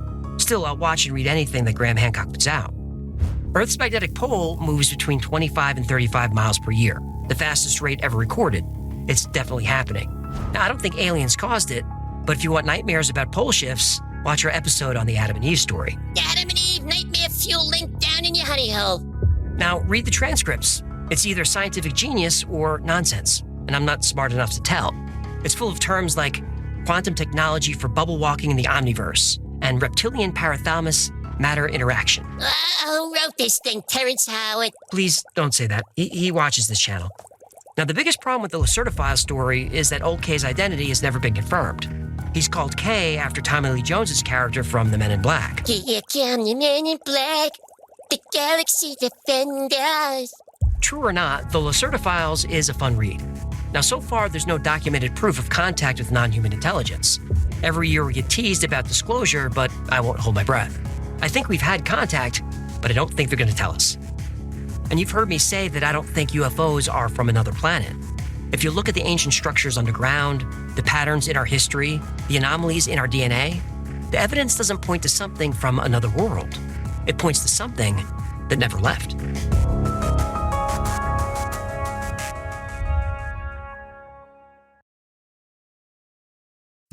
You know when you find a gift so good you want to keep it for yourself? That's how I feel about Quince. I've been picking up holiday gifts there, and let's just say a few never made it out of my closet. Quince has something for everyone. Buttery soft Mongolian cashmere sweaters for just $50, gorgeous silk tops, perfectly cut denim, and Italian wool coats that are actual winter armor. I grabbed the wool coat for myself. Home, the office, out to dinner, it keeps me warm and looking sharp. Tailored, soft, and feels like it should cost 5 times more. What sets Quince apart is the quality. You can see it in every stitch. They work with ethical factories, use premium materials, and somehow still keep prices way below other luxury brands. And it's not just clothes. Quince has incredible home, bath, and travel finds too. So whether you're shopping for others or treating yourself, Quince has you covered. Find gifts so good you'll want to keep them with Quince. Go to quince.com/thewhyfiles for free shipping on your order and 365-day returns. Now available in Canada too. That's QUINCE.com/thewhyfiles to get free shipping and 365-day returns. Quince.com/thewhyfiles. Oh, great. I'm already getting comments on how to pronounce Gobekli Tepe. Stop commenting! Next episode was picked by Gino. You know Gino, from Gino's Story Hour on the After Files. Now that I think about it, Gino does a lot of stories about alien erotica. I'm sensing a theme around here.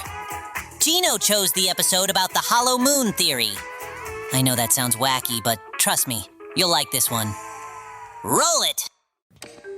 Despite it being humanity's constant companion through all of recorded time, the moon is still a mystery.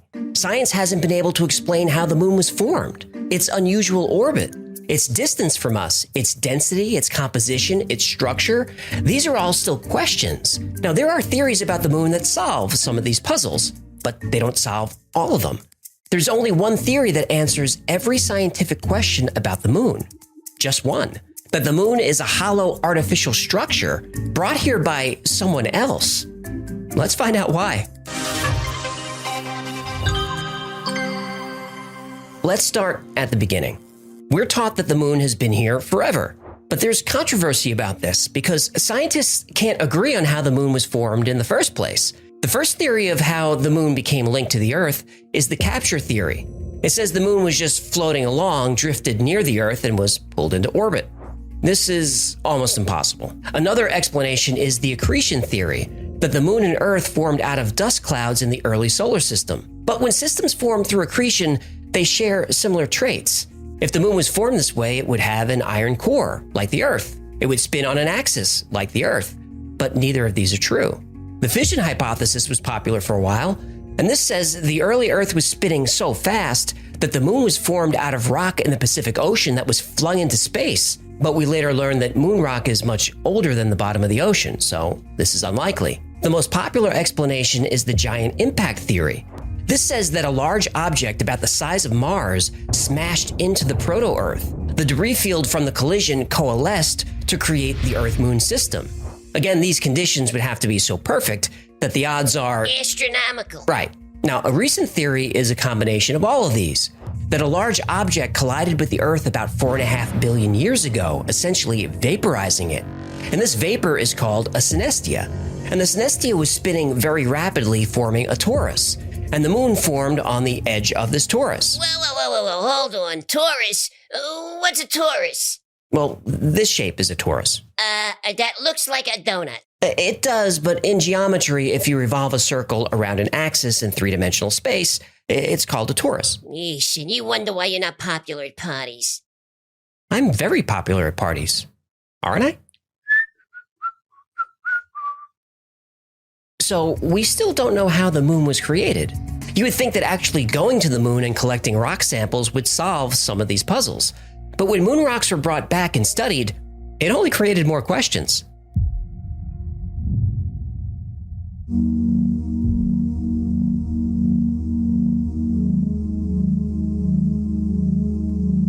Since landing on the moon in 1969, The moon landing was as fake as a teenager's Instagram. I knew you were going to do this. Look, do you like the idea that the moon is a hollow spaceship? Well, yeah, I gotta admit, I do kind of like this idea. Okay, so for us to explore this theory, you need to concede that we went to the moon. Fine, I will concede we went to the moon. Thank you. But those were unmanned missions. The landings were actually filmed in a studio in Burbank, California. Fine, I'll take what I can get. Moon rocks and soil samples brought back from the moon are strange. On Earth, the newest rocks are at the surface, and the rock gets older as you go deeper. Now, this is obvious and logical. But on the moon, the soil on the surface is older than the rocks underneath. And the surface rocks are older than the rock underneath them. It's backwards. The only way this happens on Earth is when we drill, dig, and mine, bringing older material to the surface.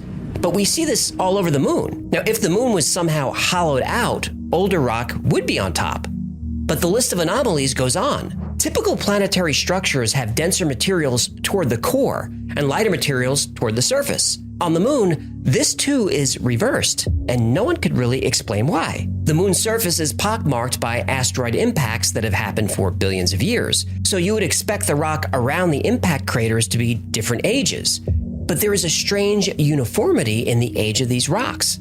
The chemical makeup of lunar dust is also very odd. If lunar dust is the result of billions of years of impacts, why does it have a different chemical makeup of the rocks around it? The moon doesn't have a magnetic field, yet moon rocks are strongly magnetized. The Earth is 4.6 billion years old, but the oldest rocks we found are much younger than that. Moon rocks are older, much older. Some rocks have been dated to the very beginning of the solar system, and some are said to be even older than that. Uranium-236 and Neptunium-237 are found on the moon. This is notable because those radioactive elements don't occur naturally. The only way we see those isotopes on Earth is if we create them. Titanium, chromium, and zirconium are rare on Earth, but these are found in abundance on the moon. If the Earth and moon were formed together, why such a big discrepancy? And those metals happen to be some of the most strongest materials that are known to exist, and they're highly resistant to corrosion. If you wanted to reinforce a structure, these are the metals you would use. This structural reinforcement could explain why moon craters all seem to be the same depth, no matter how wide they are. Shouldn't craters of different sizes be of different depths? It's as if there's a resilient metallic shell just beneath the surface of the moon, preventing anything from penetrating further. Now, if there was some type of instruments on the moon's surface that could detect seismic activity, we could test the hollow moon theory by intentionally colliding objects with the moon. This sounds like a setup. We did this, didn't we? We did. And is it hollow? Well, Hey-yo!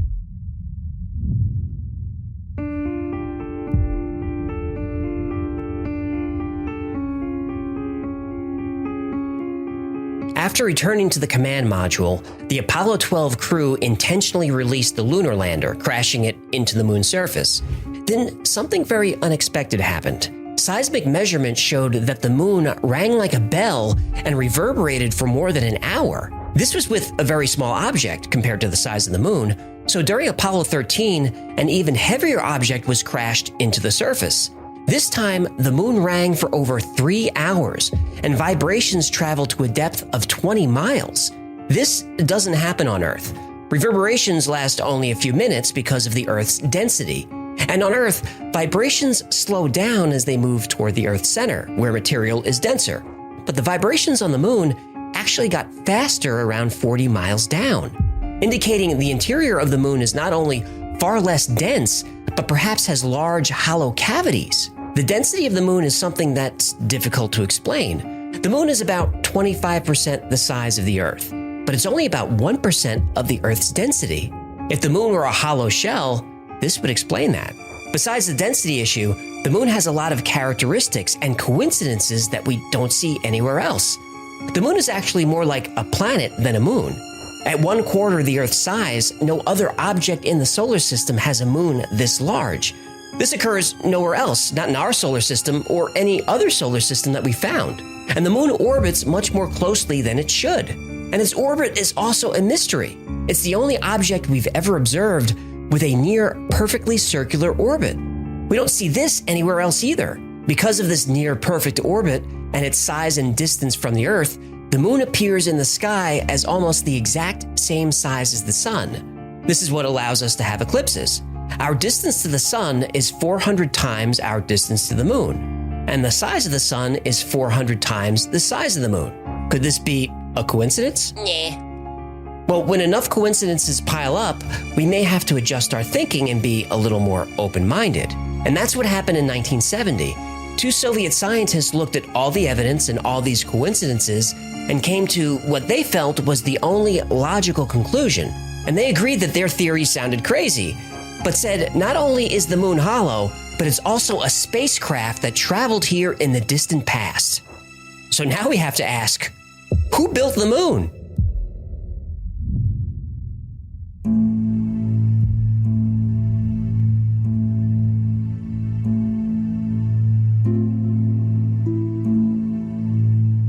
Every ancient culture on Earth has stories about the moon, but it's interesting that the further back you go, the fewer stories there are. And if you go back far enough, there are stories that talk about a sky before the moon arrived. Roman and Greek authors in the 5th century BC have stories about the Proselynes, and they lived in an area called Arcadia.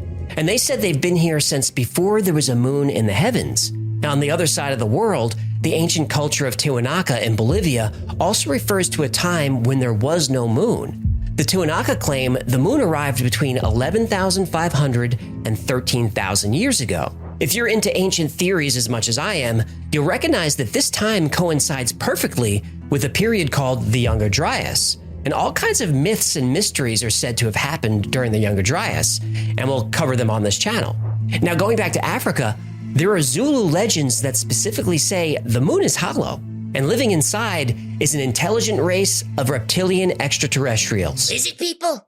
Yup. Lizard people built the moon! That's what they believe. Lizard people are very industrious. They seem to be. The Zulu believe the moon was put into orbit by 2 brothers who were gods, and this legend is similar to what the Sumerians believed. The Sumerians also had a legend of 2 brothers, Enki and Enlil, who were called Anunnaki. Yup, Anunnaki. the extraterrestrial gods who created mankind. Everything is falling into place with this one. Oh, you ain't seen nothing yet. How about this? The Zulu also believed that before the moon arrived, the climate of the Earth was very different. There were no seasons, and a blanket of thick water vapor covered the entire planet. And we now know that the moon does stabilize our climate. Without the moon's gravity, the Earth's axis would wobble. There would be no consistent seasons, no tides, extreme weather. The presence of the moon is what allows life on Earth to thrive. So back to the Zulu. The Earth was covered by a thick layer of water vapor, and you could only see the sun through this hazy mist. When the moon was finally placed into orbit, all this water vapor fell at once, and it created a cataclysmic global flood. Always a flood. Always. Every time. Every ancient culture has a flood myth, and there's mounting evidence that this did indeed happen during the Younger Dryas. Cultures around the world have myths that are in perfect sync with each other. The coincidences keep piling up. The Zulu legend talks about how the arrival of the moon changed the tides and stabilized the climate. And this is something that wasn't understood by science until the past 100 years. Yet somehow the ancient Zulu were able to make the connection between the moon and the tides and the seasons. All of these myths and legends, plus strange coincidences and anomalies about the moon, start to add up to a compelling theory that the moon is hollow, is artificial, and was placed here by intelligent beings long ago. But coincidences aren't proof, and myths aren't proof. We need to know what's been happening on the moon lately to see if we can make our case with hard evidence. Lucky for us, the evidence is there.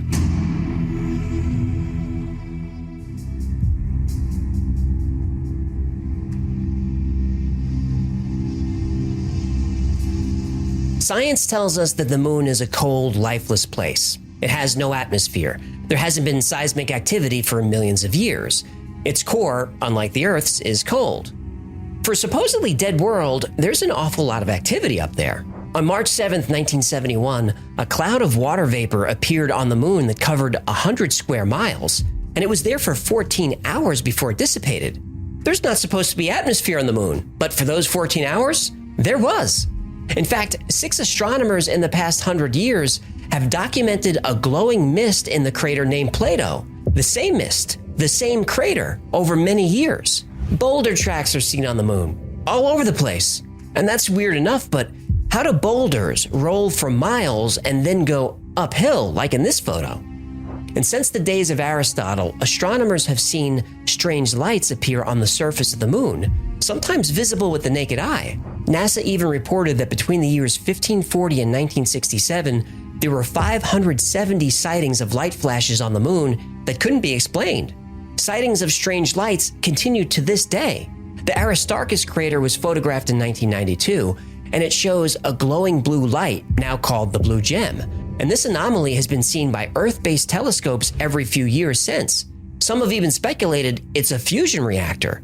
And these events of mysterious light and mist happen so frequently that there's even a name for them, transient lunar phenomena, or TLPs. But things get even more weird. There are plenty of photographs of what appear to be artificial objects on the surface of the moon. Towers that reach several miles high, pyramids, symmetrical structures. These have been photographed by astronomers, probes, even the astronauts themselves. And the biggest anomaly of all? Why haven't we gone back to the moon?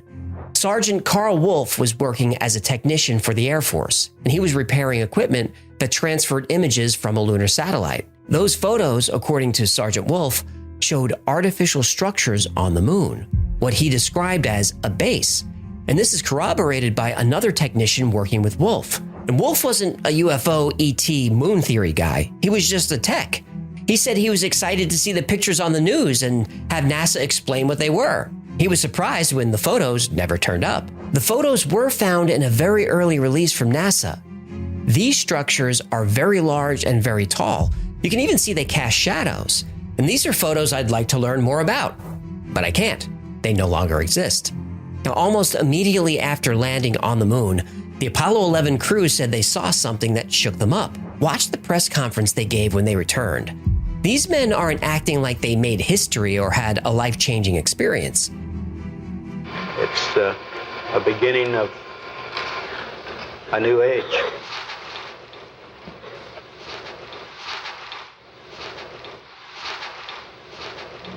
They look sad, frightened, uncomfortable, even depressed. Why?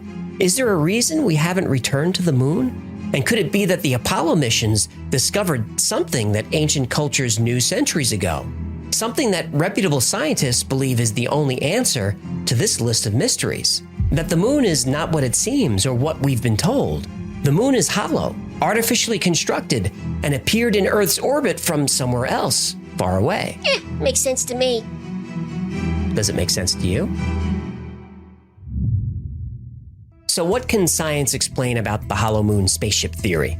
Well, the formation of the moon is still unknown, so score theory 1, science 0.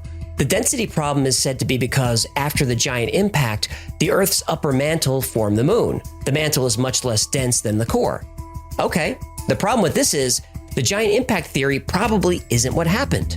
And the theory about the Earth and the moon forming out of that big donut shape? In geometry, that's called a torus. Torus.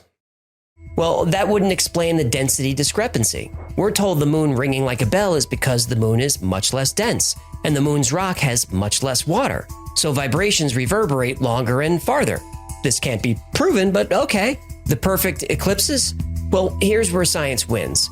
The eclipses aren't exact. They're close, but not perfect. Besides, the moon is drifting farther away from the Earth every year, so eclipses are becoming less and less perfect all the time. And whether the moon arrived 14,000 years ago or was formed billions of years ago, it was much closer to the Earth, so it was much larger in the sky. Now, NASA claims that we know the moon isn't hollow because of seismic observations. And that's fair, but it's still conjecture. Look, we don't know for sure what's at the center of the Earth, much less what's at the center of the moon. If there's anything at all. Right. Now, the structures are said to be shadows or optical illusions. Nope. And the lights are from meteor impacts or reflections from glassy patches on the surface. Nope. But the bottom line is this. Yes, the hollow moon spaceship theory is a wild one, I admit that. And many of the anomalies found on the moon can be explained. The explanations aren't perfect, but they're enough to satisfy skeptics. And I consider myself a skeptic, but I'm open-minded. I just want to know the truth. And when I started researching this story, I thought it would be a fun ride, a pure tinfoil hat experience that we could button up with science. That's not what happened. There's just so much unknown and unexplainable that something doesn't feel right about what we've been told about the moon. But as always, the space agencies and the governments they serve are very selective about the images and information they release. So I have a message for them. For NASA, the European Space Agency, Russia, China, Elon Musk, Richard Branson, Jeff Bezos, and anyone with the resources to put people back on the moon. The message is this. If you want us to believe your explanations, you're going to have to prove it.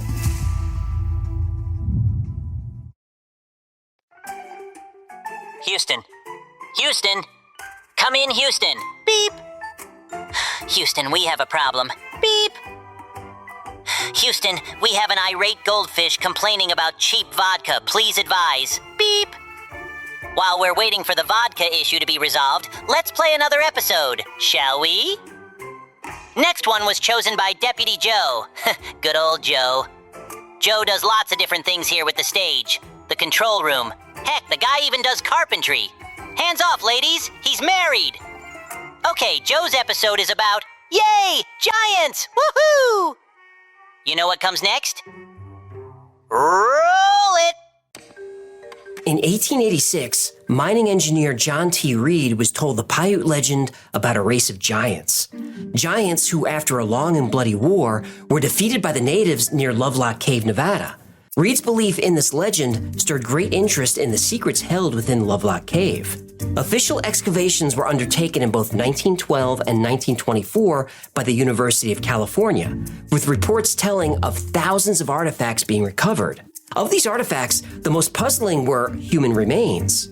Well, they were almost human. Skeletons measuring between 8 and 10 feet tall were said to be found during the dig. Skeletons belonging to who are now known as the Lovelock Giants. Legends of people of enormous size are told across a myriad of cultures, and despite what we've been told by mainstream science, there is evidence to suggest they really existed. The remains of giants have been found all over the US and all over the world.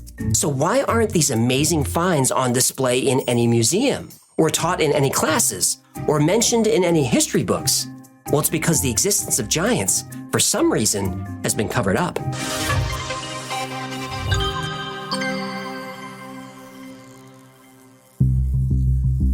To say giants don't turn up in history books isn't exactly accurate.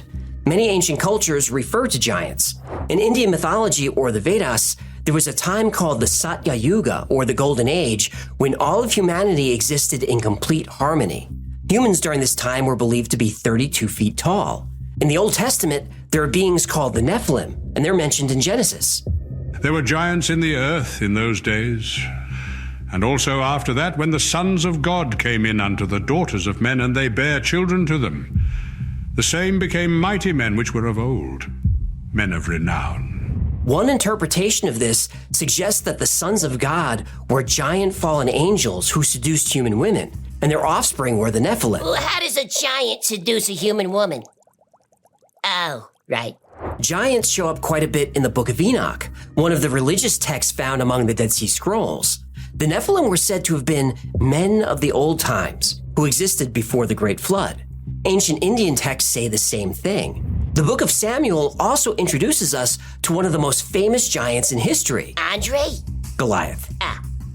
Goliath was a Philistine warrior who challenged the Israelites to send out a champion for single combat. David, armed only with a slingshot and faith in God, brought the giant down with a single stone.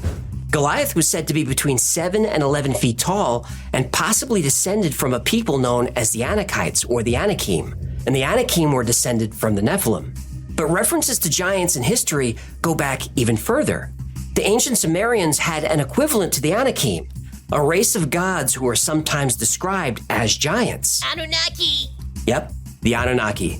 And if you don't know who the Anunnaki are, here's a hint. Look in the mirror.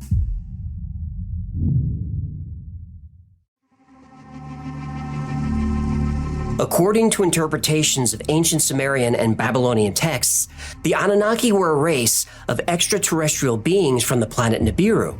Now, Nibiru is not some distant planet on the other side of the galaxy, but is right here in our own solar system. It passes near Earth every 3,600 years. And this extraplanet theory was dismissed as pseudoscience for many years, but it's now widely believed that there is an extraplanet or some kind of large object in the far reaches of our solar system. In fact, NASA has been searching for this object for years, though they call it Planet 9 or Planet X. Oh, they can't give Zechariah Sitchin any credit, eh? They won't admit that, but I bet it's a big part of it. In 2015, Caltech researchers thought they found evidence for this planet. And in 2016, they said they were almost sure the planet was out there. And then in 2017, researchers agreed that data and computer models prove with almost 100% certainty a large, secret, dark planet is lurking in the distant solar system. And they expect this to be confirmed within the next few years. And perhaps then we'll finally learn if this could actually be planet Nibiru, home of the Anunnaki. Now, according to the tablets, when the atmosphere on Nibiru started to deteriorate, the Anunnaki came to Earth for resources, specifically water and especially gold. And after their slaves rebelled, the Anunnaki needed a new workforce. And they performed genetic experiments on different Earth animals to try to create a new slave race. Eventually, they were successful. By splicing DNA from the Anunnaki with cavemen called Homo erectus, a new species emerged, Homo sapiens. In Sumerian and Babylonian texts, this new species was called the first men, or Adamu, and the Hebrews translated this to be men of Adam. Oh. The first men were bred to work for the Anunnaki. The Hebrew word avad means work for. Avad also means worship. And so humans worshipped their gods, the Anunnaki, who were giants compared to puny humans.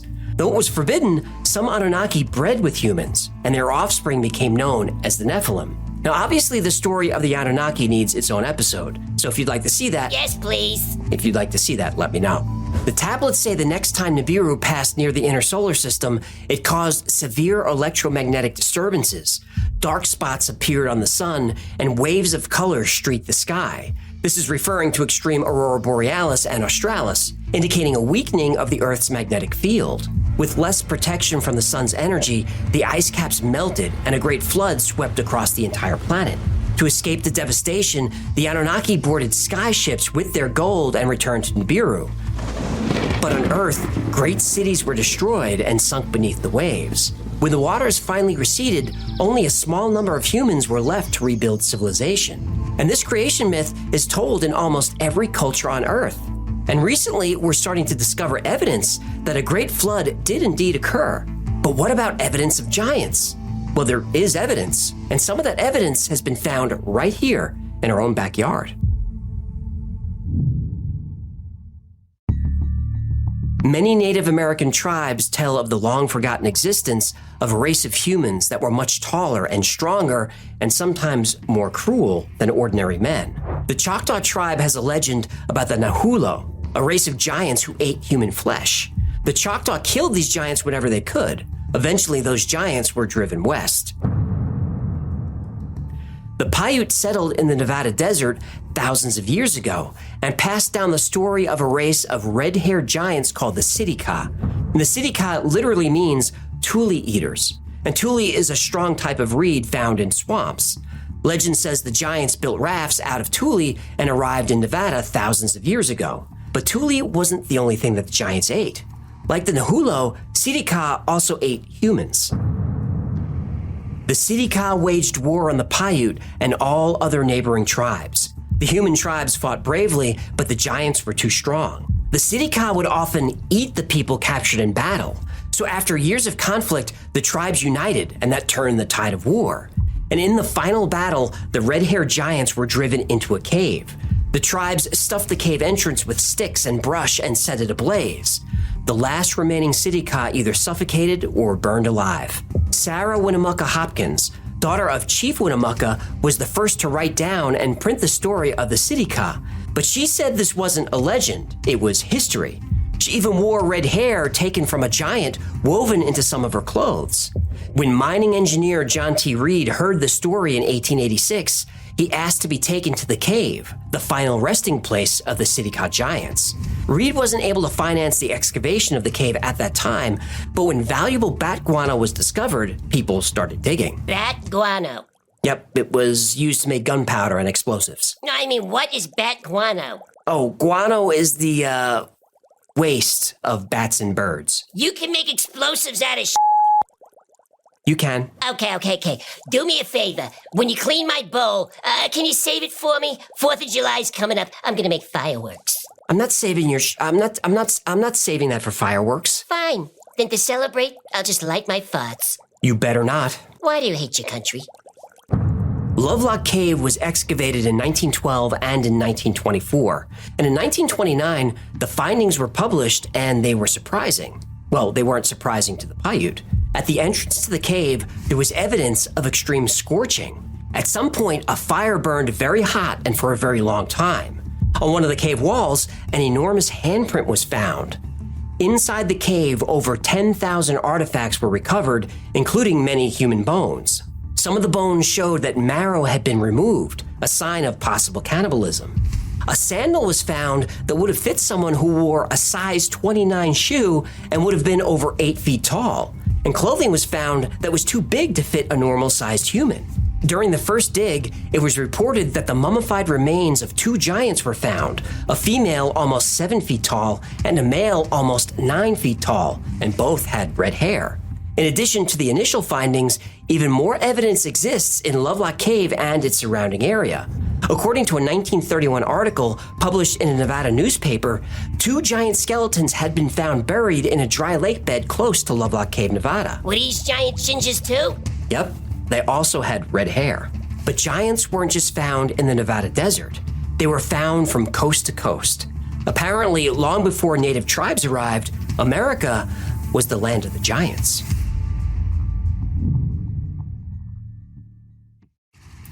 In Peebles, Ohio, the Great Serpent Mound is a 1,370-foot-long prehistoric effigy mound. Nobody knows why it was built, but due to a nearby meteor impact crater, the area is full of gravitational and magnetic anomalies. Some researchers, like Richard Hamilton, believe the location for Serpent Mound was chosen specifically because of these anomalies. And for many years, there have been stories of freak weather patterns, UFO sightings, and strange lights in the area. And also found near Serpent Mound, the remains of giants. In 1872, a report appeared in the book Historical Collections of Noble County, Ohio. Someone had stumbled across enormous skeletons. The remains of 3 skeletons were found whose size would indicate they measured in life at least 8 feet in height. The remarkable feature of these remains was they had double teeth in front, as well as in back of the mouth and in both upper and lower jaws. Upon exposure to the atmosphere, the skeletons crumbled back to Mother Earth. In 1891, anthropologist Frederick Ward Putnam found large skeletons in the same area that measured 7 feet or taller, with skulls twice as thick as a human's. In 1894, a local farmer found unusual graves. The find was even covered by the New York Times.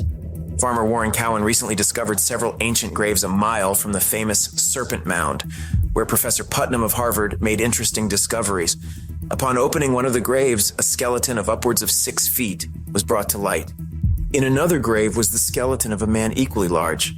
It seems that the region was populated by a fairly intelligent people, and that the Serpent Mound was an object of worship. Ross Hamilton writes about giant skeletons found in Miamisburg Mound, about 70 miles from Serpent Mound. The body of a man more gigantic than any ever recorded in human history has been found in the Miami Valley in Ohio. The skeleton, it is calculated, must have belonged to a man 8 feet 1.5 inches in height. It was found within a half mile of Miamisburg, in a location which contains many relics of the mound builders. Edward Gebhardt and Edward Kaufman discovered it while they were working in a gravel pit. Professor Thomas Wilson, curator of prehistoric anthropology, Smithsonian Institute, says of the find, "The authenticity of this skull is beyond any doubt. Its antiquity is unquestionably great, though it is impossible to have a good guess as to its age. To my own personal knowledge, several such crania were discovered in the Hopewell group of mounds in Ohio." Hamilton said the bones were put on display at a local museum, but they're no longer anywhere to be found. And just a short trip down the Ohio River Valley, another extraordinary skeleton was found.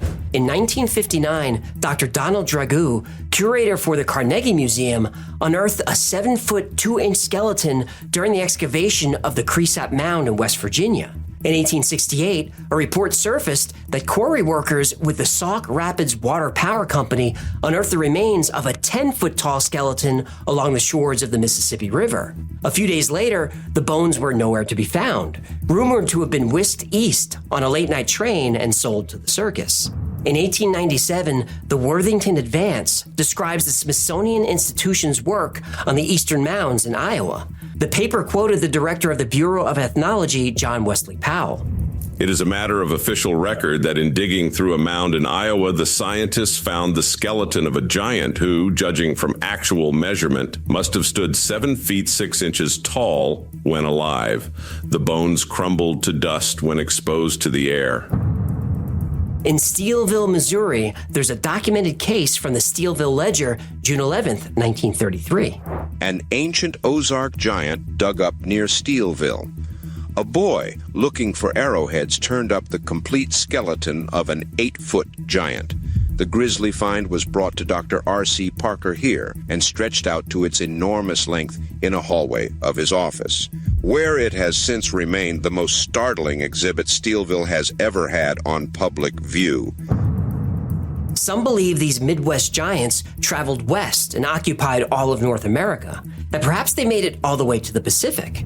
San Diego, California has reports of enormous remains found all over the area. A giant skeleton found in 1895 measured 8 foot 4 inches. The skeleton was carefully inspected and measured by Professor Thomas Wilson and other scientists. Wilson was an anthropologist for the Smithsonian Institution. Also in Southern California, on Catalina Island, amateur archaeologist Ralph Glidden found a total of 3,781 skeletons on the Channel Islands between 1919 and 1930. In 1833, Mexican soldiers were digging a pit for a powder magazine at Lompoc Rancho, California. They hacked their way through a layer of gravel and found a 12-foot-long sarcophagus. The skeleton of a giant man was found inside.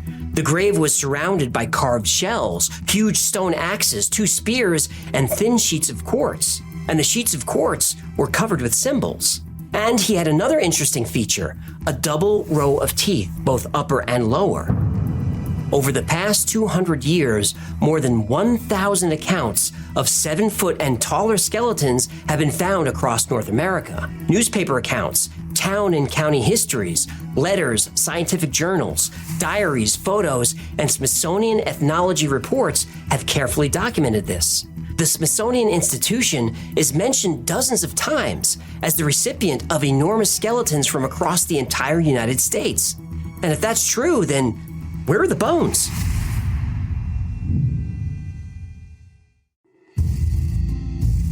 From New York to California and almost every state in between, thousands of relics and over 1,000 giant skeletons have been discovered and documented. They've been found in mounds, caves, burial chambers, stone crypts, and even on ancient battlefields. Many of the skeletons have strange physiology, like elongated skulls and double rows of teeth. In dozens of cases, the bones were turned over to the Smithsonian Institution in Washington, D.C. So, where are they? The Smithsonian was never really suspected of wrongdoing, but then something strange happened in 1950. In 1892, ancient wooden coffins were discovered in a place called Crump's Cave in Alabama. The coffins, along with some other artifacts, were sent to the Smithsonian. This is all well documented. So in 1950, researcher Frederick J. Pohl wrote the Smithsonian to inquire about them. It was a curious find because Native Americans didn't use coffins or caskets. Pohl received a reply from the Smithsonian. We have not been able to find the specimens in our collections, though records show that they were received. The matter was pursued again in 1992 by another researcher, David Barron. He was told the coffins were wooden troughs. Troughs? Yes, troughs are long rectangular containers for feeding cattle, horses, or pigs. But before the Europeans arrived, North America didn't have any cattle, horses, or pigs. And even if they did, why would a trough have a lid on it? What, did this guy mention this to the Smithsonian people? He did. He was told, yeah, well, even if he wanted to see the coffins or troughs or whatever they were, he couldn't because they were in a warehouse that was contaminated with asbestos and was closed for cleanup. Closed for how long? 10 years. 10 years? To clean up asbestos? Yep. Oof, they must have been union. Yeah, it starts to smell like a cover-up. The suppression of Native American archaeological evidence allegedly began in 1881. Up until that point, the Smithsonian was under the direction of John Wesley Powell, the geologist famous for exploring the Grand Canyon. Powell had spent a lot of time with the Winnebago Indians, and he found them to be thoughtful and intelligent. So Powell and the Smithsonian actually promoted the idea that Native Americans, who were at the time being exterminated in the Indian Wars, were descended from advanced civilizations who communicated with and traded with cultures all over the country and possibly all over the world. This widespread dispersion of culture is called diffusionism, which the Smithsonian supported. But then Powell appointed Cyrus Thomas as the director of the Eastern Mound Division at the Smithsonian, and then things got political. Thomas wasn't a fan of Native Americans. He thought of them as nothing more than howling savages. Thomas thought it was impossible for savages from one side of the Mississippi to visit savages on the other side. And to think that people as primitive as Native Americans could sail over an ocean was just ridiculous. This is called isolationism. Isolationism says that civilizations develop independently from each other and have very little contact with other civilizations, especially across oceans or lakes. The debates in the Smithsonian raged, and Cyrus Thomas eventually won the battle of isolationism versus diffusionism. Soon, the Smithsonian took an official stance that any archaeological evidence supporting diffusionism was fraudulent. It was believed that contact between the civilizations of the Ohio and Mississippi valleys were rare, and contact between the Mississippian cultures and the Mayas, Toltecs, or Aztecs in Mexico or Central America, well, that was absurd. So the history books were written. Native Americans were a primitive and sometimes savage people, and that was that. But not so fast. When those ancient mounds and pyramids in the Midwest were studied, it was shown that the Mississippi River valleys was, at one time, home to an ancient and sophisticated culture. At the time, the culture's capital city, Cahokia, was bigger than almost any city in Europe. When the Spiro Mounds in Oklahoma were excavated between 1933 and 1935, a man over 7 feet tall was discovered. He was in full armor, and buried next to him was a pot of thousands of pearls and other artifacts. This was one of the largest treasures ever discovered at that point in time. We know that the man in armor was found and the Smithsonian was contacted, so where is he? Many human remains were found in graves next to artifacts, but the remains were discarded, and we're told that most of the rare and priceless objects disintegrated before scholars could reach the site. How convenient that priceless objects vanish before anyone gets there. And when the excavation was finished, dynamite was used to destroy the burial chamber, and any remaining artifacts that were considered valuable were sold off. The Acambaro artifacts were discovered in Mexico in 1994 and have been the center of controversy. Over 33,000 unusual artifacts, including many ceramic and stone figurines, were found. Initial laboratory testing suggests the artifacts were about 6,500 years old, but here's where things get controversial. Some figurines depict dinosaurs living alongside humans, and there's a famous carving of a human warrior riding a triceratops. Diverse ethnic groups are represented.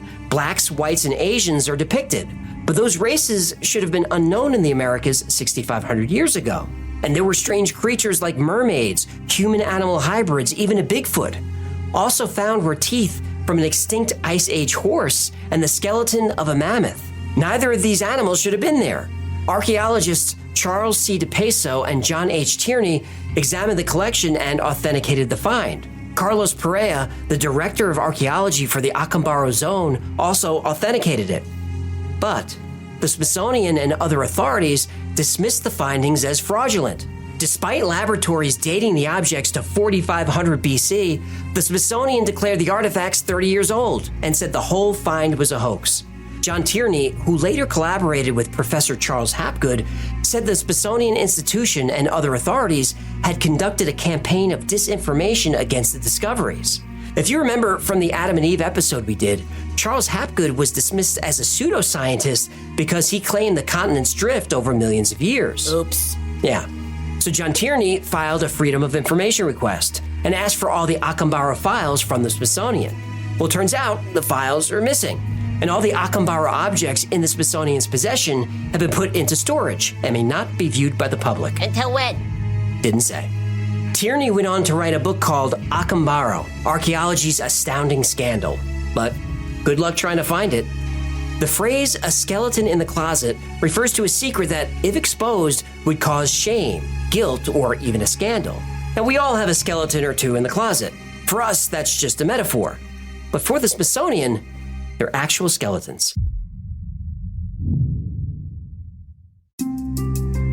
Giants in America, a government conspiracy, a Smithsonian cover-up. It's a fascinating story. But is it true? Well, let's unravel it. Ohio has been the epicenter for giant skeletons, especially in the 19th century. When early discoveries made the news, the stories were a national sensation. Now, this amount of attention also brings out the hoaxers and scammers. Hey, you want to buy a Hecklefish NFT? I do not. And by the way, if you bought an NFT relating to the Y-Files or Hecklefish, you got scammed. But not by me. No refunds! In 1882, enormous skeletons were discovered in a lake bed near Cincinnati. The Columbus Dispatch ran with the story. The problem was, it was all a hoax. The alleged discoverer was charging admission to visit his property and view the skeleton. Now, it may or may not have been a real skeleton, but either way, it was about 5'8", so not a giant. Maybe the guy who found it was really short. Maybe, but the story was so exciting that newspapers around the world ran it without fact-checking. Journalists running stories without checking the facts. No, it can't be. As more stories about giants popped up in the news, it was hard to separate fact from fiction because the newspapers ran every story. Hey, you want the truth or you want to sell papers, am I right? Right. Nothing ever changes. That's true. Ralph Glidden was the archaeologist who found over 3,000 giant skeletons in 800 graves on Catalina Island. That turned out to be a huge hoax. He did find one skeleton and took a picture of himself standing near it. He showed the picture to a friend who said, "That looks like a giant," which it does, but only because the skeleton is closer to the camera. Glidden ran with the idea to make some money, but it was all a scam. And since the early days of the internet, photos have been floating around of people excavating sites with giant bones. Some of the pictures are great, and I used a lot of them today, but most of the pictures are from a Photoshop contest held in 2002. In fact, science says that giant humans could not exist. Yes, there are human beings who grow very tall, but that's due to medical conditions and genetic disorders. Gigantism often happens when someone has a tumor on their pituitary gland, but this is a serious medical problem, and people who suffer from gigantism often die very young due to the strain on their hearts and other organs. Then there's Marfan syndrome, a genetic condition that can cause limbs to be much longer in relation to the rest of the body. It's believed that Abraham Lincoln might have had Marfan syndrome. At 6'4", he was much taller than most of the men of his time. He also died young. Oof. What? Still too soon? But the reason humans can't grow to be giants is the square-cube law. This states that as the size of any object grows, its volume grows faster than its surface area. If a giant is 60 feet tall, or about 10 times the size of someone 6 feet tall, the giant's body volume would have to be 100 times the volume of the 6-foot man. A cubic inch of bone can support 19,000 pounds. That's a lot. But at 60 feet tall, bone would need to support well over 550,000 pounds. Human bones would shatter and crumble under this weight. Yeah, but who says giants are human? Now that's a fair point. There are discoveries of giants where it was reported that the bones of the body and the skull were much thicker than humans. So is the Smithsonian covering this up? Well, debunkers say no.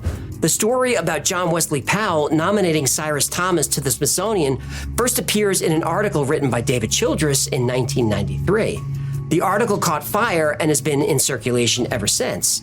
Now, that doesn't mean Childress is wrong, but I do get suspicious when stories about the 19th century don't emerge until the late 20th century. So have the authorities been suppressing knowledge that the Americas were once inhabited by advanced civilizations? Civilizations who made contact with cultures around the world?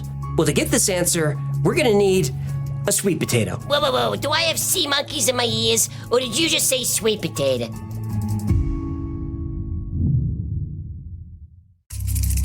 For over 100 years, the Smithsonian and mainstream archaeology has supported isolationism, that the cultures that emerged in North America did not have contact with Central America or South America, and definitely did not contact cultures across the oceans. It's absurd to even think it. But the Smithsonian has a problem: the sweet potato. Sweet potatoes are native to the Americas, but an ancient sweet potato was found in the Cook Islands, which are in the middle of the Pacific Ocean. The potato was carbon dated to the year 1000. That would mean that 500 years before Columbus, a Native American tribe traveled across the Pacific and landed in Polynesia and brought sweet potatoes with them. Or Polynesians traveled to the Americas and back. The counter-argument is that the sweet potato fell off a boat near Central America and floated to Polynesia, over 5,000 miles away. It's one lucky potato.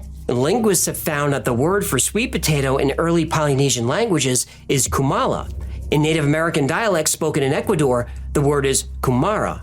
Now, it could all be a coincidence, but we're not done yet. Even more compelling is DNA analysis of Polynesian chickens. In 2007, chicken bones were found at an excavation site in Chile. The DNA of the bones matched chickens from the Pacific Islands of Samoa and Tonga, and were carbon dated to between 1304 and 1425, before the Spanish arrived in the New World. In 2019, South American chickens were studied and found to have an unknown genetic component. It turned out that component was from chickens found on Easter Island in the middle of the Pacific Ocean. The study was so astounding that research was done on human DNA. And in 2020, the study showed that some Polynesian people had DNA inherited from people who lived in Colombia about 800 years ago. Specifically, Polynesians share DNA with the Xenu tribe, who lived in Colombia on the Caribbean side, not even the Pacific Ocean side.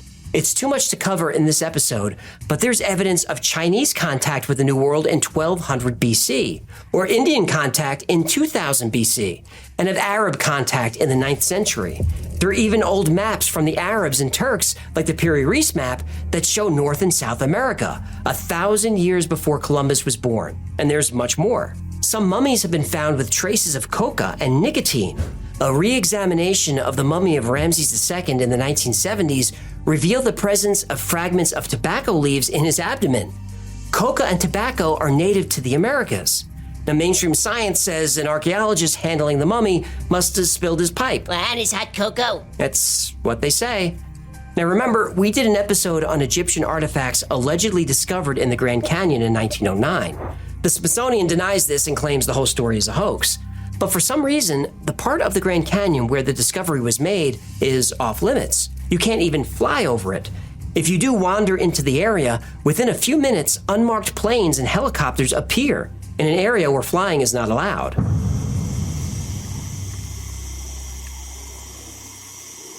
I'll link to the episode below, which goes into detail. You'll even see the planes and helicopters I'm talking about. Once again, those artifacts were sent to the Smithsonian and nobody knows what happened. In 1990, a law was passed, the Native American Graves Protection and Repatriation Act. This law says that any federal agency in possession of Native American cultural items, including human remains or sacred objects, will be returned to the tribes upon request. Great! The Smithsonian is a federal agency. So can we get all the skeletons from Ohio and have a look? Nope. United States Code, Title 25, Chapter 32, Section 3001, subsections 4 and 8 state. Subsection 4. Federal agency means any department, agency, or instrumentality of the United States. Such term does not include the Smithsonian Institution. Subsection 8. Museum means any institution or state or local government agency, including any institution of higher learning, that receives federal funds and has possession of or control over Native American cultural items. Such term does not include the Smithsonian Institution or any other federal agency. The law requiring the government to return skeletons to the tribes? Well, the Smithsonian is exempt. So if history books need to be rewritten, don't look to the Smithsonian for help. And don't demand answers either. Mainstream science, and especially the media, have a playbook. It's easy to recognize once you look for it. The 4 stages of suppression are criticize, marginalize, attack, and censor. Now here's an example. I don't claim to be an archaeologist or a scientist. When Graham Hancock released his documentary series called Ancient Apocalypse, it was a huge hit. It explores the theory that ancient advanced cultures existed thousands of years ago, but were wiped out in the Great Flood of the Younger Dryas. Now, you could agree with this theory or disagree with it. Either way is fine with me. But wherever you stand, we can all agree that it's an interesting theory worthy of discussion, right? Well, wrong. The Guardian reviewed the series in an article titled, Ancient Apocalypse is the most dangerous show on Netflix. Now there's stage 1, criticize. Not only should we not discuss alternate theories, it's actually dangerous to discuss them. But people like us don't care about criticism. We don't care what the media thinks. So they have to escalate to stage 2, marginalize. That same article has a spicy subtitle which read, a show with a truly preposterous theory is one of the streaming giant's biggest hits, and it seems to exist solely for conspiracy theorists. So if you believe in or even have an interest in this preposterous subject, you're marginalized as a conspiracy theorist. The same article insinuates that people who are curious about civilizations before the flood are the same as flat earthers. It still might be flat. Or 9/11 truthers. Inside job. Not now. Being called a conspiracy theorist used to be a major insult, but we've heard it so much that we're not affected by it anymore. I take it as a compliment. I know. So they escalate to stage 3, attack. MSN reviewed the documentary in an article with this headline, Graham Hancock's series promotes racist conspiracy theories. And there it is. ABC ran with it. Ancient Apocalypse series uses racist ideologies. Now, I watched and enjoyed the documentaries. I enjoy discussing alternate history and life before the Younger Dryas flood. I'm not racist, are you? I don't care what color the people were before the flood. I just want to know about them, and I would guess that you're the same. But calling someone a racist without evidence is very much in style now. But because that word is thrown around so much, that attack is also losing its teeth. So you criticized, it didn't work. You marginalized, it didn't work. Attacked, it didn't work. That leaves stage 4, which does work. Censorship.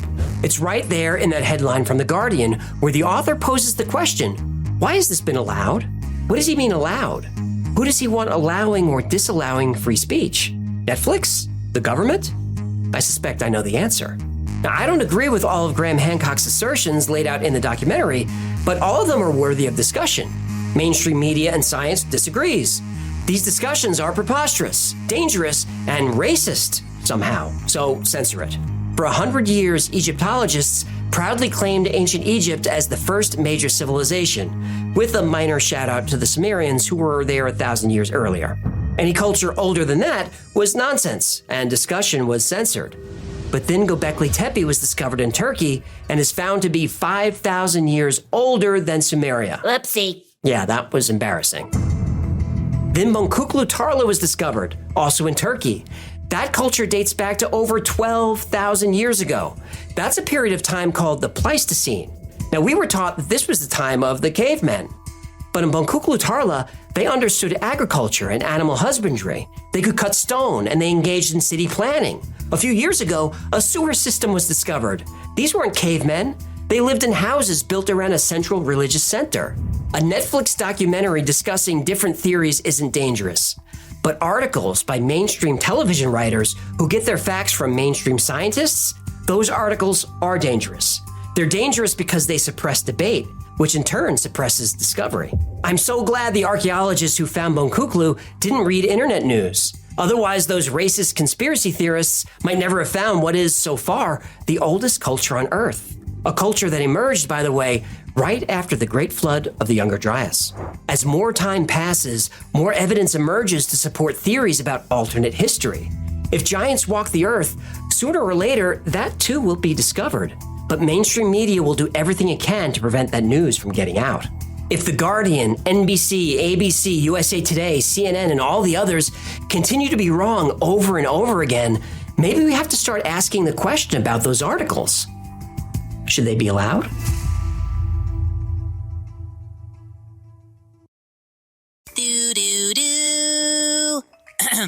Oh, sorry about that. We're still going? Next one is Rob's favorite. Rob is the official artist of the Y-Files. All that fun art you see on the shirts and fistable coffee mugs, that's all Rob. Speaking of t-shirts and fistable mugs, grab some merch now at shop.theyfiles.com. Low prices, lots of deals, perfect holiday shopping. That's shop.theyfiles.com. Go now! I could have been a great pitchman. Rob chose the episode about Operation High Jump. This was about the secret mission to Antarctica. You're gonna love it. Riggedy roll it! Operation High Jump commenced in August 1946. It was the largest, most heavily armed naval task force ever sent to Antarctica. Leading the mission was Admiral Richard E. Byrd, one of the most famous naval officers in history. The official purpose for the expedition was scientific research and military training. But that was just a cover story. Operation High Jump had other goals. One was to extend American sovereignty over Antarctica, something that was denied many times by the US government. Another was to locate and destroy a secret Nazi base and capture the Nazis' new secret weapon, the flying saucer. UFOs were seen all over the area, suspected to be Nazi test flights. Admiral Byrd was sent to find out. Did they find flying saucers? Oh, they found a lot more than that.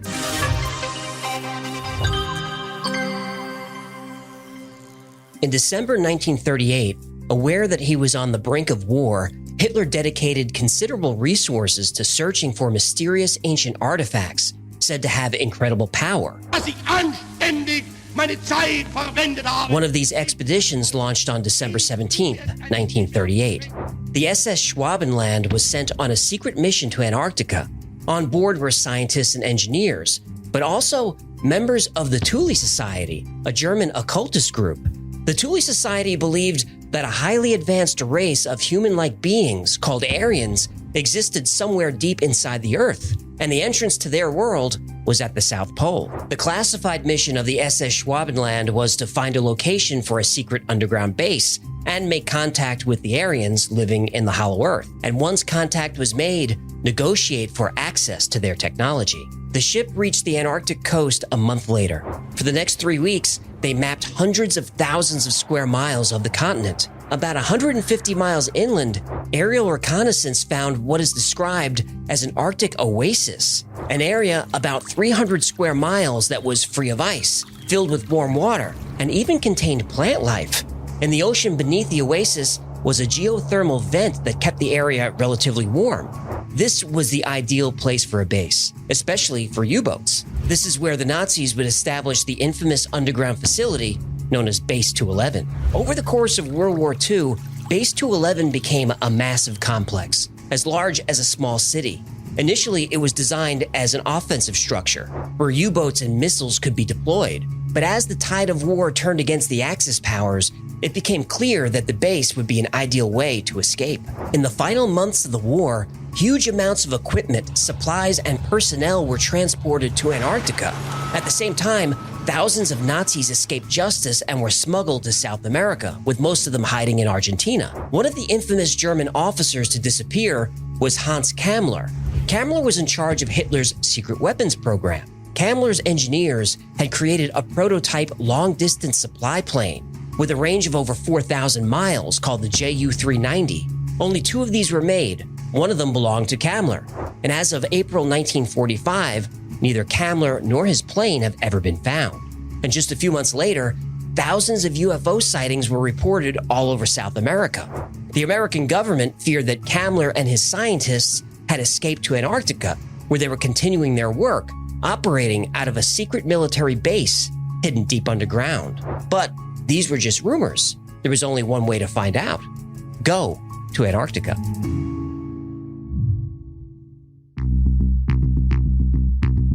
Okay, before we talk about what Admiral Byrd saw in Antarctica... No, come on, just get to the weird stuff. I will, but it's important that you understand what kind of man Richard Byrd was. He was not some pseudoscience conspiracy theorist kook. He was a legitimate badass. Here are the bullet points. Richard Byrd reached the rank of Rear Admiral by the age of 41, the youngest admiral in Navy history. Now that by itself is impressive. But how about this? He was a recipient of the Medal of Honor, the Navy Cross, the Flying Cross, and the Silver Life-Saving Medal. In all, he received 22 citations and commendations, including 9 for bravery and 2 for extraordinary heroism. He was, to this day, one of the most highly decorated officers in the history of the Navy. Now, his resume goes on, but I think you get the point. If Admiral Byrd says he wants to be the first man to fly over the North Pole, he does it. And if the United States sends a major expedition to the South Pole to conduct a top-secret mission, well, there's no more qualified person on the face of the Earth to lead it than Admiral Richard E. Byrd. Operation High Jump commenced in August 1946. The official purpose of the mission was to train personnel and test equipment in cold temperatures, to explore Arctic geology, study the weather, and develop techniques for establishing air bases in frigid climates. Admiral Byrd led a Navy task force of almost 5,000 men aboard 13 ships, including a brand new state-of-the-art aircraft carrier loaded with dozens of planes, bombers, and helicopters. This task force was armed to the teeth. There were 2 destroyers, tankers, supply ships, icebreakers, 2 heavily armed seaplanes, and an attack submarine, all fully stocked with the best weapons in the entire Navy. That's a lot of firepower for training exercises and studying the weather. Right? That mission was the cover story. No personnel training or equipment testing ever took place. No practice maneuvers, no military exercises, no scientific study of any kind was ever done. According to eyewitness testimony, declassified records, and Byrd's own journal, Operation High Jump had other purposes. One goal was to extend American sovereignty over the Antarctic continent, something that was denied many times publicly by the U.S. government. Naturally. The other goal was to locate and destroy the secret Nazi military complex known as Base 211, and to capture any flying saucers they could. The Armada arrived on January 15th and immediately started building a base called Little America. But then the Operation High Jump story takes a turn. Originally meant to be a 6 to 8 month mission, after just 40 days, the base is evacuated and the task force withdraws. This massive, expensive, and important mission is suddenly terminated. So, what happened? And this is where Admiral Byrd, a legend in his own time, becomes a legend for all time.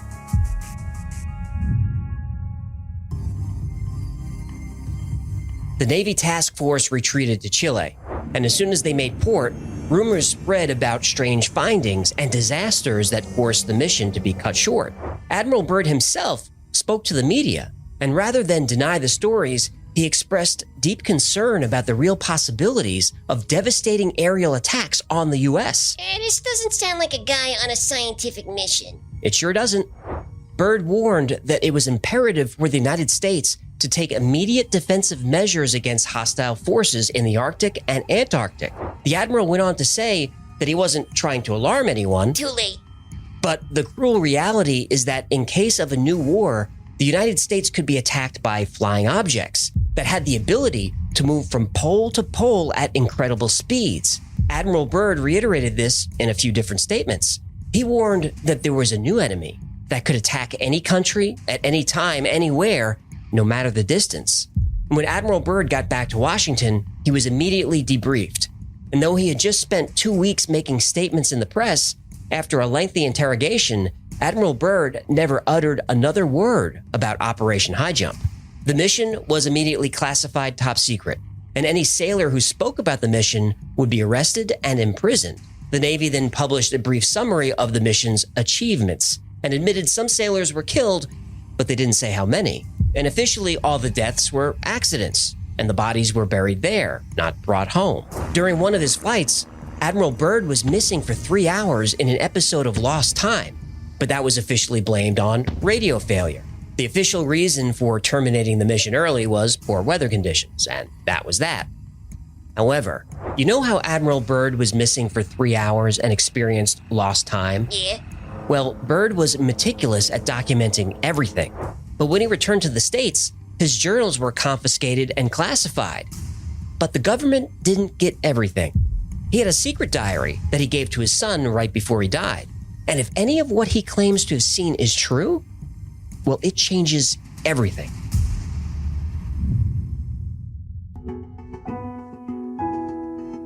According to Admiral Byrd's diary, he fuels up for a flight early in the morning. The weather is clear, and mechanically, the plane checks out. At 8:15, at an altitude of 2,300 feet, he checks in. 08:15 hours. Radio check with base camp. Situation normal. At 10 after 9, he notices a color pattern in the snow. Nothing extreme, but he circles the area to get a closer look. He makes visual contact with camp and radios in his findings. Then, his instruments start to act strange. He writes that both his compasses are gyrating so much that he can't even use them. So he uses the sun to navigate and maintains a visual of camp. He reports that his controls are feeling sluggish. He's concerned about the wings icing up. There's a little ice, but no indication of a problem, so he continues flying toward what he perceives as a mountain range. 09:49 hours. 29 minutes elapsed flight time from the first sighting of the mountains. It is no illusion. They are mountains and consisting of a small range that I have never seen before. He crosses the mountain range and descends toward what he describes as a green valley with a small river running through it. There should be no green valley below. Something is definitely wrong and abnormal here. We should be over ice and snow. To the port side are great forests growing on the mountain slopes. Our navigation instruments are still spinning. The gyroscope is oscillating back and forth. He drops down a bit and circles back for a closer look. He reports the green as being moss or tight grass. The light seems different here. He can see the ground easily, but he can no longer see the sun. Now, this starts to worry him because he's using the sun to navigate, but he gets distracted by something he didn't expect. On the green valley below, a large animal is grazing. It appears to be an elephant. No, it looks more like a mammoth. This is incredible, yet there it is. Decrease altitude to 1,000 feet and take binoculars to better examine the animal. It is confirmed. It is definitely a mammoth-like animal. Report this to base camp. Admiral Byrd flies over green pastures that stretch for miles, and he's so amazed by what he's seeing, it takes him almost 30 minutes to realize it's not cold anymore. Frost on his forward window is gone. Same with the bits of ice that were on the wings. He removes his gloves. The window of the canopy is warm to the touch. He records an external air temperature of 74 degrees Fahrenheit. His instruments are now back online, but his radio is out. And remember, in the official report, Admiral Byrd was out of radio contact for 3 hours. So he flies for another hour over what looks to be a countryside or a pasture. On the horizon, he sees the impossible, a large, shining city. The plane shudders. Admiral Byrd grabs the controls, but they're not responding. He notices the plane feels light and buoyant. Then, on both sides of the plane, strange aircraft are rapidly closing in.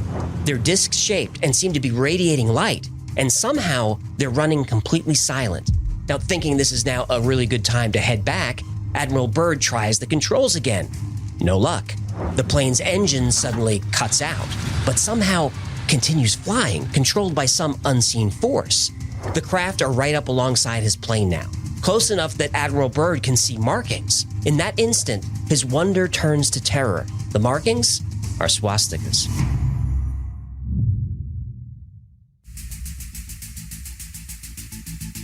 According to documents leaked in 1991, things back at Camp Little America take a strange turn.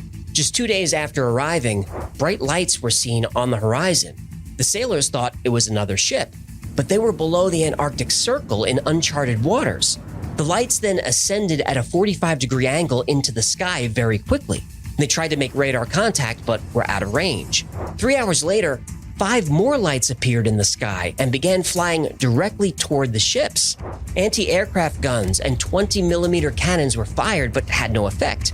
A radio operator stationed on the USS Brownson gave testimony of how strange craft suddenly appeared from the ocean. And this is corroborated by Lieutenant John Sayerson, who said objects shot vertically out of the water at tremendous speeds. One object flew between the masts of his ship with such force that the radio antenna oscillated back and forth from the turbulence. An aircraft from the USS Currituck took to the sky but was immediately struck by a beam of energy and destroyed.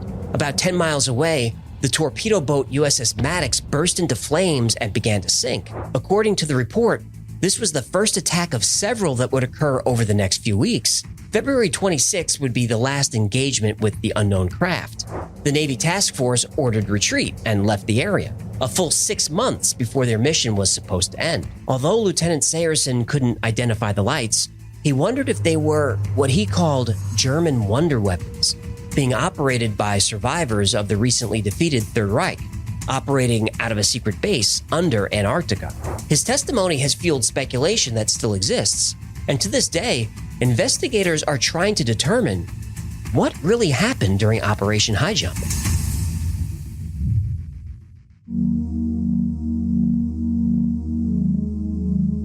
Admiral Byrd's radio, which hadn't been working for at least an hour, suddenly comes back to life. Though the signal was distorted, a voice starts speaking English with a slightly German accent. Welcome, Admiral, to our domain. We shall land you in exactly 7 minutes. Relax, Admiral, you are in good hands. The plane gently lands itself, and Admiral Byrd is met by several men, all tall with blonde hair. Aryans? Sounds like it. Byrd joins the strangers on a platform that levitates and rushes them toward the city at great speed. He's directed to an elevator that takes him quickly and silently deep underground. He is to have an audience with the Master. Admiral Byrd is led into another room where an older man is seated at a long table. Admiral Byrd is asked to sit down. The Master says his people are called the Ariani, and they've been observing humans for a long time, but only now are they choosing to interfere. The Master says that Admiral Byrd's race is too immature for atomic energy and are at risk of destroying themselves. The Master says every time they try to make contact, their ships are fired upon and pursued by fighter planes. So instead, they chose Admiral Byrd to carry this message. Because he's a famous and well-respected figure, the Master hopes that the world will believe him. After the meeting, the Admiral is escorted back to his plane. And after flying for a few minutes, a voice comes through the radio that control of the aircraft is now his. A voice says, "Auf Wiedersehen," and disconnects. Definitely Aryans. When Admiral Byrd arrives at the Pentagon in March 1947, he is debriefed and interrogated for hours. He relays the message from the Master and advises the President. He's ordered to remain silent about the operation, and indeed, Admiral Richard E. Byrd never spoke a word about this mission again. The final entry in his diary is a number of years later. Admiral Byrd feels what he calls the long night coming, but doesn't want this knowledge to die with him. Just as the long night of the Arctic ends, the brilliant sunshine of truth shall come again. And those who are of darkness shall fall in its light, for I have seen that land beyond the pole, that center of the great unknown. Admiral Richard E. Byrd, United States Navy, 24th of December, 1956. And Admiral Byrd passed away 3 months later. This secret diary was found by his son, Richard Byrd Jr., and subsequently released, as was his father's wish. And 18 months after that, the Antarctic Treaty was signed, forbidding anyone from going to Antarctica without special permission from one of 12 signatory governments. And even with special permission, you may only go in a few small designated areas. Antarctica is bigger than Europe, bigger than Australia, bigger than the entire United States. Yet all that land is off limits. Why? Was there a secret Nazi base?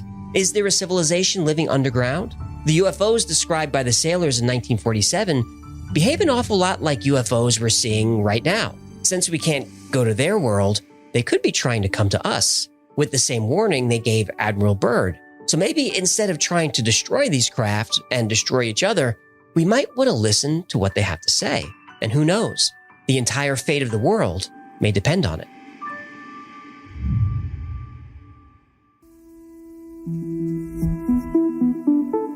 Okay, talk about a story having it all. UFOs, Nazi bases, government cover-ups, even Hollow Earth. And I've done a lot of research on Hollow Earth, so if you want to see that video, let me know in the comments. Anyway, I'll tell you right up front, there's a lot of the story that can be debunked, but not all of it. Let's start with Admiral Byrd's secret diary. It's not real. First of all, the flight in the diary takes place in the North Pole, so we're already off to a rocky start since Antarctica is as far south as you can get. And some of the log entries are almost identical to actual published log entries from the Admiral. The same types of instrument failures, engine issues show up in both places for some reason. Also, whole paragraphs of what the master said to Admiral Byrd seem to be plagiarized from the 1937 film Lost Horizon, where the main character is talking to the Dalai Lama who issues the same kind of warning. In 1964, a book about the Hollow Earth was released by Walter Siegmeister under the pen name Raymond Bernard. Admiral Byrd is mentioned quite a bit in the book. Bernard went on to write lots of books about UFOs and Hollow Earth, and later, when Byrd's secret diary appeared, guess who wrote the foreword? Yep, Raymond Bernard. But the dead giveaway for me? The secret diary is full of exclamation points. Like, lots of them. If you read any of Byrd's other logs, no matter how excited he gets, he doesn't write like he's posting on Reddit. He writes like a gentleman. So, what about the Nazis? Here's where it gets tricky. The Schwabenland did go to Antarctica in 1938, but its mission was to secure new ports for whaling to supply Germany with its own whale oil for margarine. Whoa. A Nazi mission to the South Pole for a delicious buttery spread? Exactly. Germany wasn't at war yet, but Hitler was planning it. A lot of oil and fat-based products were imported. Hitler wanted to make sure that these industries could continue and his army could be fed in case foreign supplies were cut off. The Nazi mission did claim some land for Germany, and it's widely thought that they did look for a location for a base and maybe even tried to build one, but no evidence of a base has been found. However, Nazi artifacts have been found in the Arctic, in the north, which could be why this story continues to circulate. But so far, nothing in the south. Could be underground. It could be. I'm not saying nothing's there, I'm just saying we haven't found it yet. Or they found it and aren't telling anybody. Well, that's always a possibility. The US government did lie about the real purpose of Operation High Jump, and it's true Admiral Byrd never spoke about it publicly, except for those cryptic comments in the Chilean newspaper El Mercurio. El Mercurio is a real paper, and Admiral Byrd did give them an interview. Obviously, the article was released in Spanish, but when it was translated back to English, his words were twisted around to make the story sound more dramatic. Never let the facts get in the way of a good story. Right. Byrd never said there are ships that can fly pole to pole at tremendous speeds. He said the United States could be attacked by planes coming from the poles, and it should be ready for that. And Operation High Jump had a press contingent, about a dozen reporters giving daily reports. There really wasn't much going on, so rather than send back a 3-word story, lots of ice, the reporters added their own flair. For example, Byrd did find a small lake that had uniquely warm temperatures with algae growing in it, but it was reported as a land of blue and green lakes and brown hills in an otherwise limitless expanse of ice. And the UFO attack? Right. In 1991, after the collapse of the Soviet Union, millions of secret documents were released.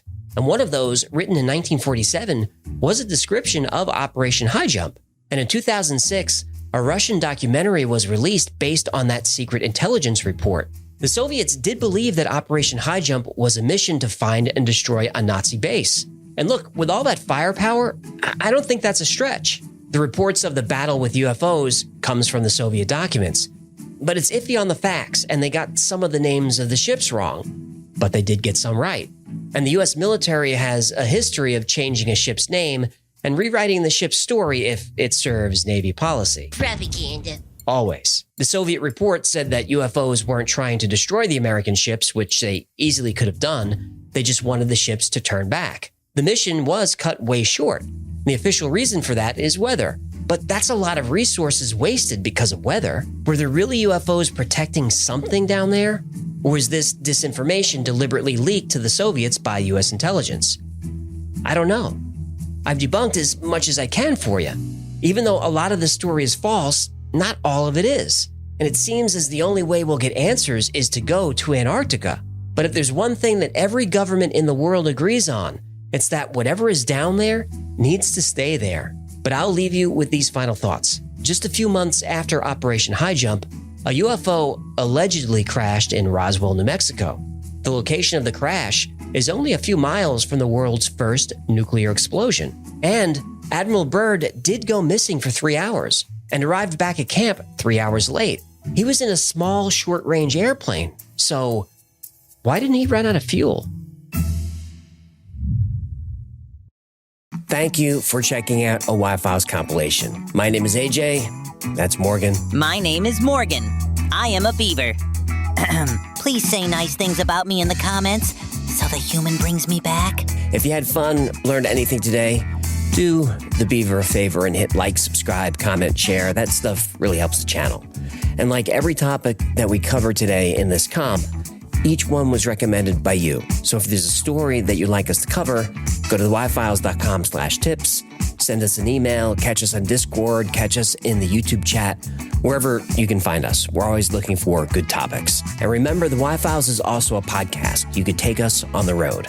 Over there, we simulcast the episodes that you see here on YouTube or whatever video platform you're watching. But we also post deep dives on a lot of this content. And we also post episodes that wouldn't be allowed on the video platforms. And those are called redacted, I think. They're spicier and probably not for kids. So those are up on the podcast. It's called the Y-Files Operation Podcast. It's available everywhere. And if there's a thumbs up or a like or a rating or a comment area, that stuff really helps. I would appreciate if you'd give us a little bit of love. Now, if you need more Y-Files in your life, check out our Discord server. We have 90,000 people over there. It's a lot of fun. If you're feeling down, it's a really supportive community and it's free to join. So go over there and hang out with other weirdos like us. Oh, and speaking of 24/7, check out our 24/7 live stream. That happens on the Y-Files backstage. The link is down below. And over there, we run episodes back to back, and they're in random order. So you may see a very new video that's kind of recent, and then the next one might be one of the cringy old ones. I don't hold anything back. Even the episodes that are really, really ashamed of, those are all up there. But what's a lot of fun is there's some unique content in between, and the chat over there is just hilarious. So check out the 24/7 stream over on Backstage. Now, in a few weeks, I'm launching a new show called The Basement, which is just another podcast. And I'm going to sit down and talk to the interesting people that are behind all the stories that we cover here. And some of these folks have been amazing during my research phase, where I'm so generous with their knowledge to help me put together really excellent episodes, and they deserve a lot of the credit. So why not talk to them directly and pick their brains? Some of these folks are so smart and know so many things about the subjects that we love here. So we're going to have those guys in, or ladies, and just try to have deep, long-form conversations. Now, if there is anybody you would like to see on that show, I think it launches in a few weeks. But we are on the lookout for guests. So you can email team@theyfiles.com with your suggestion. And don't just throw a name out there. Tell us a little bit about the person and why they would be interesting. And we'll reach out and we'll bring them on. Special thanks to our patrons who made the Y-Files happen. Every episode is dedicated to our Patreon members. I couldn't have done anything like this without the support of this community. So from the bottom of my heart, thank you. And if you'd like to support the channel, join the community, keep us going, become a member on Patreon. It's only $3 a month, and you get perks like merch only available to members.